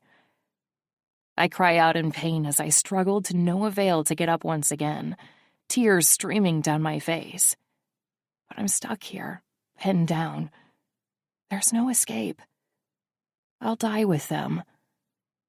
My eyes flick to the camera holes around me, all of them blackened out with no sparkle, meaning they're cut off. It'll be a tragic, poetic ending that will immortalize all I've done. At least no one has to watch the end. Suddenly, there's a face in front of me and more tears leak out as I see my brother. Marcus, I whisper, touching his cheek as more tears race down my face. His face disappears with the touch, and I break, sobbing as I quit firing back. Logan's face is the last thing to cross my mind before I see the blaze of the fire nearing. Chapter 16. They say miracles are past. William Shakespeare. Logan. All the screens go blank at once, and nothing but white noise fills the air around us. I shake a monitor, as though it'll force the screen to work again. He shut down the cameras, Hadley says, her fingers flying over the keyboard. Get them back on! I snap. I'm trying! My face is burning with tears, and it's all I can do not to collapse to the ground. Leonard is sitting silently, wringing his hands as he stares at the ground and bounces his knee. The news is reporting the interruption to the live feed, but I can barely hear the words they're saying. My heart is hammering against my chest. Got it! Hadley shouts as the screens come back to life. My eyes go to the fire that is now closing in on the town hall, and suddenly it explodes, a deafening sound roaring through the speakers around us. I stagger back as the building continues to erupt, pieces of it blowing up at different times. Silence falls on the entire room. The news feed also coming back up, with Hadley's link reactivating it. Everyone outside the room is staring at the news with the same shock we're staring at our monitor, but I barely notice anything around me as I break, throwing anything I can get my hands on as I fall apart. Glass shatters around us, voices call my name, everything and nothing happens all at once as I slam my fist into Leonard's face, fighting against the hands grappling me to the ground. Ice and fire wash over me with no mercy, and I shut down. Everything on me turns to stone as I'm restrained and forced to watch the fire join the building, blanketing the town. There's no way she got out in time. Chapter 17. 3 months later. Logan. I run my hand over the stubble on my chin, looking at the case files in front of me. "Welcome back," Elise says, as she passes my desk, looking at me like she's concerned. Only 3 of us know why I broke down 3 months ago. Only 3 of us know why I'll never be the same again. Everyone else thinks I broke down because we were pulled out of that town when it needed us. By the time the ambulances and fire trucks arrived on scene, there was nothing left but flames they couldn't put out in time to save anything. The town burned, leaving nothing but charred, empty structures in its wake. None of the bodies were recognizable. They were too burned to be identified, and the only place with bodies was the town hall and the sheriff's home. For 3 months, the news has spoken of nothing else, giving contradictory reports from truthful and falsified sources. That's why I'm back. Lana gave her life for the truth. The last thing I'm going to do is let them cover it all up again. Elise pauses like she's waiting for me to respond. I just dip my head at her in acknowledgement, and she blows out a breath as I finish typing up the full report. Hadley has been looking for Jake non-stop, but she'll never find him. If he survived, he's long gone by now, possibly stuck in a drunken stupor after having to watch his best friend die. There's no doubt that's why he turned off the video footage. He couldn't bear to see it. I wish I hadn't. I should have never left Delaney Grove. I should have risked my career. Now I don't even want to be anywhere. I didn't realize until she was gone that nothing else mattered at all.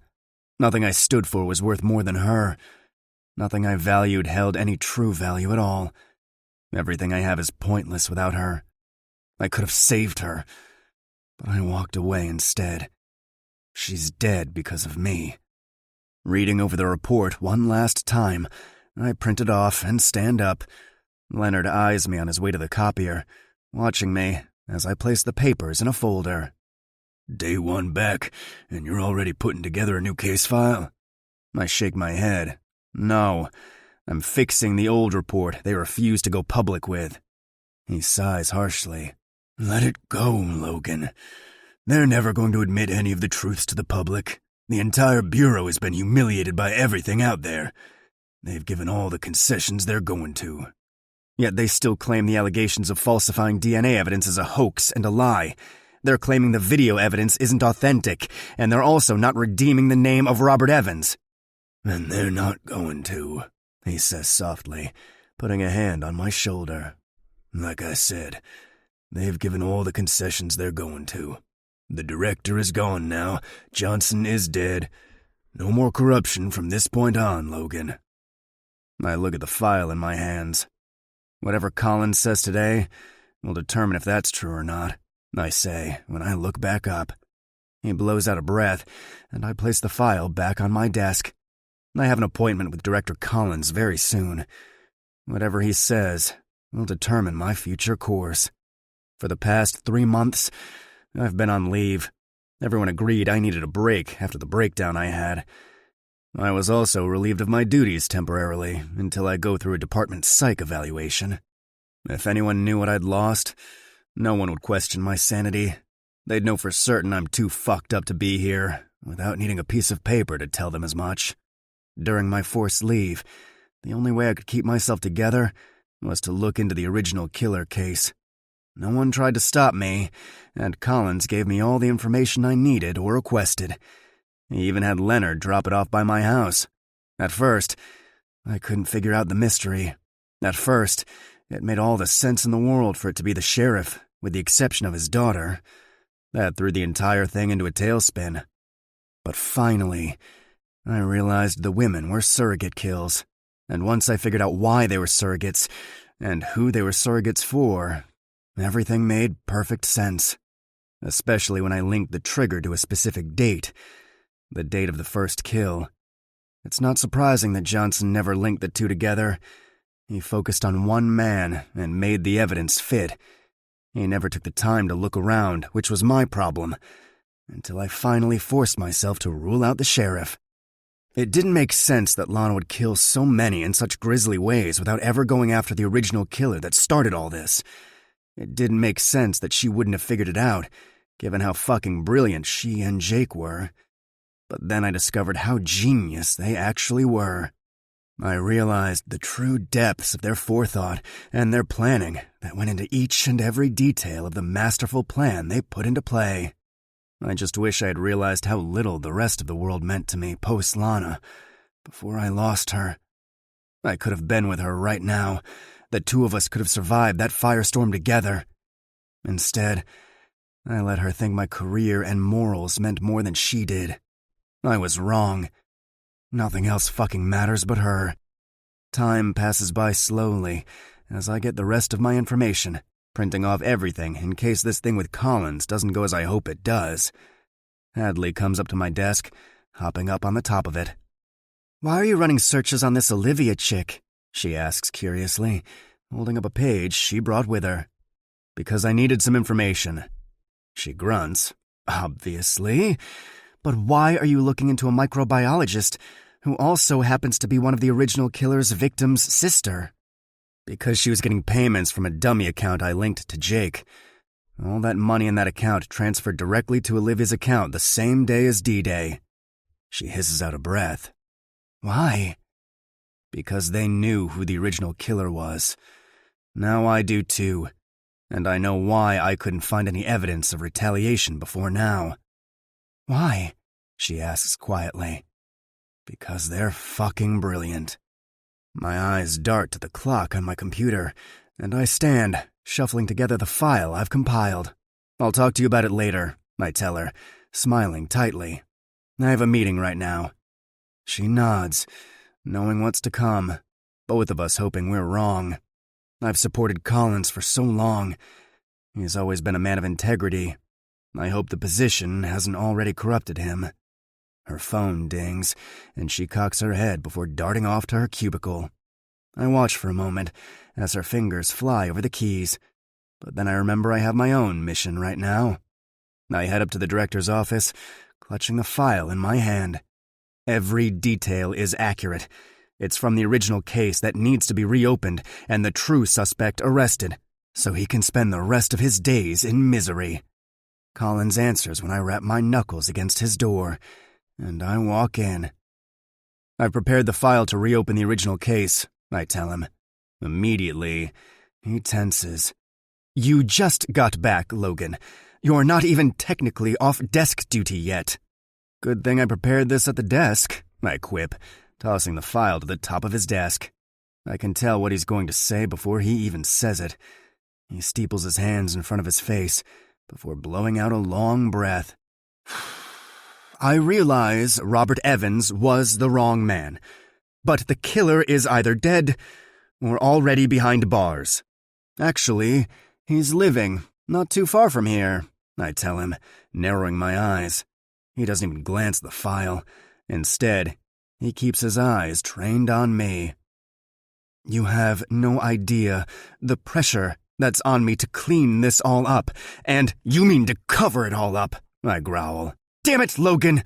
I've already explained this to you, he snaps, slapping a hand on his desk. If I reopen this investigation and concede that one of ours really did falsify DNA evidence, it'll be the end of your unit, as well as possibly allow numerous other serial killers to reopen their own cases, and even get out of prison if their lawyers shine enough light on this as reasonable doubt for their clients. So, politics, I state flatly. You're no better than McAvoy. His lips thin and his eyes narrow to slits. I'm cleaning up his mess, but I can promise you, no one will ever go through what that family did as long as I'm in this office. No, an innocent man's name will just go untarnished because you're too scared to stand up for what's right. He curses and runs a hand through his hair. He's dead, Logan. Destroying your unit and all the good it has done won't bring that man back to life. The end justifies the means right now. I stand, knowing he's not going to budge, and I pull off my service weapon and toss my badge on the desk with it. Then consider this my resignation, I tell him. His eyes widen. Don't be stupid, Logan. Take some more time off. You're too close to this case, and you're not thinking clearly right now. I'm thinking very clearly. I joined the FBI with the naive notion we were going to always do the right thing, no matter the personal costs to ourselves. I dedicated my every waking moment to this place, sacrificing any chance at a healthy lifestyle or any actual living. I didn't sign up to be corrupted by the one thing that is supposed to be filled with honor, and I won't be a part of it. Plenty of corruption is just outside those doors, and at least I get to have a life out there. He looks frustrated, but not as frustrated as I feel. You're making a mistake, he says, as I start to walk out. I turn and face him. No, I'm fixing the mistakes, Director. Just remember that. I slam the door behind me, and I head back to my office to clear everything out. People glance at me as I walk through, and Leonard reads my face, his eyes dropping to my empty holster at my hip. I've always hated wearing a tie anyway. Taking my tie off and tossing it to the corner of my office, I grab a box and pack up the few things that mean anything to me, including the picture of Lana and me that I put on my desk a long time ago. Hadley walks in as I finish up, and she shuts the door behind her. Don't bother telling me I'm making a mistake, I say without looking up. I'm not, she says, walking toward me quickly. My brow furrows when I see how wide her eyes are. What? If it's a case, then you should take it to Donnie. Logan, Jason Martin was just found dead and castrated in South Carolina, she says, in a hushed tone reserved for blasphemy. Blood rushes through my veins, and I squeeze the box in my hands as I lower it back to the desk. Was it?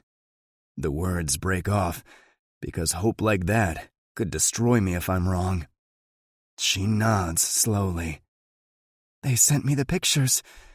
I told them it wasn't our Scarlet Slayer because she was dead. But it's her, Logan.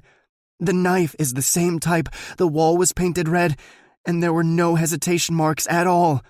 Also, the shoe was a woman's size. It wasn't Jake. It was her. She's alive, Logan. She's actually alive. Tears start pouring from her eyes as I sag to my chair, unable to keep standing as my skin prickles all over. I'm almost afraid to believe it, knowing it'd be the final nail in my coffin if Hadley is wrong. I've been trying to find Jake since D-Day, but haven't found him anywhere. I checked plane logs and couldn't find any evidence that they came or went. That body was over a month old, but they just uncovered it. They found it in a cellar of a house that's been on the market for a while, she goes on. I know where you can search for them, and I think I know how you'll find them, I say quietly as I grab my things. What? How? I look her in the eyes. If you go to him, you can't come back, Hadley. If you leave with me right now, It's the end of your life here. Do you understand that? It'd be too dangerous for them if we keep any sort of attachment to this life. I'll be packed and ready within the hour, she says, without hesitation. I can't quit, since this is a mandatory position. But I can disappear. I can make us both disappear. If you want to give me 2 hours. Do it, I tell her. I'll meet you out front in 10 minutes. Where are we going? I'm going to talk to the only person who can give me answers. You're going home to get everything ready, including emptying our accounts. She grabs her laptop from her cubicle as she passes. I don't glance behind me at anyone who might be looking at us. Where are you going? She whispers. To learn the truth. Chapter 18. They do not love that do not show their love. William Shakespeare. Logan. There's a note on the door when I arrive, and I tear it off, shaking my head as I read it. I pocket the note and walk inside without knocking. I find the man in the back room with deteriorating health. He's on a hospital bed, monitors and IVs hooked into him, probably keeping the pain down just enough to keep him conscious. His eyes are droopy when he sees me, and I pull up a chair, staring right at him. The tube in his mouth will prevent him from speaking, but there are other ways to get answers. After all, I'm a profiler. Micro-expressions are my specialty. It's funny how even now Lana can surprise me, I say quietly. He looks confused, and I smirk, knowing he doesn't know who Lana is. A psychopath with narcissistic tendencies, I say on a sigh. That should have been the profile. A psychopath can feign empathy, can imitate regret, remorse, or even emotional pain, can even become a believable actor in his or her well-adjusted life. It makes them the hardest ones to find, to be honest. You don't always know your neighbor is a psychopath. I gesture around at the seemingly innocent-looking house he's living in. It took me a while to figure it out, but when I did, all the pieces clicked into place. Victoria's mother was beautiful, if the photos have done her any justice, I say, leaning up as I study his eyes. The machine that is monitoring his heart beeps just a little faster at the mention of Jasmine Evans. She was just as beautiful when she died in that car crash as she was in high school. It's funny, I never even thought to look into her past. After all the women who died looked strikingly similar to her when she was in high school, with the exception of Rebecca Cannon, but she died for a different purpose. Someone needed the sheriff to be blinded by rage and ready to take down anyone to punish. I lean back, studying his face as his eyes narrow. The monitor beeps a little faster. Her high school sweetheart was pictured with her in one of the prom photos. I can't believe I never knew it, but I was distracted by an entirely different killer at the time. Turns out she happened to be the girl I love, and a guy known as Jake Denver. His monitor starts beeping a lot faster, as his eyes light up with surprise. Victoria Evans didn't die that night. Jake helped save her life. Again, that monitor starts going wild, beeping with even more speed. She was beautiful, like her mother, and it's surprising Jake, someone who appreciated both male and female beauty, never saw her as more than a sister. But he loved her brother. He hated anyone involved who lent a hand in creating the clusterfuck that ended the love of his life. He continues to study me, unable to speak, and I know it's killing him. A man who loves power is now confined to a bed, living in agonizing pain and never-ending helplessness. Even now, he can't form words with that tube down his throat that is keeping him alive, and all he can do is listen. You can't even piss without a catheter right now, can you? I ask, then notice the sheets are wet. I guess Olivia decided to remove it for your final moments. My eyes pop back up to his, and I see the fury washing around in his gaze. You want to write a note? I ask him, putting a pen in his dominant hand.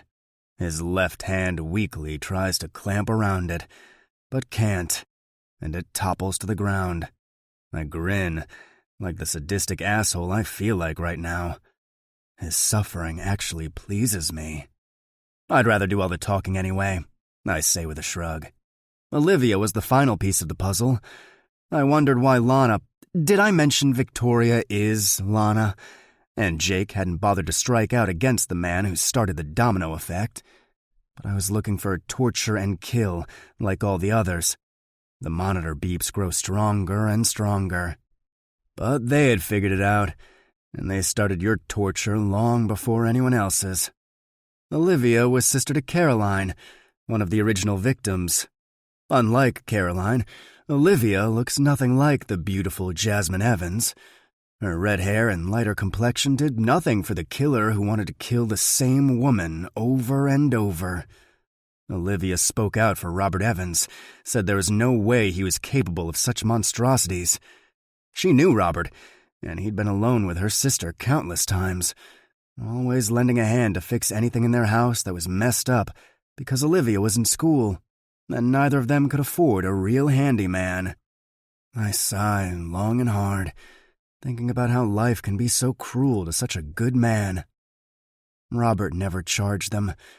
He was just a damn good guy, which is probably what made Jasmine fall in love with him and leave behind a man who is only capable of loving himself. And let's face it, that man moved on to another woman, but the only person to ever sting him with rejection was the one who loved a man so beneath him that it was disgusting. You hated Robert Evans, but you hid it well. I study his eyes as they continue to burn with hatred for me while I unravel his masterful disguise. You hated him so much, but you pretended to be his best friend even as you led the investigation in the direction of him, to punish him for taking a woman from you, from a man like you. How dare he, right? Am I missing anything, Christopher Denver? The monitor beeps faster and faster, letting me know his anger continues to rise. I should have noticed the way you put all your accolades up higher on the walls than your son's. I should have paid attention to all the videos you had readily available of the trial, and all the numerous videos you had of Jasmine Evans. You knew her voice immediately. I pull out a copy of the same file I prepared for Collins. Your wife died after running her car off a bridge. She died when your son was small. No one questioned the suspicious bruising she had. They all chalked it up to the accident. But it wasn't an accident, was it? You punished her regularly for Jasmine choosing Robert over you, and she finally ended the pain the only way she knew how. I flipped the page. Your first murder was on the anniversary of your breakup with Jasmine. It was the same day of her first date with Robert, something the profile had suggested to be his trigger instead of yours. I flip the page again, and I start reading off the facts I've gathered since piecing together Olivia's involvement. You mentioned your son had to be forced to show up on holidays, but I didn't do the math until later. After all, family squabbles are not uncommon. I just didn't realize his depth of hatred toward you until I finally pieced it all together. Jake stayed with the Evans family more than he stayed at home, because even back then, he hated you. But he didn't know for certain you were a monster until last year, when he finally figured it all out around last Christmas. I hold up the file, and his eyes try to read into what I'm saying. He thought he was too brilliant to ever be discovered. He's clueless. His hubris is his own downfall. You see, you thought you were smarter than everyone. After all, you'd gotten away with countless murders. You didn't stop after Evans went to jail for the murders you'd committed. After that, you killed another girl, almost as though you were taunting the sheriff, using your same M.O. But then you borrowed from other serial killers across the country after that, stealing their style and linking those kills to their names. Anyone who had a similar victimology to yours. You still wanted to punish Jasmine Evans, even after all this time. I turned the page, flipping through the countless credit card hits that put Jake in this town for 2 solid weeks, right about the time the first phone call was made to Olivia from this very house. But you never realized your son was smarter than you, I say, taunting the man, who grows more furious by the moment. You never realized he crafted an even more elaborate, masterful plan than yours had ever been. He still hasn't figured out the best part yet. Olivia was a microbiologist for a prestigious lab last year when your son gave her a call. It was right about the time he spent 2 solid weeks in your home, probably finding every bit of proof he needed to solidify his resolve. I'm sure he called Lana. She hates being called Victoria these days.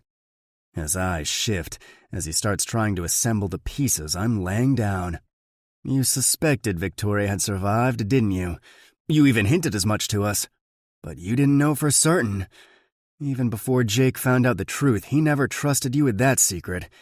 His loyalty was to her, and her alone. I go on, watching the utter fury continue to build. You assumed Olivia was a sweet girl who loved you for trying to save Robert Evans. After all, you defended him.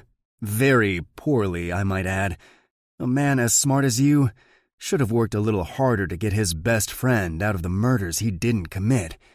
But you weren't really his friend, were you? I'm sure Jake learned the same thing when he watched that trial footage all over again, with a clear head and from a distance. I flipped the page once more.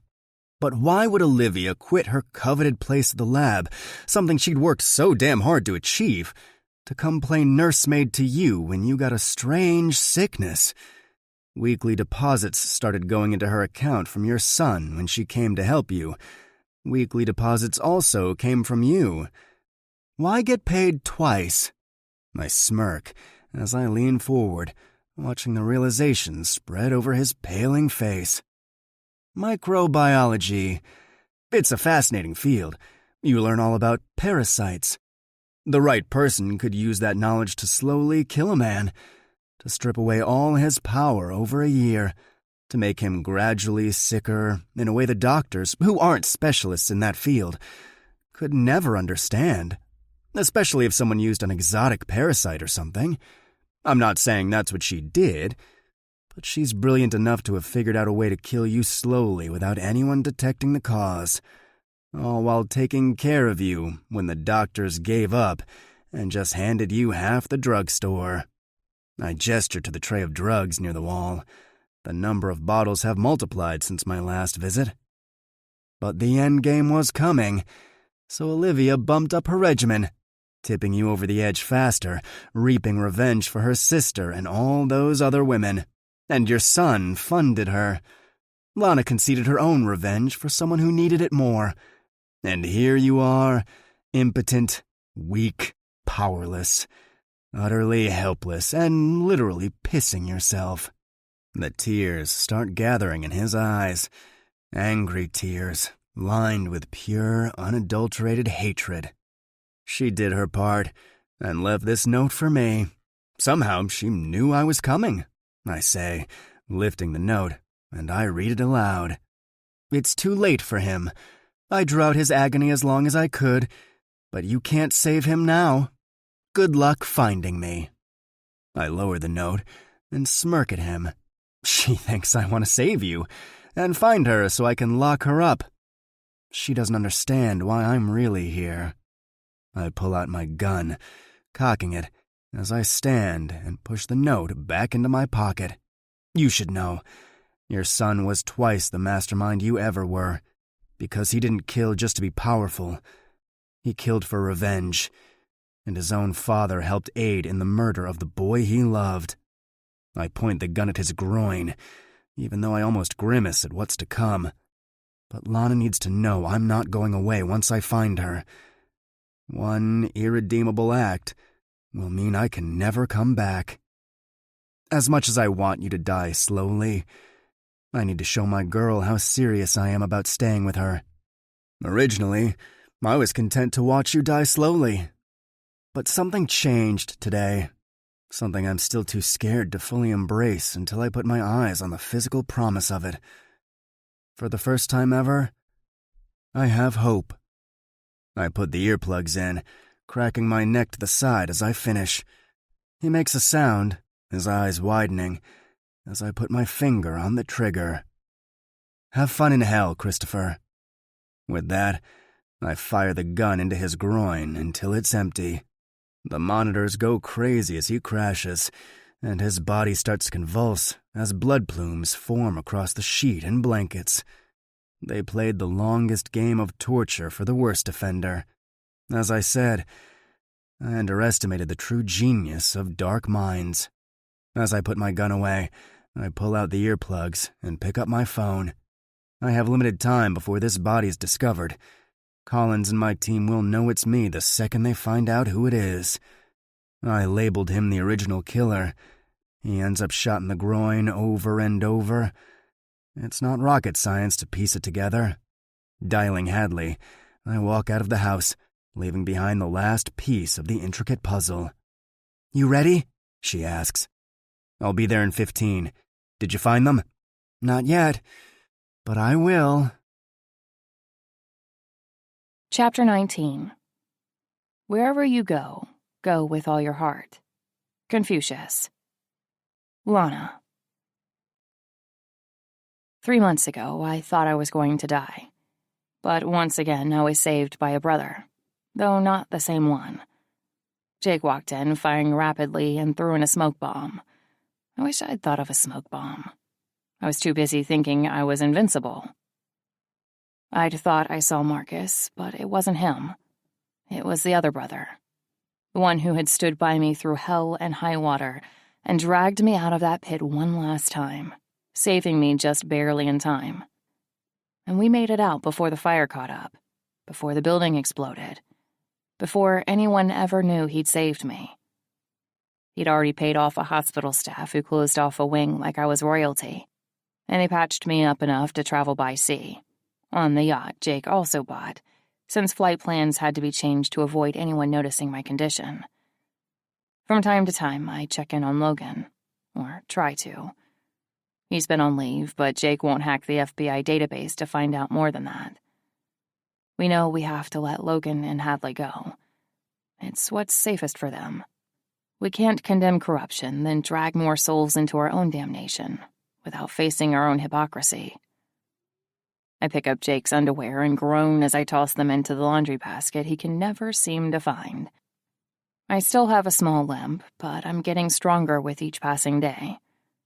My hand has healed up much quicker than my leg, but the doctor swears I'll make a full recovery with just a scar as a reminder. At least I won't mind my new scars. They tell a better story of survival than the others. We're both a little lost right now, trying to find a new purpose to channel all our energy into. Jake has gotten good at fishing, weirdly enough. We've both gotten really good at being drunk half the day. The pain in my leg is barely even there anymore. I'll be glad when it's gone completely. My wax apple is proudly stationed next to a portrait of the ashy remnants of Delaney Grove, and I smirk at all the nails sticking out of it. The last one was added over a month ago. There's only one more nail to go before the apple art is complete. Something falls and I whirl around, a knife in my hand, just in time to see a black blur of fur as it dives behind my couch. I see the coaster that has been knocked off the table, and I curse Bennett. "Bennett!" I hiss at the furball. A small meow follows the scolding as Bennett pokes his head out from behind the couch and peers at me with innocent eyes. Damn cat. I fill up his food bowl and he slides across the slick tile floor when he tries to tackle it. Then I kick on some sandals and head out for my daily walk, making my legs stronger and stronger. At least I'm good at rehabilitation. Per the usual, I plug in my earbuds and start playing my music, while also internet searching for any news from the States that might pertain to the FBI finally fessing up to the truth. I know it's doubtful, despite the mounds of evidence, but I keep hoping they'll eventually exonerate my father's memory. Delaney Grove has started rebuilding, according to one article. The people are trying to piece their town together, and the dorky but sweet deputy has been named the new county sheriff. It might have helped that we spared his life, along with 2 others who weren't involved. The rest of the world may forget us and the legacy we left behind, but Delaney Grove will forever be changed. No one there will forget. and maybe Jake and I took a long trip back to the States just to kill Jason for the purpose of letting Logan know I was alive. Jake had to help me subdue him, considering I'm still not as fast, given the leg injury. But I don't know if Logan never figured it out. It took them longer to recover the body than I expected. Sheesh, that house must have had the lowest interest in the market. However, it was discovered over 2 weeks ago, and nothing suspicious has happened. Jake is too busy fishing and still too mad at me to hack anything for me, so I'm stuck with the regular articles everyone sees. Most of the buzz is still going, and weird conspiracy theories have formed, overshadowing the actual conspiracy theory. But one article has me almost tripping over myself when I'm right in front of my house. My eyes read over it quickly, trying to understand the words. The same day Jason's body was discovered, another man died, though his body was just recovered yesterday afternoon. It's the man's name that has my skin prickling. Christopher Denver. Olivia hasn't called to tell us anything. At least Jake hasn't mentioned it. Then again, he's still pissed at me for almost dying, so prying information about following events has been difficult, since that's part of my punishment. I turn and look at the beach where Jake is lying down, a pole between his legs as he sleeps and fishes at the same time. I trudge through the sand, wincing when I try to run. Then I kick the jerk. A loud oomph leaves his lips as I kneel beside him. "What the hell?" he snaps, rubbing his side as he glares at me. "When did Olivia call? And don't tell me she hasn't." He looks genuinely confused. "I haven't felt it's safe enough to contact her with a new number yet, considering there was some federal activity on her name. I set her phone up for alerts to notify her if anyone got wind of her trail, and had her a new identity ready and waiting. If she has to leave, she'll go to the safe house, and I'll get an alert when she does." He holds up his phone, and I sink to the sand a little more as I hand him my phone to read. He skims the article at first, then bolts upright to a seated position. "Olivia wouldn't have shot him," he says, shaking his head. "She was content with drawing it out as long as possible once his organs started failing. Apparently something happened. I never pictured her as a crotch shooter, but that's where he bled from. Maybe she spent too much time with you," he quips, still reading it. I remember the day Jake figured it out. I'd already been suspicious, but couldn't bring myself to fully believe it. Not until Jake walked in, and we both confirmed the worst-case scenario together. He had all the copies of his father's DVDs in his hands, and tears were in his eyes. We watched the trial again together, saw the occasional slip-up when Christopher would smirk as my father sobbed. It became overtly obvious during one home video when his father couldn't look away from my mother at a birthday party, and his jaw was grinding when my father came up and kissed her, causing her to giggle in his arms. It was the most painful realization. My father's best friend, my best friend's father, the same man who had sat at our table for holidays when we were growing up, was the same man who'd sentenced my father to the worst death imaginable. That's when he called Olivia. Jake didn't even hesitate. He hated him already, but he said his father was dead to him after that. He started the regimen Olivia concocted, a new synthetic parasite she'd been working on in her lab, and so it began. The first thing to leave him was his sex drive. Not even a little blue pill could fix that. The second thing to go was his energy. From there, things just slowly, agonizingly, started getting worse and worse. She assured us the pain would grow to be unbearable, and she was all too happy to make it happen. Jake helped her get the synthetic parasite off the lab property, and even hacked the files that held the information about it. She also took a few extras for later on, the endgame. My part was minuscule. All I had to do was be the lookout during the planning of this. This wasn't just my revenge. This was theirs more so than mine. Christopher Denver wronged my father in more ways than I can even fathom, even played his best friend and lawyer. But at the end of the day, Jake was his own son. He was wronged the most. Because of his father, Jake lost the love of his life back then. Because of his father, Olivia's sister was raped and murdered. My misery was placed on the back burner. I had enough people to kill. "This is crazy. Olivia should be on the run if they suspect her," Jake says thoughtfully, drawing me out of my own reverie. "It says they have a male suspect they're looking into," I say, confused. "They don't suspect her. Can you find more on it?" he asks as I try scaling down. "No, it's just a small article that barely even cares to mention this at all. I'll see what I can find, but I know someone far better at all this computer stuff than me." I shove at his chest, and he grunts while rubbing the spot like I heard him as he winks at me. "Not right now. I was in the middle of dreaming up a good threesome. I'd like to return to that dream." I narrow my eyes at him, and he groans while lying back down. "I'll look into it later, Lana. I genuinely don't give a shit who killed him. I'm just glad the fucker is finally dead." He covers his face, his breathing already steadying as he starts drifting back off to sleep. Rolling my eyes, I push back up to my feet and walk to the house. For once, Bennett doesn't attack my feet the second I walk in, and I kick off my shoes while looking around and making kissing noises. "Bennett, come on, kitty, I need to give you a bath." He doesn't come, and I frown. Usually he's all over us after we've been gone for a minute. Deciding to chase him down later, I go to the fridge and grab a bottle of water. But my hand hovers over a bottle as I stare and tilt my head. It's a habit to count things and take in my surroundings, always aware of any change.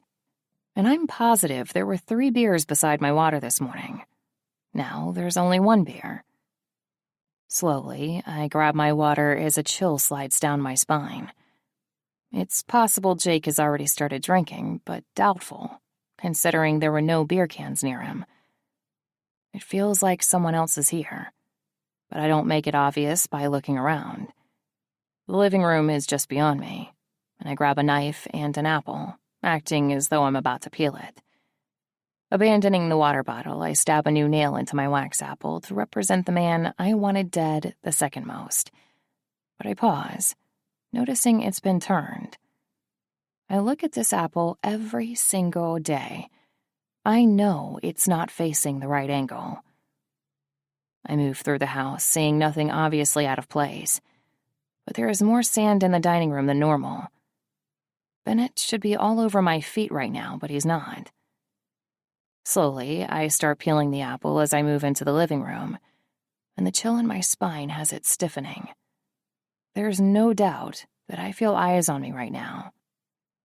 "If you hurt my cat, you have no idea what that will cost you." I spin around, the knife in hand, as I drop the apple, but my entire body turns to stone when I see someone smirking at me from the corner. Logan pushes off from the wall, and I'm tempted to pinch myself just to be sure I'm not hallucinating or dreaming. "Your cat's name is Bennett?" he asks, his lips twitching as the knife tumbles from my hand. "I'm not sure how I feel about that." He goes on, stalking closer. My bad leg tries to give out and I stumble, but Logan's arms are immediately around me, his scent engulfing me as those hands grip my waist.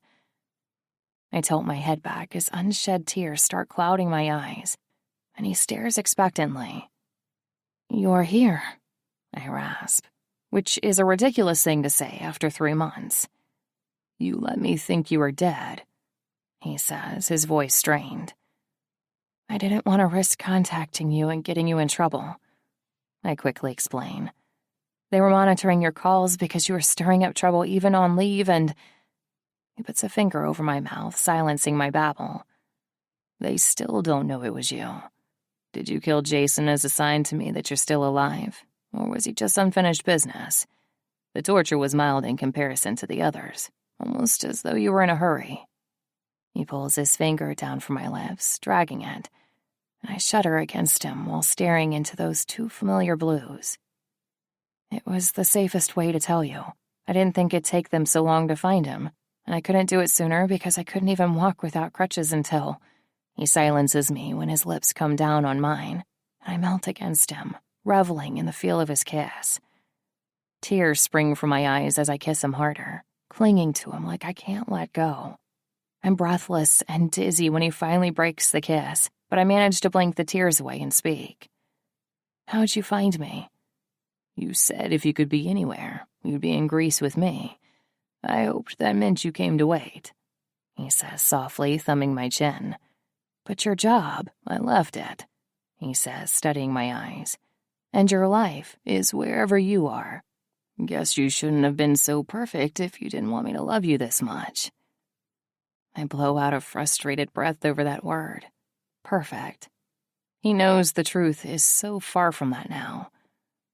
I didn't want you to sacrifice everything for.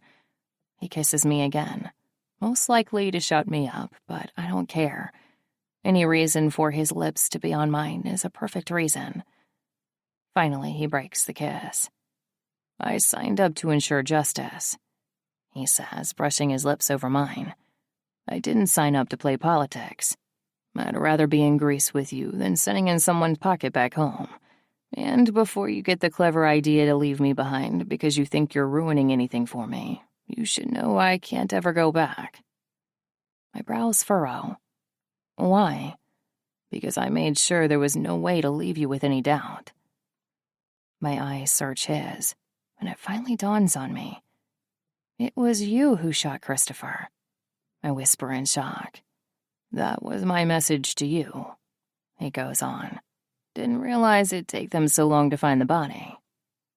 I shiver in his arms, realizing how fucked up this token of love would be to the rest of the world. But to me, roses and poems can't compare. So you're here to stay? I ask, still reeling. You can't ever leave me again. I'm assuming there aren't any other secrets. No other debts to collect, I assure him. He stares at my lips like they're fascinating, still cupping my chin as he starts backing me toward my room. I guess he's been getting familiar with the home. Where's my cat? I ask, which sounds stupid. I was surprised you had a pet, he says, amused as he dodges my question. Did he run out? No, he says, smiling broader. He's probably purring away with. Oh, good, you're here. Hadley's voice has me snapping my head around as she walks out of my room, holding a purring Bennett in her arms. Your cat has bald spots that are confusing me. What are you doing here? I ask, shocked. She shrugs, inspecting Bennett's ugly coat that is gradually getting better. Where else would I be? Now about your cat. What's wrong with him? He was a stray and had something stuck in his fur. Jake shaved off the glue-like stuff about 2 weeks ago when we found him. She rolls her eyes. Speaking of Jake, where is he? He's the bum with his arm over his face who is sleeping on the beach. Hadley grins at us and puts Bennett down as she skips toward the door. I hope Jake is prepared to be surprised. I also hope she wasn't just a fling to him, since she's sort of in Greece right now. Back to where we were, Logan says, turning my face back to meet his. I had Hadley do a search of a list of surnames. I knew you wouldn't change your first name. Lana Voorhees was pretty obvious, considering I watched Friday the 13th all the time when I was a kid. I smile like an idiot for no reason at all. Me too. He brushes his lips over mine again, still backing us toward the room. Then it was even more obvious when I saw Jake Vlad listed under this address as well. Not sure that Vlad is the best name for him. He used to dress up as Vlad the Impaler every Halloween when we were kids. I explain, still smiling. We're so morbid.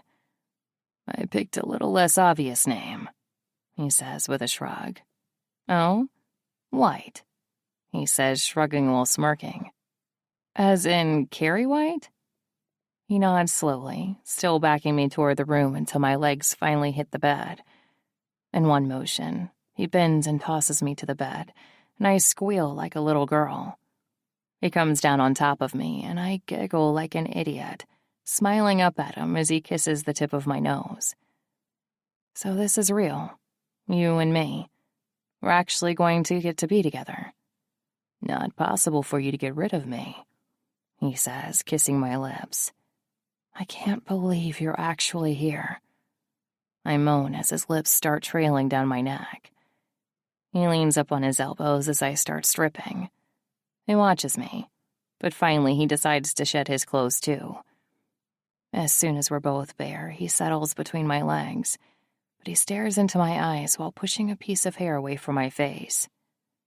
I decided if I could choose anywhere in the world to be, it'd be wherever you were, he says before he kisses me, silencing whatever girly, swoony thing that would have come out of my mouth. And I kiss him back with everything in me as he thrusts inside me, filling me so completely that every nerve in my body feels electrified. I love you, I whisper across his lips. I love you, Lana Voorhees, he says, grinning. It's our own twisted version of perfection. Epilogue. 3 years later. Logan. Lana is laughing with Hadley as they read Laurel's latest letter. Lindy May sends all of Laurel's letters to Olivia, and Olivia sends them to a home in Greece that Lana owns, but we don't ever stay there. Laurel has turned into a fun, witty girl who has managed to put her past behind her and move forward. Lindy has given her all the tools to do that, and she's finally moved on herself in her quest to save Laurel. Her ex-husband killed himself a little over 2 years ago. Lana and Jake broke out the champagne to celebrate, since they'd apparently driven him to that. Olivia also writes, telling them about Cheyenne and Alyssa, who both still live with her. No one ever suspected Olivia after I put a round of bullets in Christopher Denver. Diana Barnes went to live closer to her son. He bought her a home, and she's finally able to enjoy her life without the past hanging over her like a daunting shadow. She thinks Lana died in that explosion, and Lana says it's best if she believes that. I check in on my team from time to time, using a burner phone to contact Leonard. He assures me that no one on our team is looking for me. Most everyone thinks I snapped. He's the only one still there who knows the truth. He said Craig is just happy that he's officially the prettiest face in the unit. But I know what I did still weighs heavily on all of them, because they're worried it could be them one day. They just don't understand how unlikely that is, and it's not like I can tell them. Jake walks down the stairs in just a towel.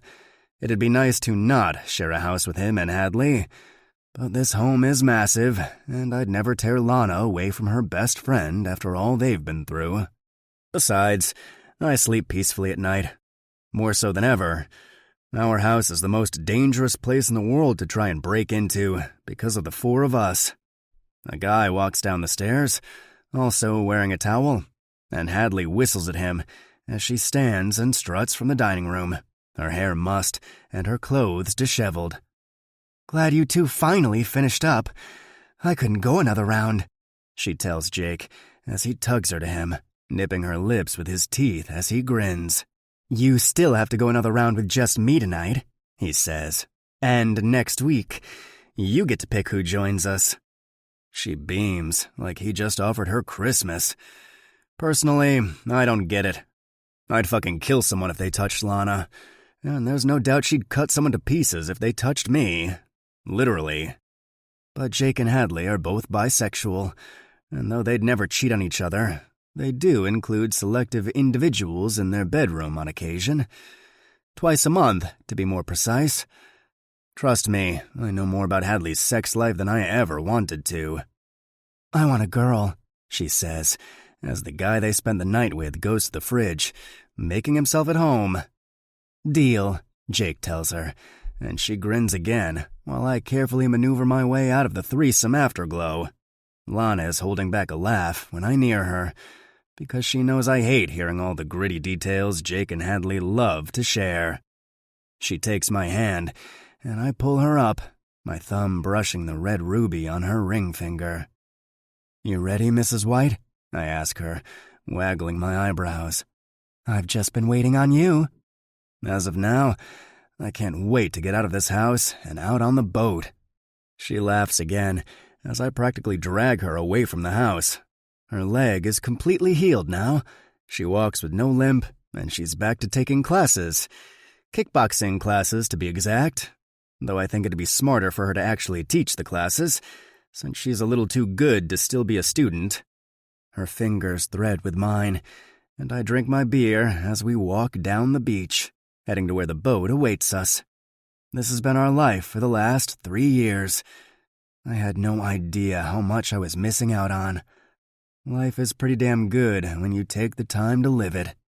Most importantly, we dance every night. Hadley and I took over the online site for Lana and Jake, since they started another internet business that needed their attention.